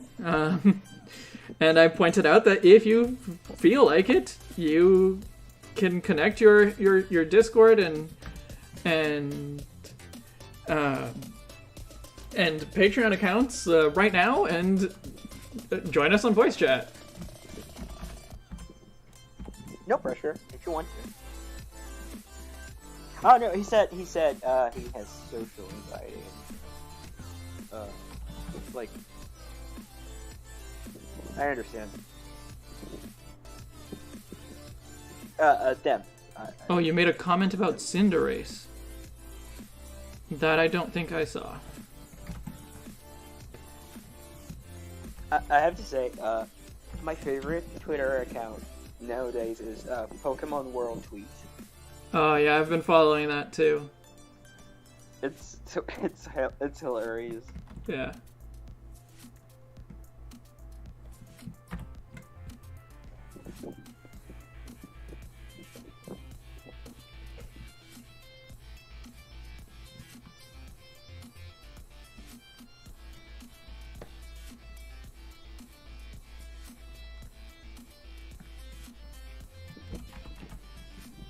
I don't know how much I'm really gonna shade the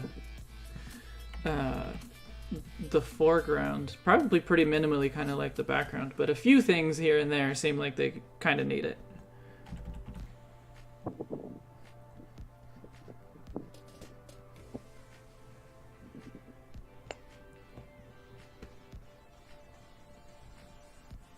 Let me see. I was not looking at it.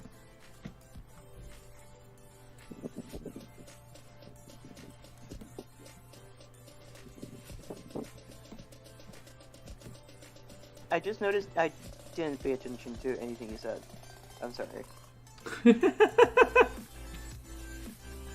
Because like, oh yeah, I'm gonna see what Livers is talking about. Right, I have no idea what he's talking about. Don't worry about it. I was just making fun of you. Good to know. I was not making fun of you. No, I know. You were talking about something about the drawing. I was saying I don't know how much I'm gonna shade the things that are in the foreground. A few things seem like they kind of need it, but beyond that, I don't really know.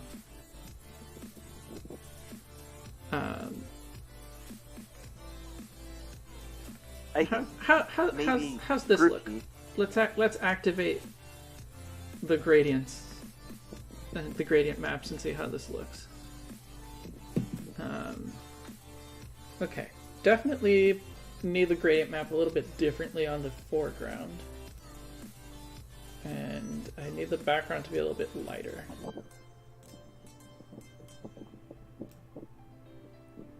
Maybe no gradient map on the foreground, only on the background.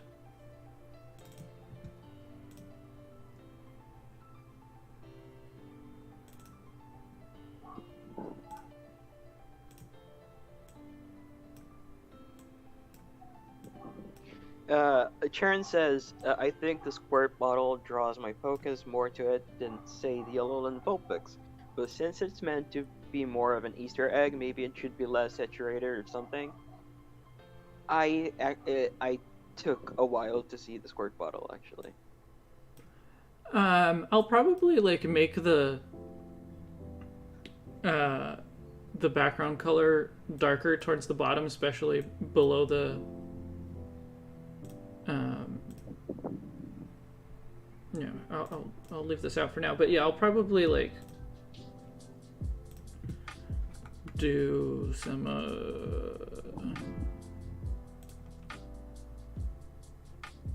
what color do I actually want to use? So anyway, what I'm saying is I'll probably reduce the brightness and the contrast down here, something like that, which might help.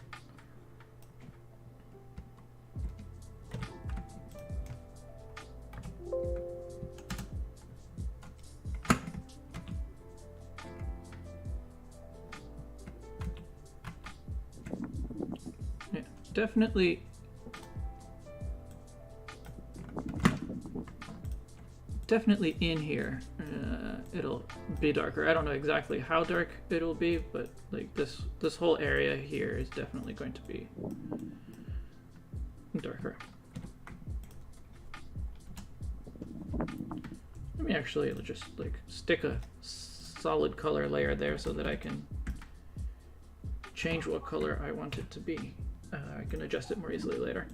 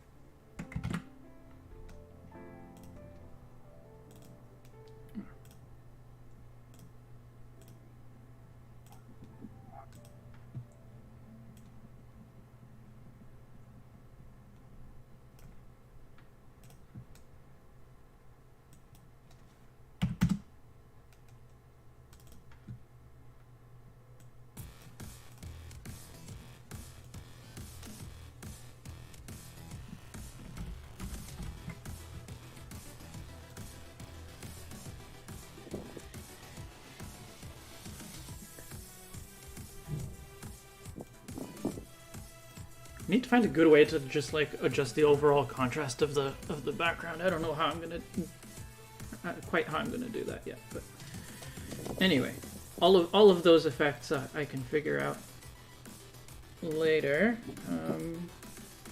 I gotta figure out how exactly I want to shade the foreground here.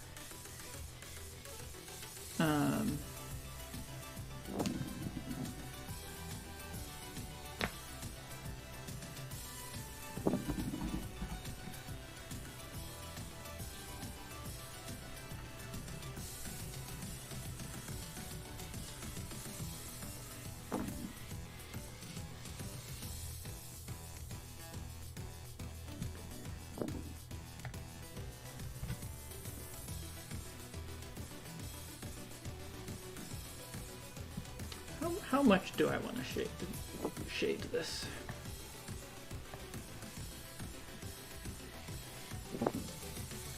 I can definitely do just like some bright spots here and there.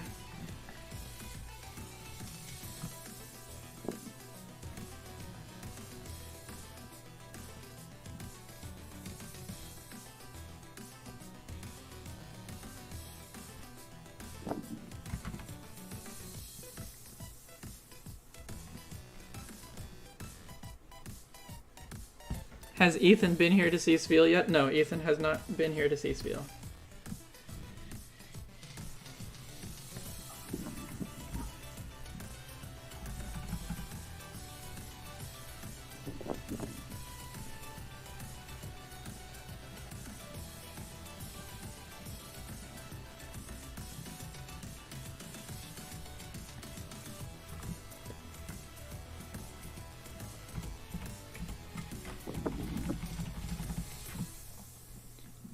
I don't know if Indigo is still with us here, but if you are, maybe you want to tell them about the characters of this piece. What are their personalities? I mentioned their names earlier, but I wasn't 100% sure that I was remembering everyone correctly, so you should go ahead.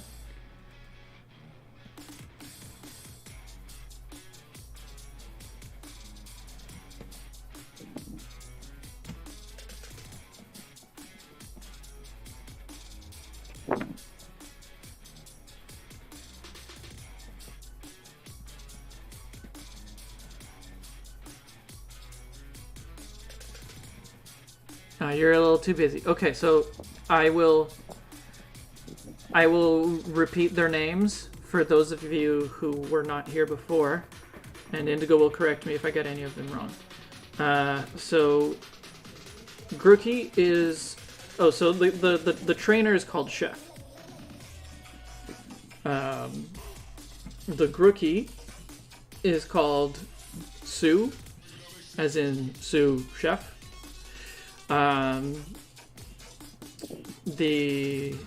Because it's the second in command, you know. The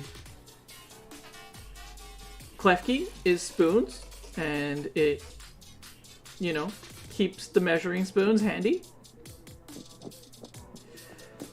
Who else? The Vulpixes are called Cream and Dulce, like dulce de leche.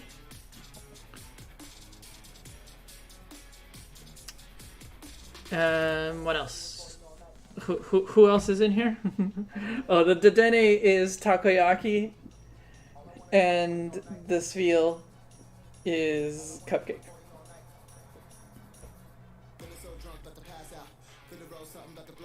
Oh, and Rodriguez is watching from the Switch. Hi, Mom, I'm on a Switch. I once connected I used my account on Switch, but apparently if you do that, you can't see the comment section from age-restricted videos. So I think, yeah. For age-restricted videos? What were you watching? Any video, actually nowadays on YouTube, any video is age restricted. How do you mean? Oh, because like you can't say, you can curse basically. So it's like that video. Sure. Like it's not like they're not like marked as for kids or whatever, but that's not the same. Like there's a separate setting that makes it actually age restricted. No, yeah, for adults, more adult, not sexually oriented, adult oriented, like Oh, cheesecake. Sorry, cupcake is the other one. Is the one from Legends. Sorry. Yeah. Sharon asked me if I catch up with Suzaku Hate. No, I didn't. Not yet. I'm preparing myself mentally, like, to do that. Right, and the Vulpix is specifically creme, as in creme preto. I don't know if this is a dessert that exists beyond my grandmother making it, or well, my grandmother's recipe. Like we've made it, and like my dad's cook has made it before as well. So I don't know if this is specifically a my family kind of recipe or if it exists elsewhere, but it's a kind of a combination of brigadeiro, but in a very in a more solid way. So it's basically ice cream that's two layers, and the bottom layer is brigadeiro, and the top layer is this kind of fluffy meringue sort of thing. And I love it, of course, because it's like childhood.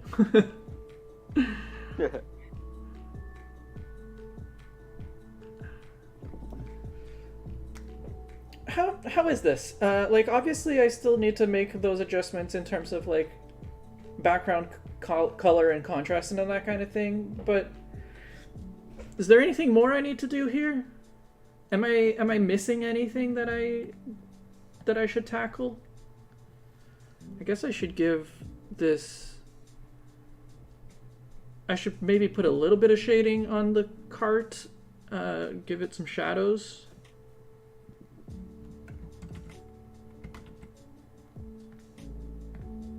I just think the Alolan Vulpix is a little hard to notice there. Yeah, I can. That's part of the reason I want to adjust the contrast. I want to give Vulpix more contrast against the background and give the squirt bottle less contrast. So that's definitely part of the stuff I'm going to adjust. But I think that's it, just that I can think of.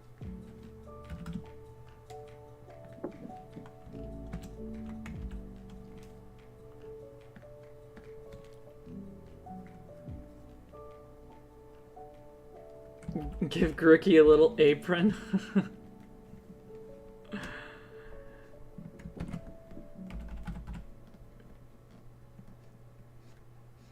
Grikki apron was not part of Indigo's request, but it can become that. It can become part of the request.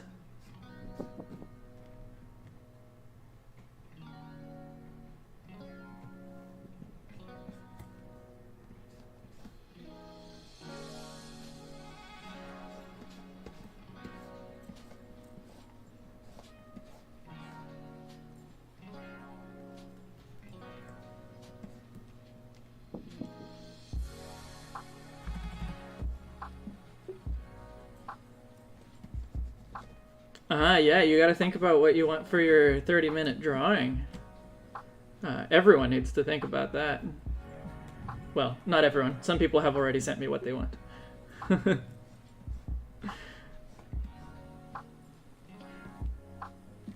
have creative freedom. Okay. I don't know if I want to put an apron on the Grikki. Not because I don't think it would look good, because it would. But because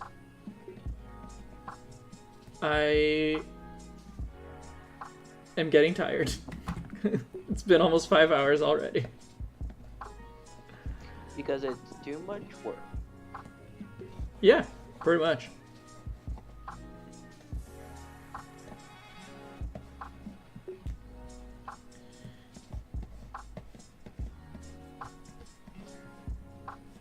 But I'm really happy with how it's turning out overall, because like I said at the beginning, for anyone who wasn't here, I did not have the time to like properly plan what I was going to do, and so I only really like figured out what I was going to do last night because I had trouble sleeping.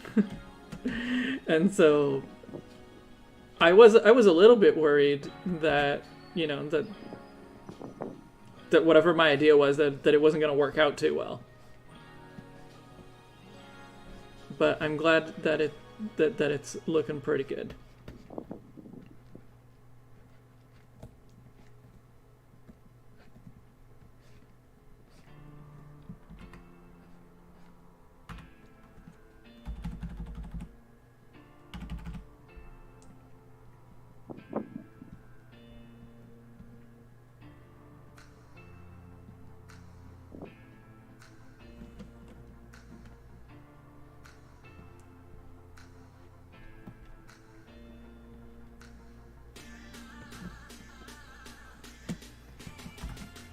Okay, now I'm like shading this more than I thought I was going to, but that's okay.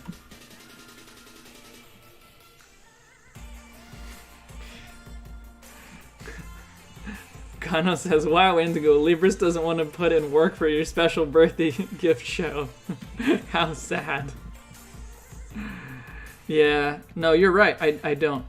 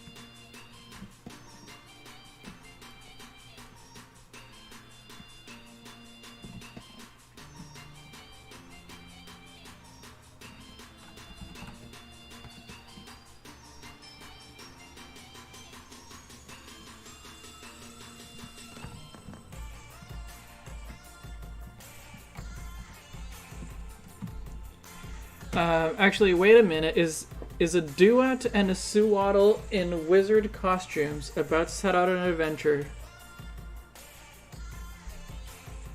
A duat and a suwaddle in wizard costumes about to set out on an adventure. Something you could draw and color in 30 minutes. It is probably not something I could finish totally in 30 minutes. I can definitely sketch that out in 30 minutes. How far I can get beyond that, I'm not sure. Seems like a fun idea, though.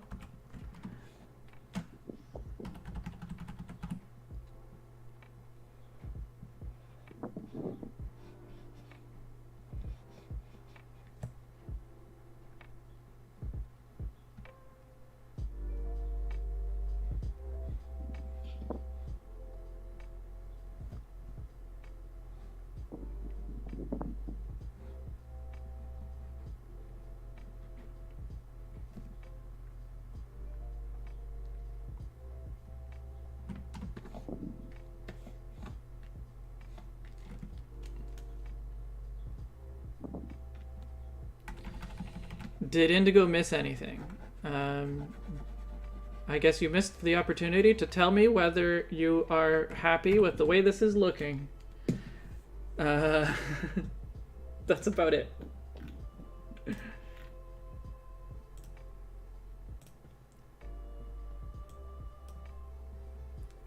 Oh, right, I can let's delete that. Let's use brightness and contrast.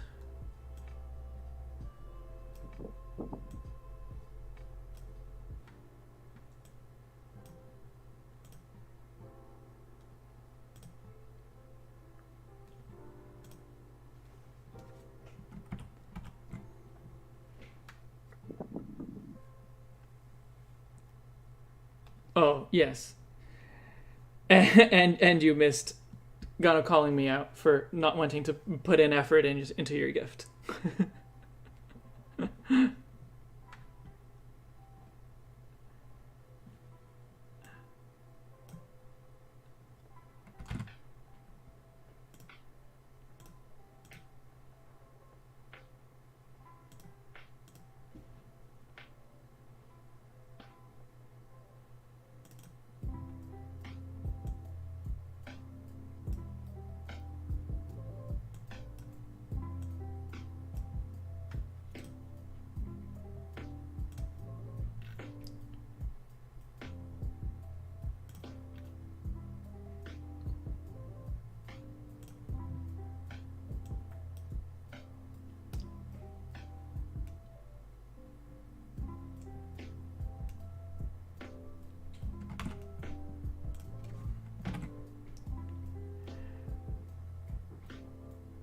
Unless it's drastically changed since the last time we looked, there's nothing to worry about. Okay.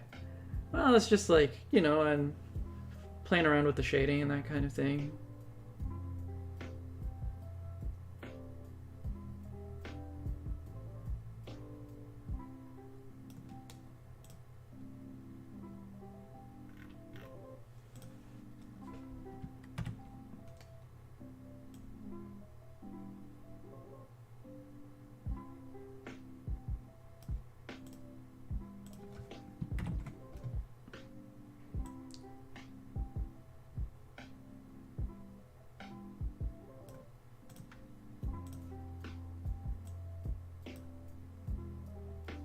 Okay, hopefully this looks a little bit better against the background of the trees.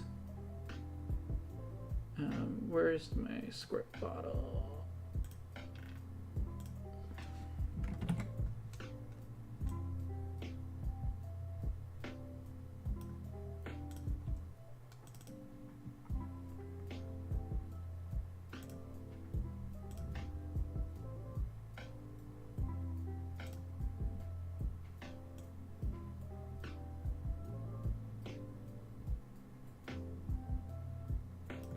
I think I need to make that white stripe not white. I think that's part of what's causing a problem here.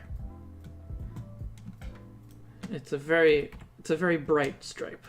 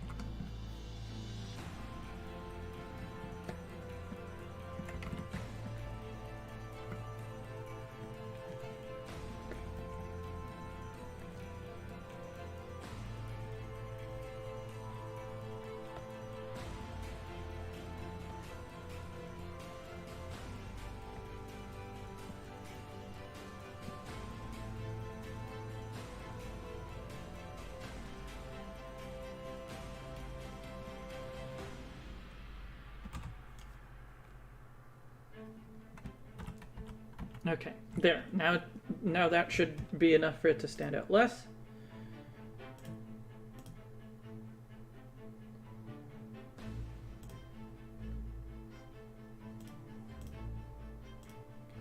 I think I need to change the green on grikki. The green on grikki isn't looking right. It's the contrast. There's something, the orange with the green. It's not. It's not looking like the same as the one we see. Yeah, it's because it's not, because I didn't like copy those colors, which maybe I should have done, but Yeah. Oh, it's not even orange. What? Mandela effect.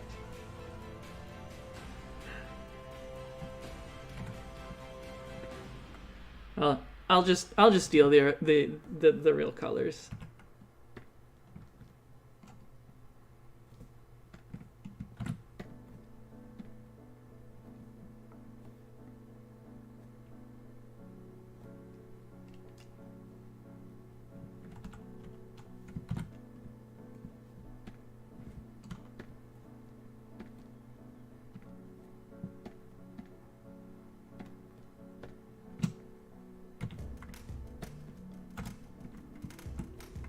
Okay, I'm gonna adjust this color. This is too saturated for my taste.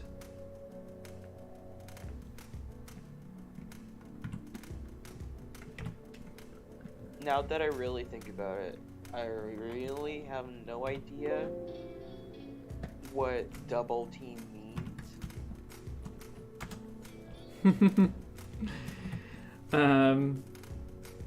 It's like two people teaming up. It's basically what it is. No, yeah, it's just that I don't think it makes much sense with what we see. It's just that I think in Japanese, like kagebunshi, right? So I don't know. I don't know what it's called in Japanese. oh, well, you didn't know. It's kagebunshin. I mean, or it's bunshin, I think, which is like clone. Okay. Pokemon is making another. Yeah. It's bunshin or kagebunshin. I don't know, because kagebunshin is the same one in Naruto, so I don't know. So yeah, in the anime is also portrayed as like that. Most of the times when the Pokemon use a double team, they actually multiply. I think like in the anime, I feel like it's because like they're moving so fast, it's creating the illusion of having others. But I don't know. Yeah, because Kage Bunshin is Shadow Clone.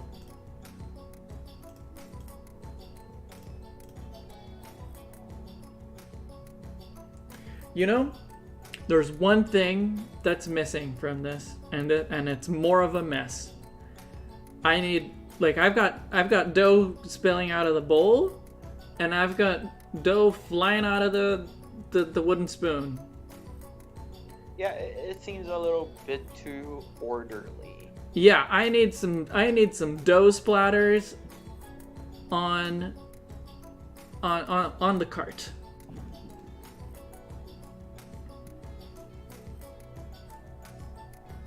Yeah. I was gonna say, maybe don't put it on the Pokemon because I don't like the internet.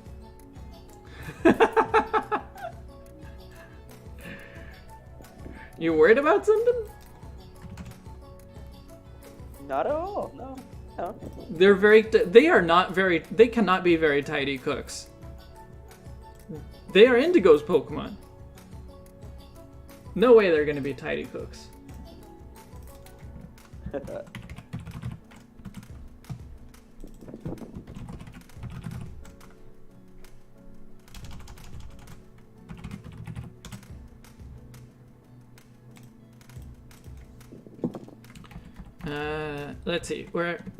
Where's there gonna be? some splattering.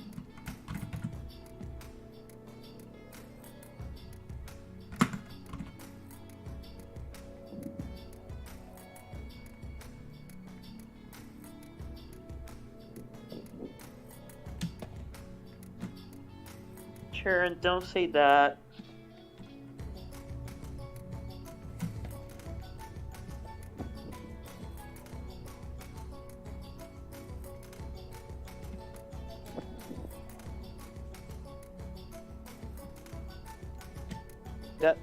Reread the phrase you sent earlier. Right after Gunno.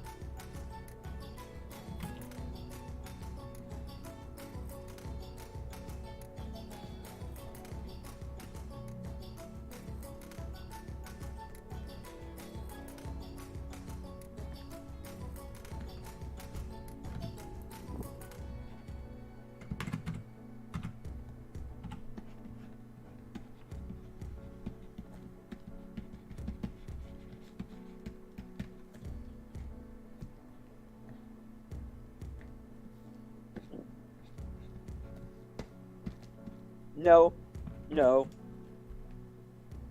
I am on the internet. I know how the internet works. I'm just working.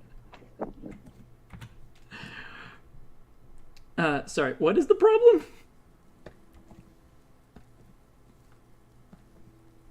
So Charonson, I don't want to say because now it will sound with my voice. He said something, and it sounded a little. Okay. I'll just believe you. That's okay. Yeah, no, I'm just double worried nowadays because I've been following a lot more people streaming, and I know there's not that much people here, but the amount of things people take out of context, it really worries me. I see.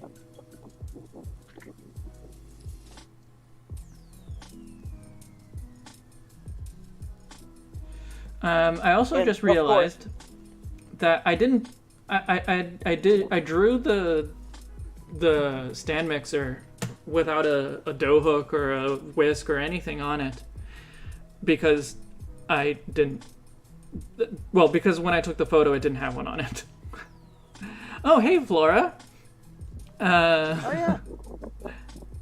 I don't know how anyone bakes without flour just everywhere. Yeah, well, that's what I'm working on. I got to put that flour everywhere. So should I draw it with a dough hook?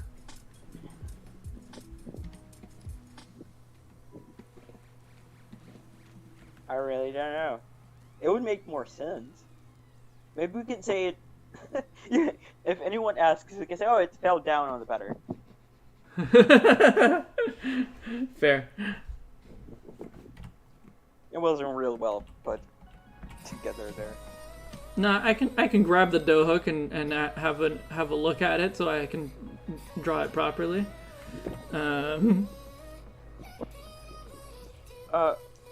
What's the context of what Sharon just said on chat? It's technic cannibalism, but it's not a bad thing.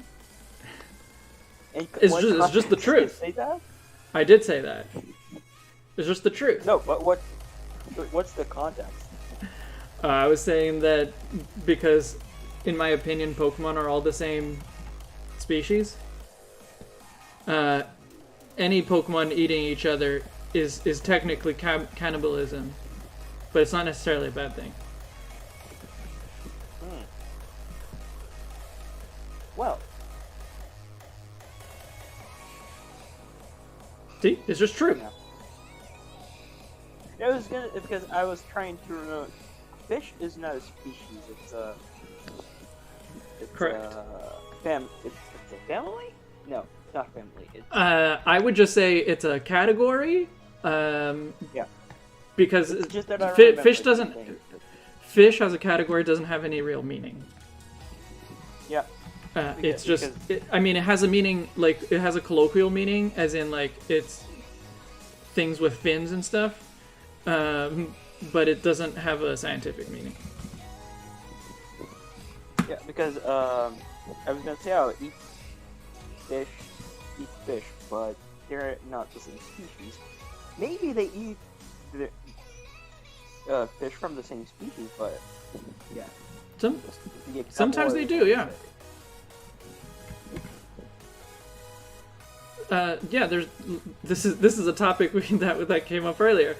There's lots of animals that do actually practice cannibalism, as in they eat members of their own species, and that's like perfectly normal.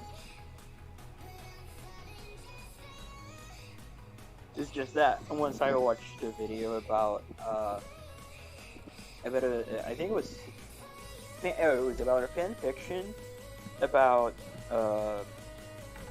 cannibal mermaids, but I think the person was trying to say that the mermaid eat humans.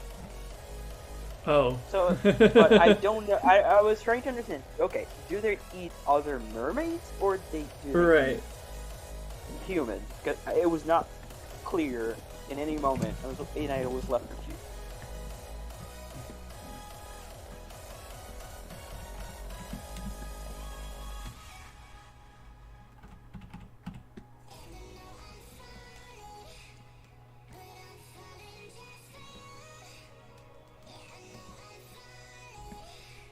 There. Now grikki has flour splattered on it as well. Let's put some on its nose.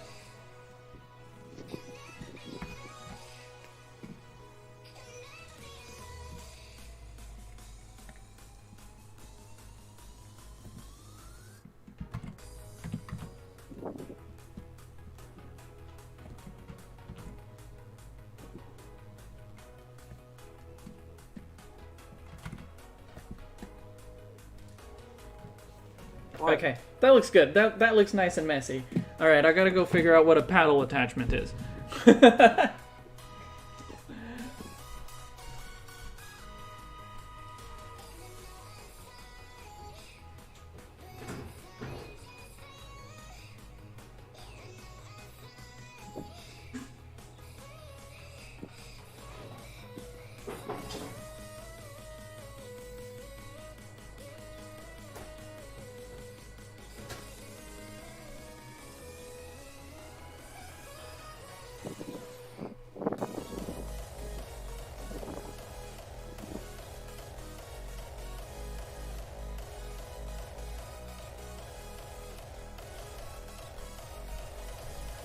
I don't know where it is. I'm pretty sure I know which one it is, but I don't know where. I don't know where it is. So I'm gonna just look it up. Shouldn't spoons be dirty?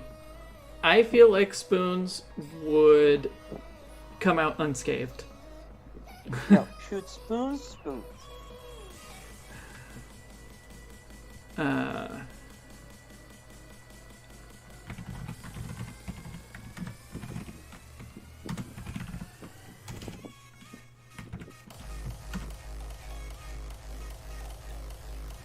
Okay, I was right about which one is the paddle attachment. So I don't know. I don't know where it is. Oh, it's in the sink. Oh, that makes sense.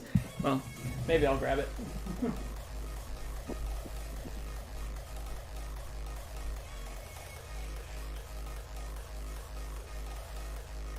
This is now a washing dishes stream.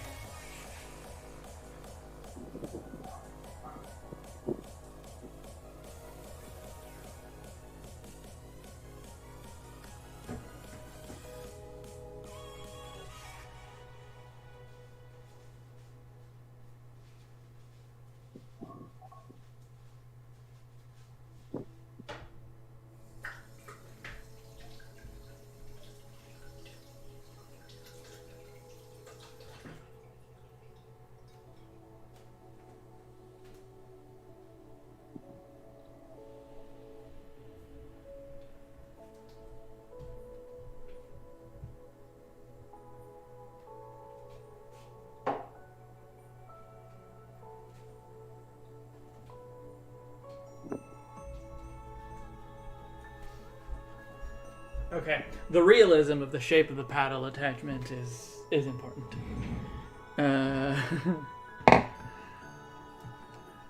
So now I have that reference.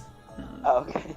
I was like, Gano said, here for that fish washing ASMR content, and I was trying to understand. Then you corrected dish, not fish. Now it makes sense. You wanted to wash fish?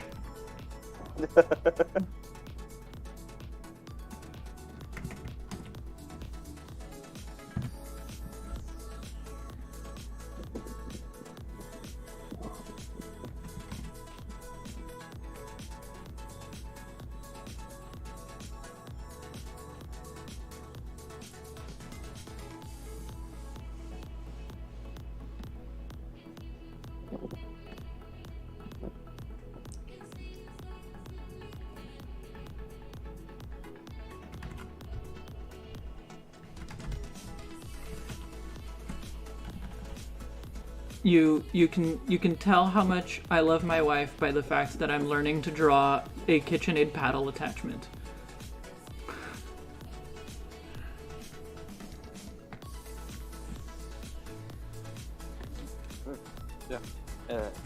Sorry. I was gonna say something about dedication, and I forgot. You weren't dedicated enough. Foggy brain. That's because, and I'm 23.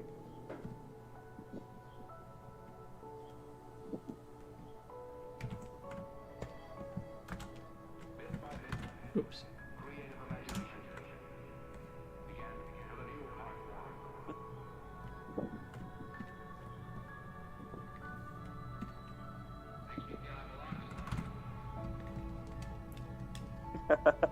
The only measure of true love.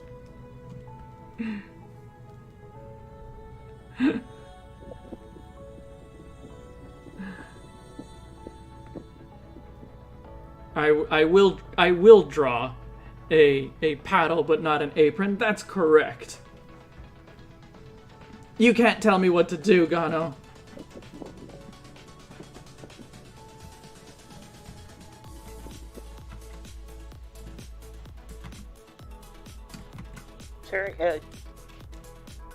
Sharon, what legendary... That sounded so weird. What legendary are you going for?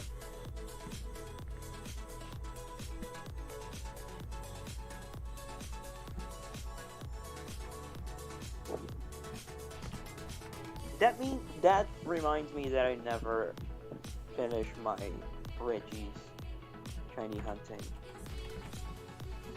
You didn't? I didn't. I got Registeel and Regirock, but I stopped at Regi's because it's too slow, because you have to actually pay attention because the color barely changes. I see. I wonder if it's easier to do that on BDSP. Yeah, I don't know. That's a good question. It's just because the shading in that game, the color lighting is different. So yeah, so it might be more obvious. Yeah.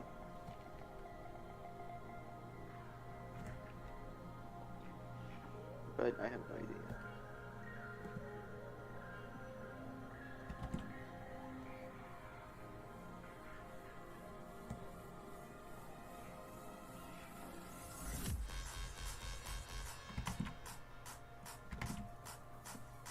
Yeah, but there's that too. Like sometimes you think it's too similar, but you end up actually noticing. But I think in Sword and Shield it's like too similar, and I think in the 3DS games it was kind of easier to notice.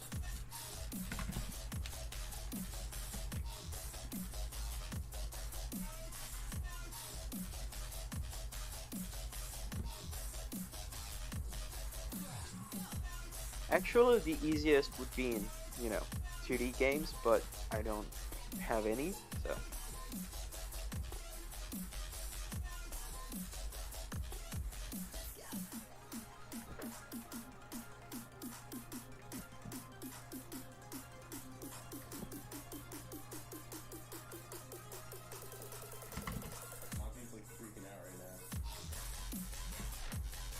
But, Sharon, that still takes time. I want to make things faster.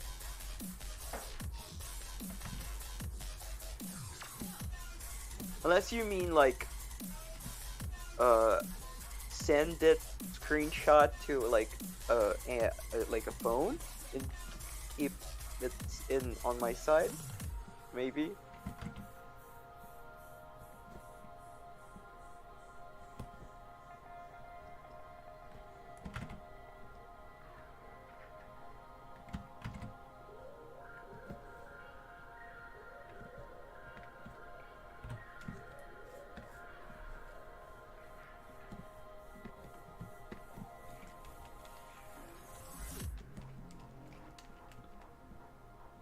That's an idea. The sound effect. I think I did that for something. I don't remember.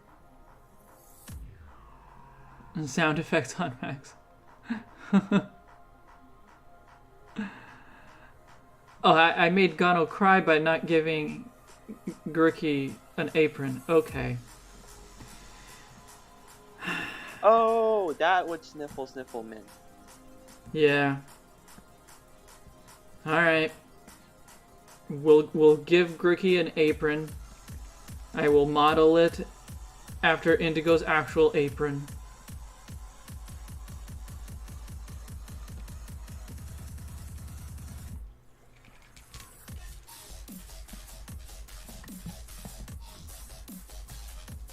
But just because Indigo piled in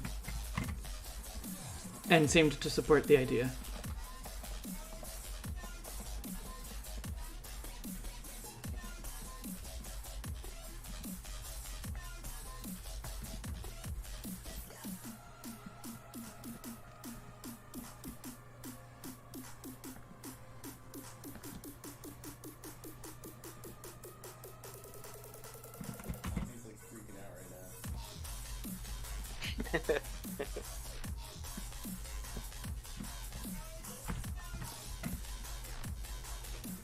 Power of love. Don't give in to peer pressure. It's not peer pressure, it's wife pressure. It's hard not to give in to that one. Sharon said, give Grikki a trident. Or, yeah, trident. A trident. But it's got a wooden spoon.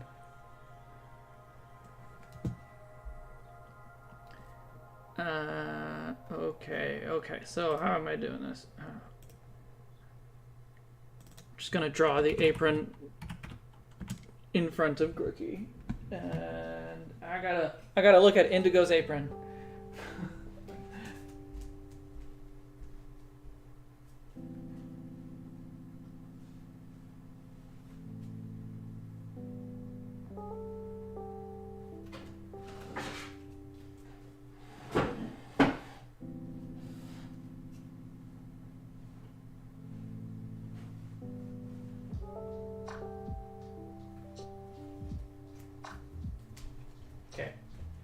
I don't know if I can get enough detail to really be like, oh, that's the same apron, but we'll try.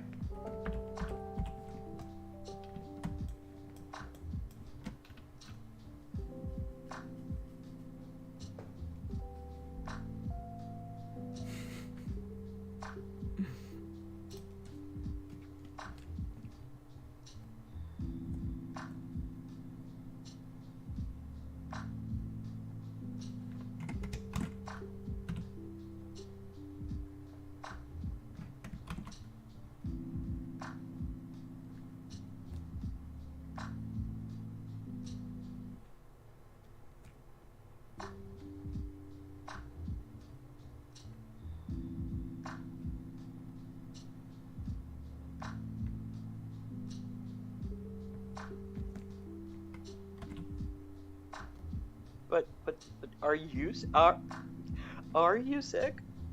Gonna? Gano's got COVID again. Oh. Again. Sorry. Yeah, Didn't mean to- again. How dare you, Gano?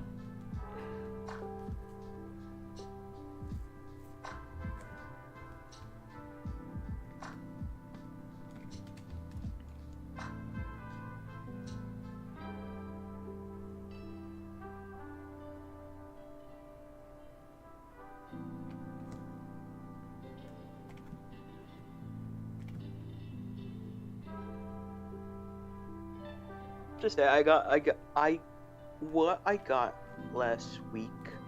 I have no idea what it was, but it was worse when I got COVID than when I got COVID, Oof. because my ears got completely like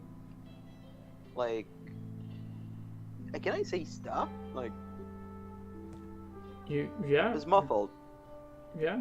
and I was dizzy. Hmm. And my left ear still ringing.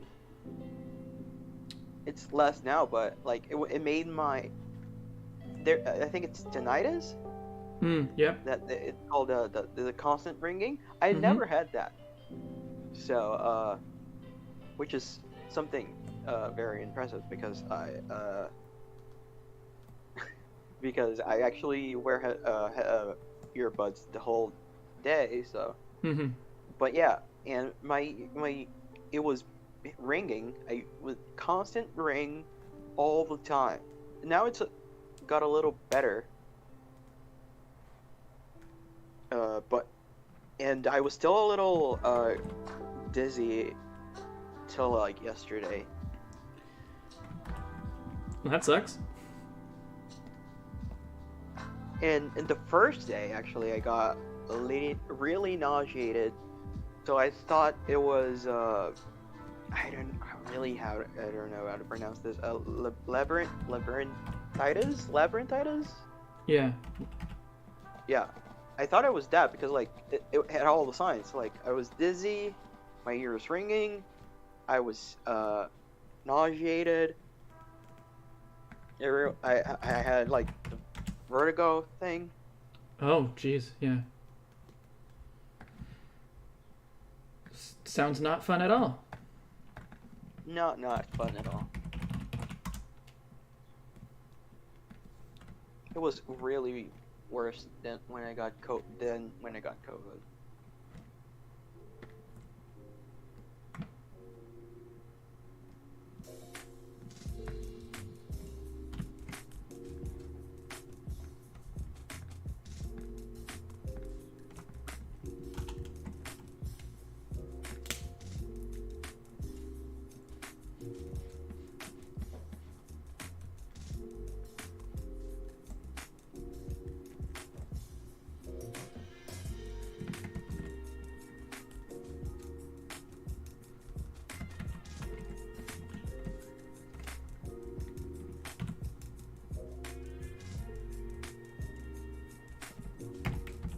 There you go. Grikki's got an apron. There's a mess everywhere. I think this is in very good shape. I just have to now figure out the like coloring and contrast of the background and some way to frame the whole thing.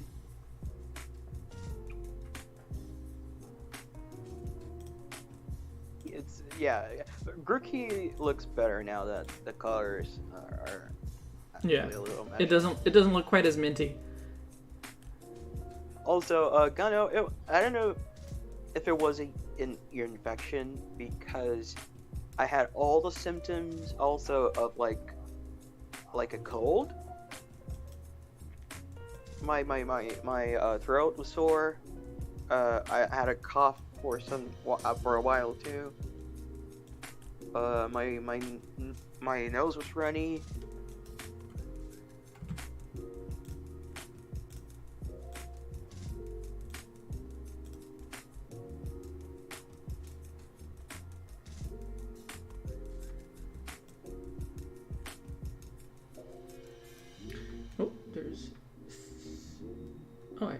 messed up something. Yeah, I thought when you said infection, I was like, not There. exclusive. Like it's not directly. That's what I mean, because I also have very frequently my I don't know the name of it, the ear hole. Ear canal. Your like, ear canal. Yeah. Yeah, it gets it gets swollen and it hurts. So that's when you said ear infection, I thought of that.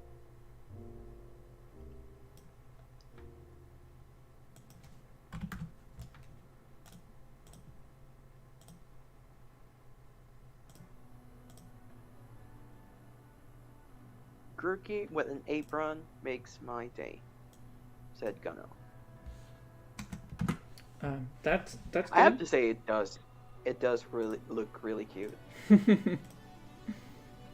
Well, I'm glad I put in the effort.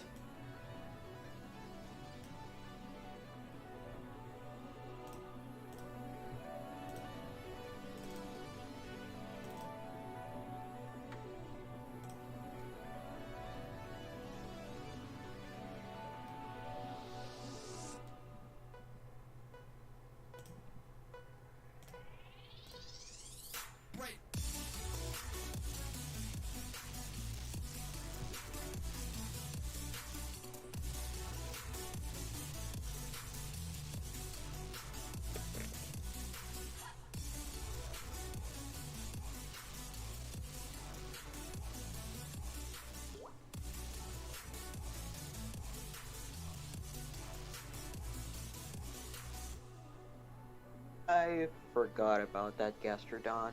I don't know if I'm gonna redeem it. I already lost the previous one that I forgot, which was not the shiny one, the one before the shiny. The shiny Clefairy.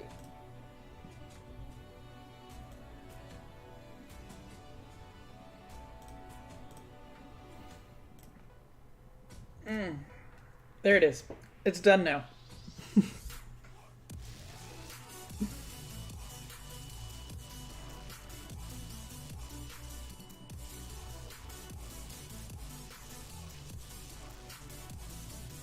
No, I'm not actually going to use a blue one, even though I do like the blue one. I like this color ramp a lot, but this is more of a warm scene, so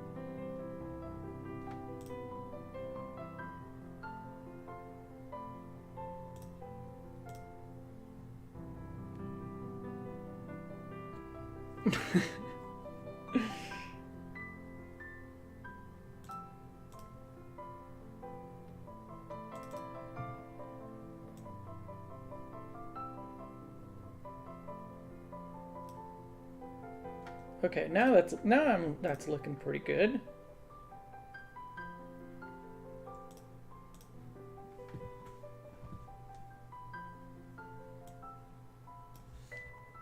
If it's on fire, it was probably Vulpix. Good point. Why would it be on fire though? No, it's just that Null said. It looked like you set the house on fire for a bit there. Oh. Okay, yeah, that was Vulpix's fault. Don't blame me.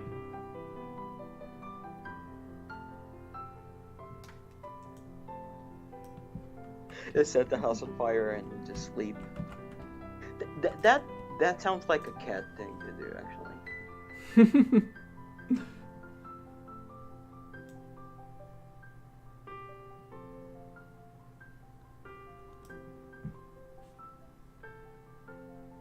Okay. I like the frame position that I have, but I'm realizing like there's some things that I want to be actually cropped out and some things that I don't. And I'm gonna have to figure out how I'm gonna do that.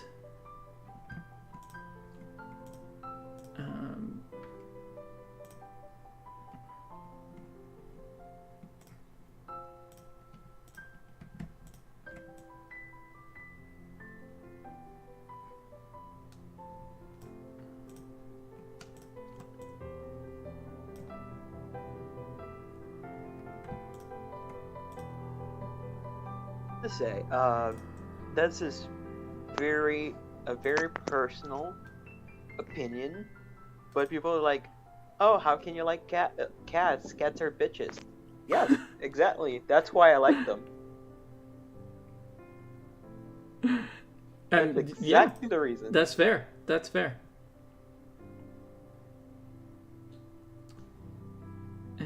Okay, no, I'm... Like, people say also, oh, a cat would eat your body if you died. And I'm like, so what? I'm dead. It can eat my body anyway. The cat can do whatever it wants if I'm dead.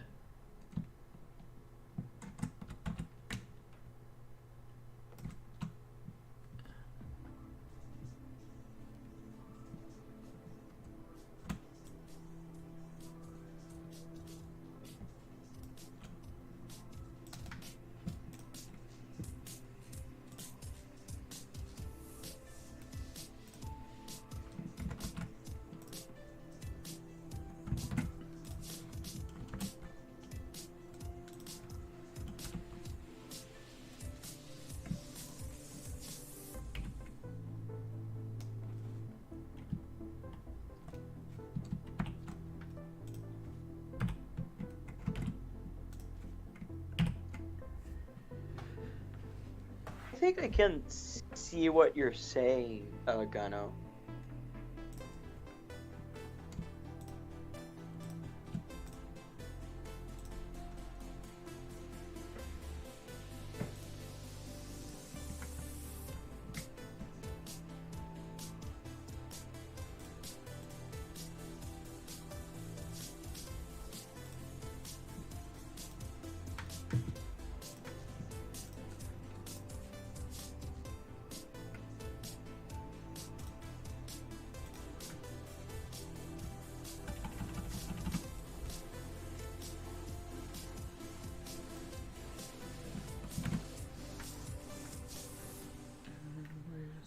Denny.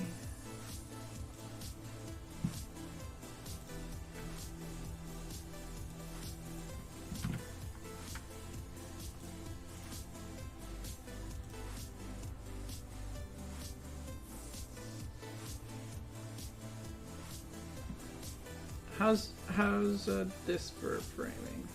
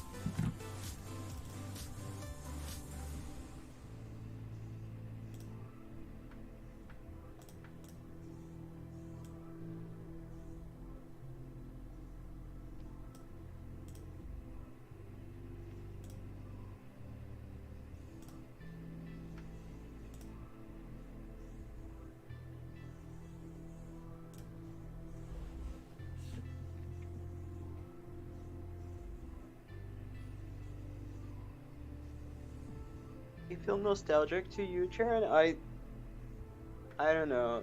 I don't. I rarely feel nostalgia, so. You rarely feel nostalgia? Yeah, Like at all? that's something. I don't understand. I only understand the concept of nostalgia because I feel that with music, even though I don't. It doesn't have to be linked to my childhood. It can be. There's a name for that concept. There are some music that naturally they portray some kind of nostalgia on their own, even though you don't have previous experience with it. It's not particular to music, but yeah, there's a name for that. Mm-hmm. And I basically only have that with music because I don't feel this level of attachment to something with anything else. Interesting.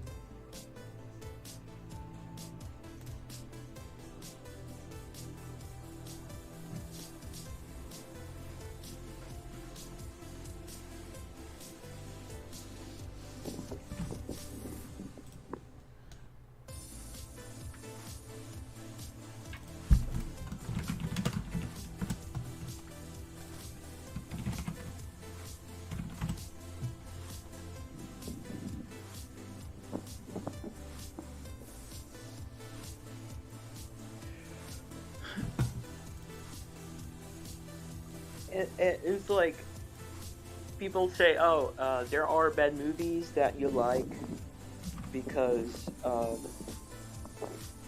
nostalgia," and I don't think it is nostalgia. I think it's because when I was a kid, I liked it. I didn't have much critical thinking, so I liked it, and since I never watched it later, that's the only concept I have of it.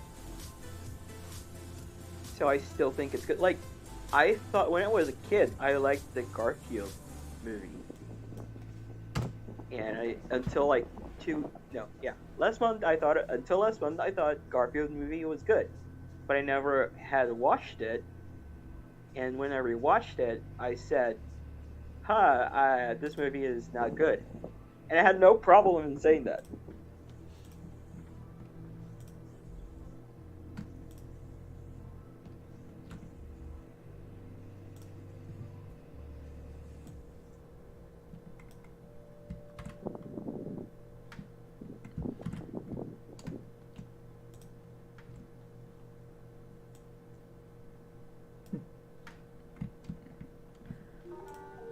Wait, what? Why? Oh, so the Crown Tundra has the same limitation as the wild area? I didn't know that.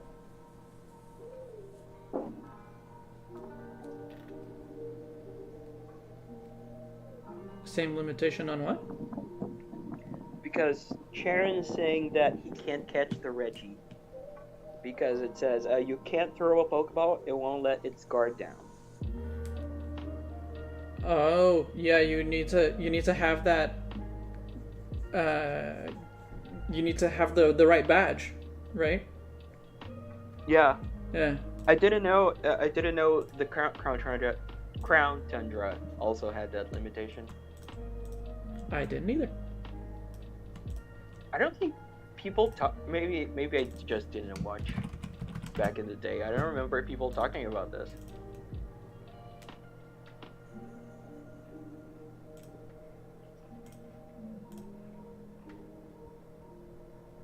With the Crown Tundra specifically, I don't remember that either. Yeah, with the Crown Tundra. Yeah, but I think that's because at the time everyone had already beaten it. Yeah, maybe.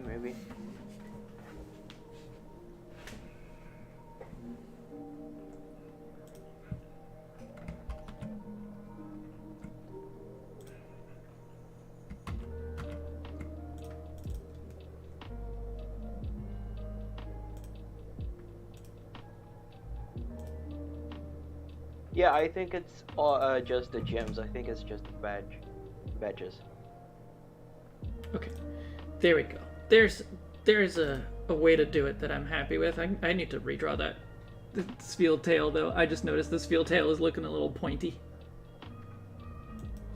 Also, if I can say something good about Sword and Shield, I actually like. I thought you were gonna say some. I thought you were gonna be like, here's another criticism of your drawing.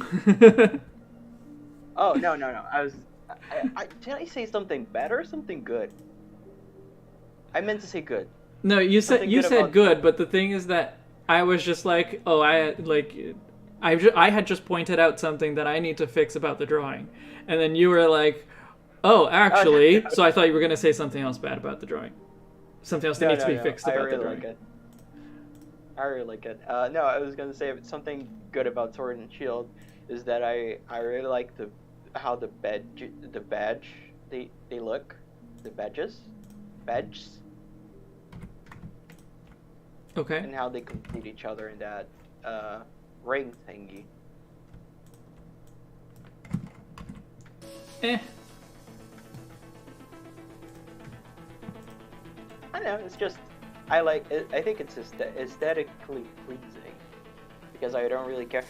Actually, I like how the badges look in Auras, but that's the only game I care about them because I think they look cute.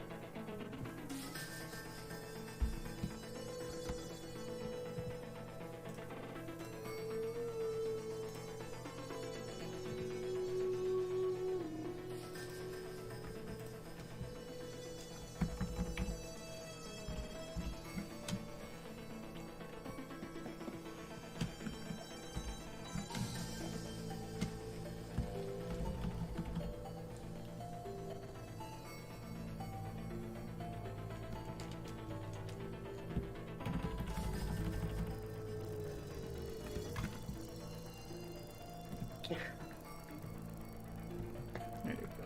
I mean, I'm not an Auras lover either. I actually think it's a boring game, but I know to admit when they do something good, in my opinion, of course.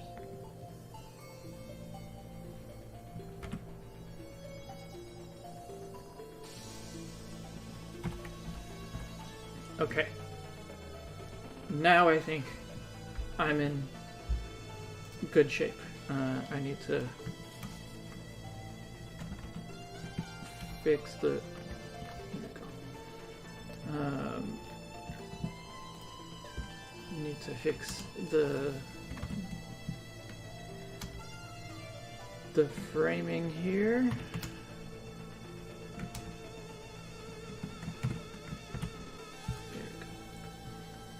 Jaren, don't you Nice. worry. This will all be fixed when Game Freak releases Legends, or whatever Kalos game will be called. That's all we need to wait for. Yeah. We just need to wait for them to release this game that they haven't even talked about before. It probably will take a good amount of time to release, if it ever exists, because I don't think we'll go back to Kalos so soon. Anyway. Okay, I think this is finished. Unless you guys see anything else that I should touch on. On my part, not really. Okay. Like, the one thing that kind of stands out to me is that there is a fairly large negative space at the bottom and a slightly smaller one at the top with nothing there. So, like, I don't know if so some decoration or something that could go there. Like, I don't think I need to, like, draw more to fill in that space, but yeah, I don't know. Sharon, I think that it's in the same layer. No, the Alolan. I can move the Alolan Vulpix. Oh, it's its own layer? Everything. I actually did it right this time, and everything is its own layer. You're right, Gano. I shouldn't have given Grikki the apron. You're absolutely right. No apron for Grikki. There you go.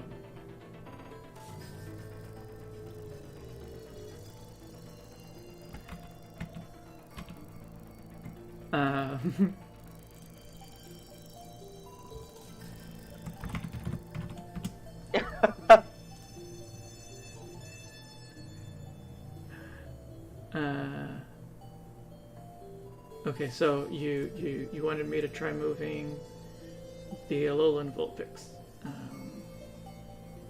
It is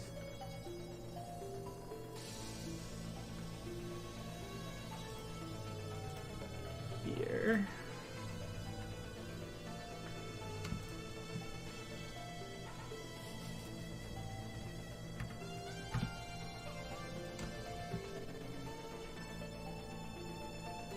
Is that a little better?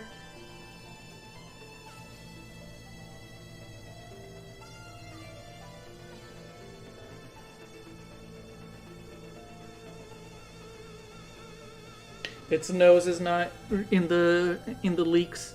Oh, I didn't mention this before.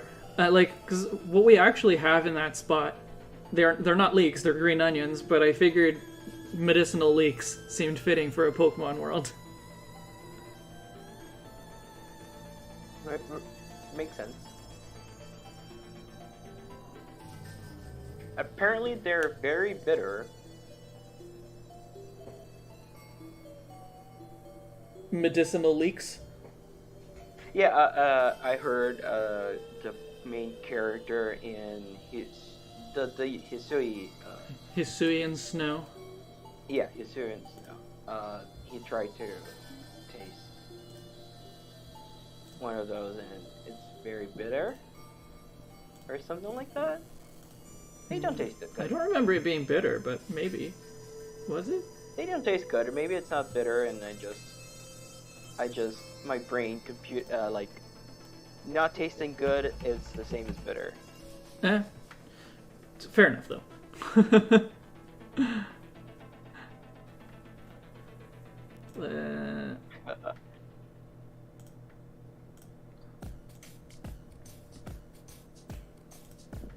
All right, I'm gonna try to put a little bit of decoration of some kind there. There's just some flourishes, but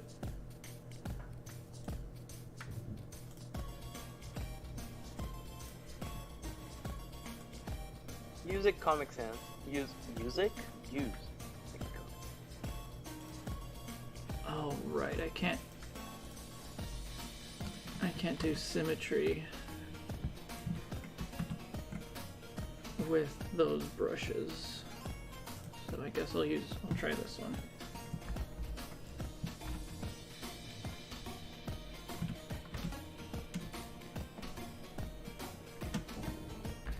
You think I should use Futura for the text that I'm not drawing? Sure, I can draw no text in Futura.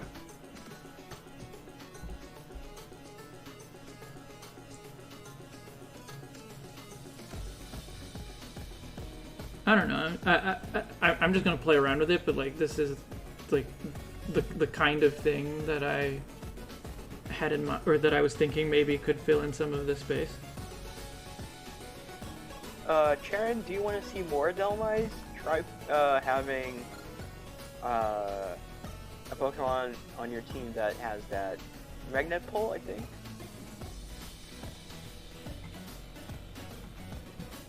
You'll see. It's Harvest. I thought it was magnet pull. Oh, it's not Steel, right? Delmise is. What is Delmise type? Ghost Grass? Correct. Oh, yeah, so it's Harvest. Yeah, you'll see a lot of it. I saw someone doing that once. I never did it myself, but I saw it, and it's like so many Delmise on that spot outside. Spikemuth.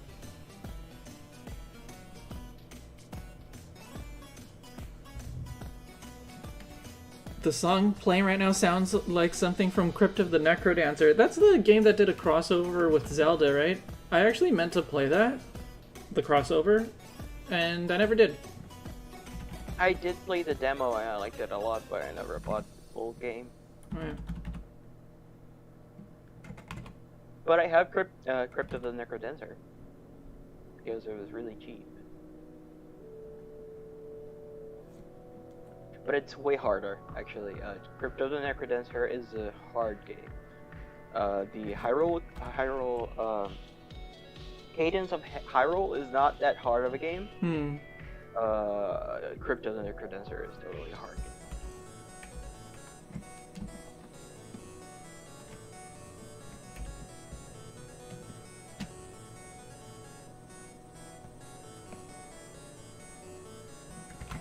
No joke, Charon. I actually, when I said Magnet Ball, I was thinking Dumb Ice was a steel type.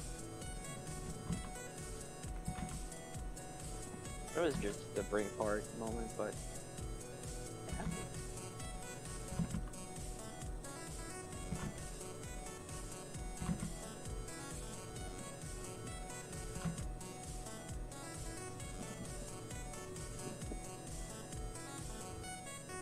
I don't know. Do you guys think that this is working? Am I doing something productive? The thingy on the top And on the bottom and now. on the bottom. Yeah.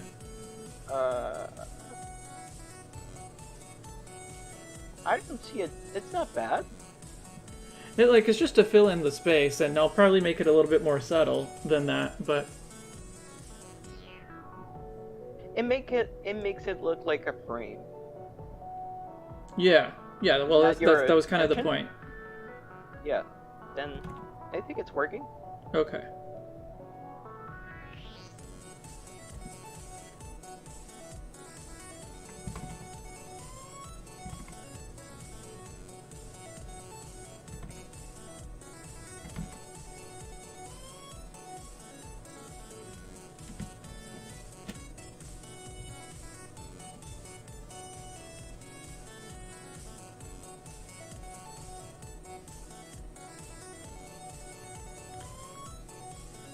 Yes, I even put a heart in it now.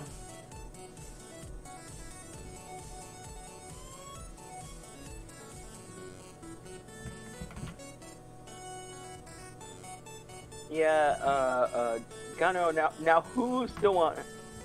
Huh?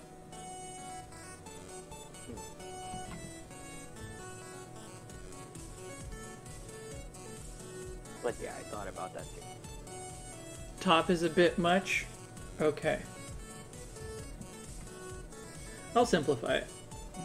I'll simplify both, actually.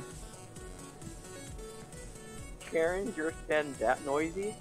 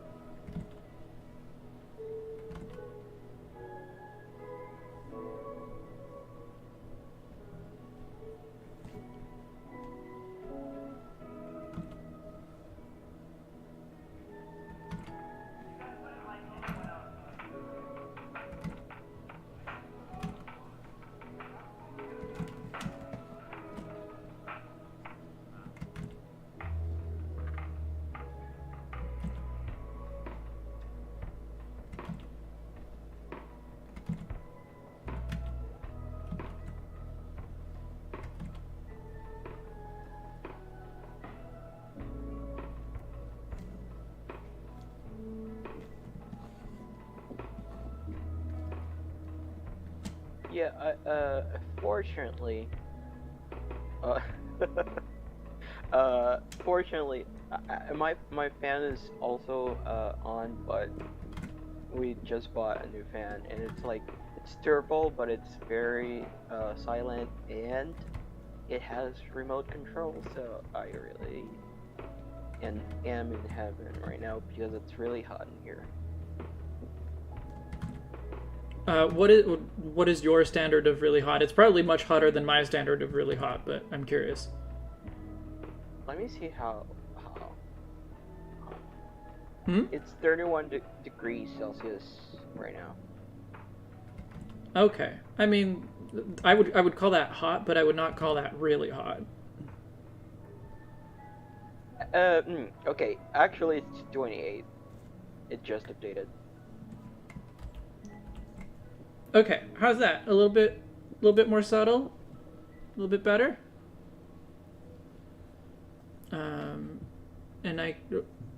Not a little more subtle yet, but a little bit simpler at the moment.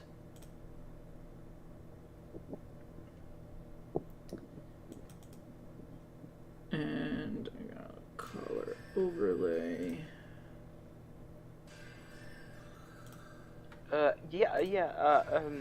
Actually, it's not.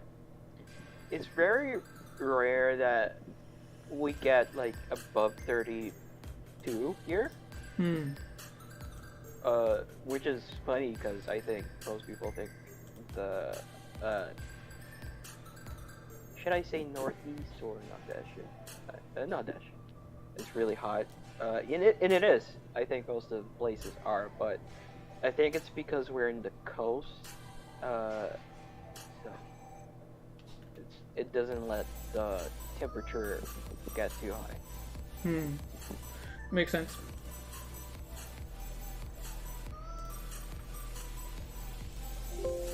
Yeah, I know that in Hio, for example, there are days in which, in summer mostly, that it gets to 40 degrees Celsius, but it never gets too high here.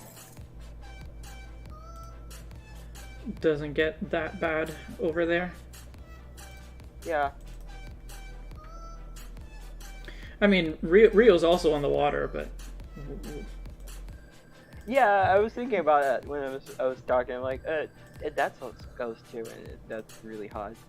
I don't know. Maybe it's just the placement in the country because we don't have very determined seasons. Like it's not well divided. It's just like half of the year it's really raining, and the other half is just sun. So. Yeah, you have more like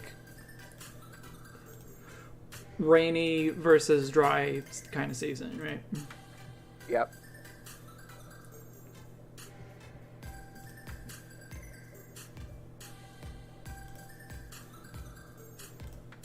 Which is funny, because now it's winter for most of Brazil, but here it's really hot.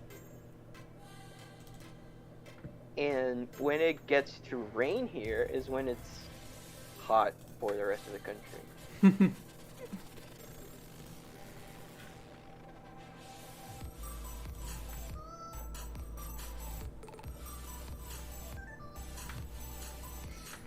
Maybe it has something to do with we're very close to the equator line. The equator. It's line? Is it line? Yeah. Yeah. So maybe that's why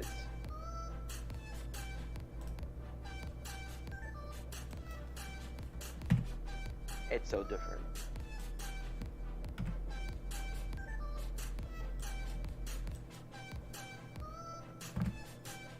Okay, how about that?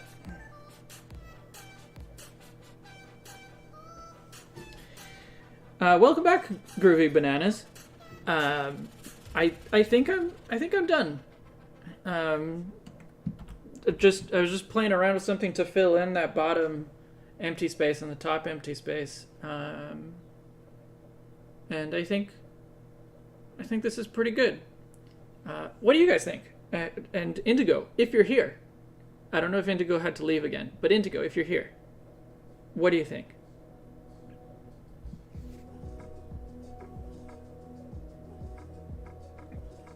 Okay, I'm glad you're happy with it.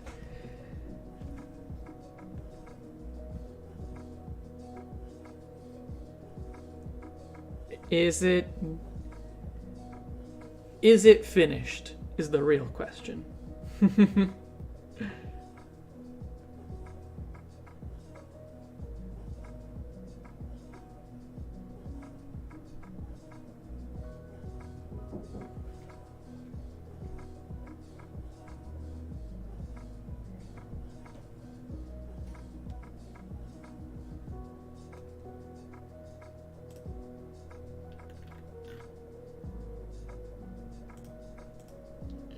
Just for the heck of it, I want to see how it looks without any highlights or without any shading on the foreground. It definitely needs the shading, right?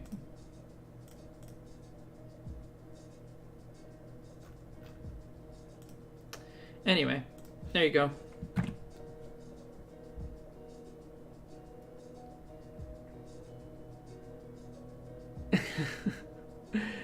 The best gift for my wife is monetization. Correct. And yes, I am still streaming. Took 6 hours to do this drawing, but there you go. I'm happy with it. I don't know. I might touch it up in a couple of places, but nothing too significant.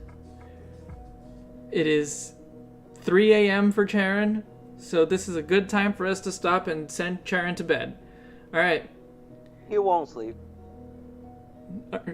Charon, this is your bedtime.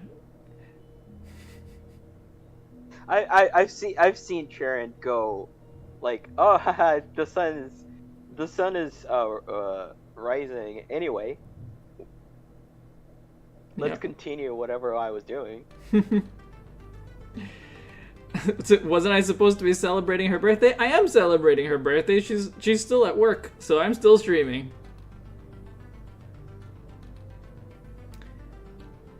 You think you want to miss out on the colder parts of the day?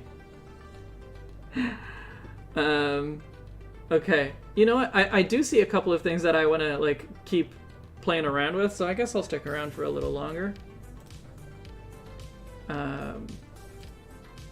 First, there's some lines here and there that I want to try making subtler, so I'm going to color a few lines.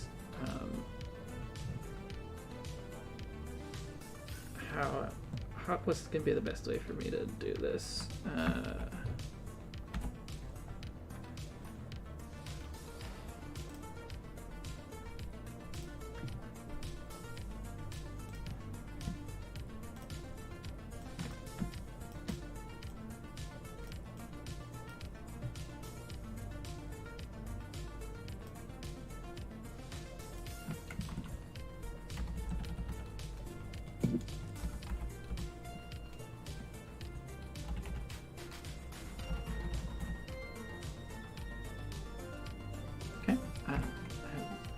That'll do for that one. By you, do you mean Libras?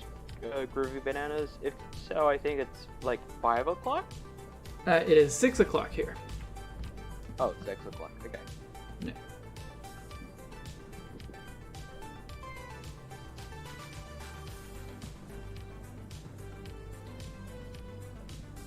Indigo is just getting off work now, basically.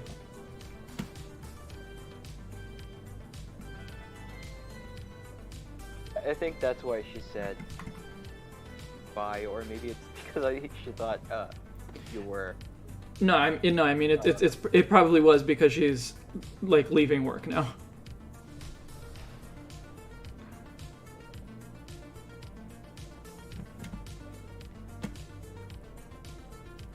But 8 in the morning, or 8 night time. 8 in the morning would be really far in the future. I mean, it would be Asia probably. Yeah. Somewhere in Asia.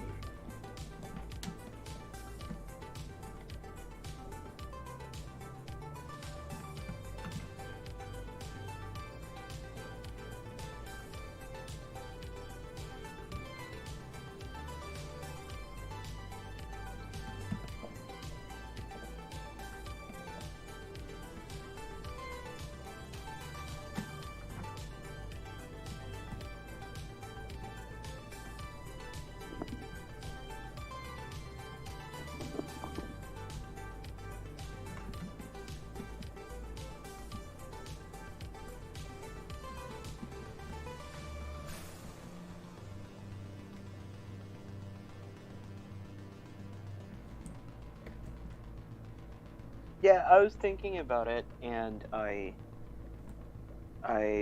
decided I wish that aspect of how evolution works in Legends was kept for the future games. Oh, absolutely. Yeah. Okay. Now just have to make this.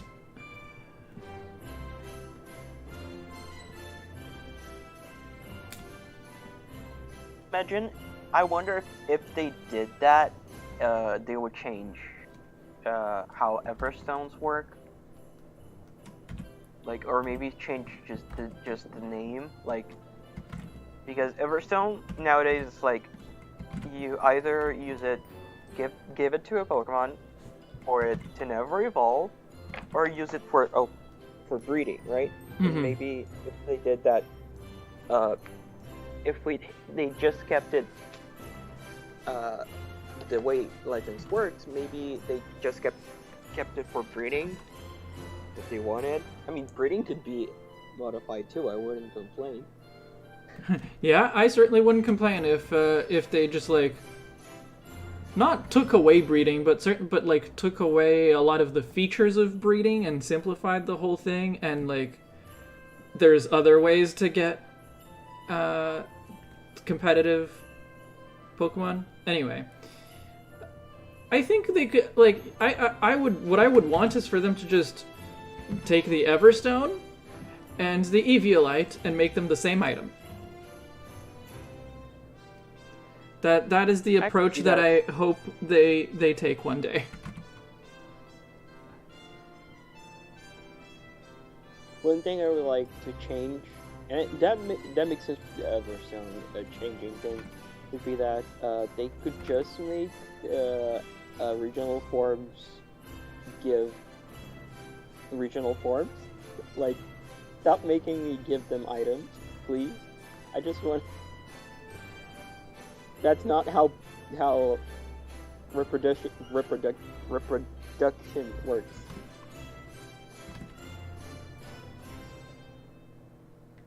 So, giving an item to ensure that the regional form. Yeah, like Vulpix. If you breed Alolan Vulpix, it gives you outside of Alola, it gives you normal Vulpix. Oh, outside of Alola. Yeah. Like, just make me. I just want to breed my Alolan Vulpix and get an Alolan Vulpix normally. Don't make me give it an item. Sure. It does seem a little silly, but okay. Now I think I'm actually done. I just got to turn the adjustment back on. Yep. There you go. Oh, whoa. Oh. I forgot that I still had my symmetry on. So I have a whole extra version of the paddle attachment drawn on the other side, and I didn't notice. Because I was zoomed in, so I was only looking at where I was actually working.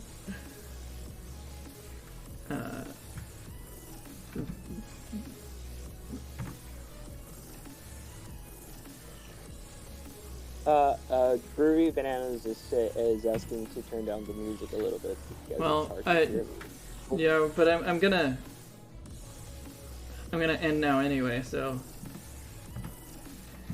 there you go. No point in turning down the music when I'm basically just gonna turn off the stream.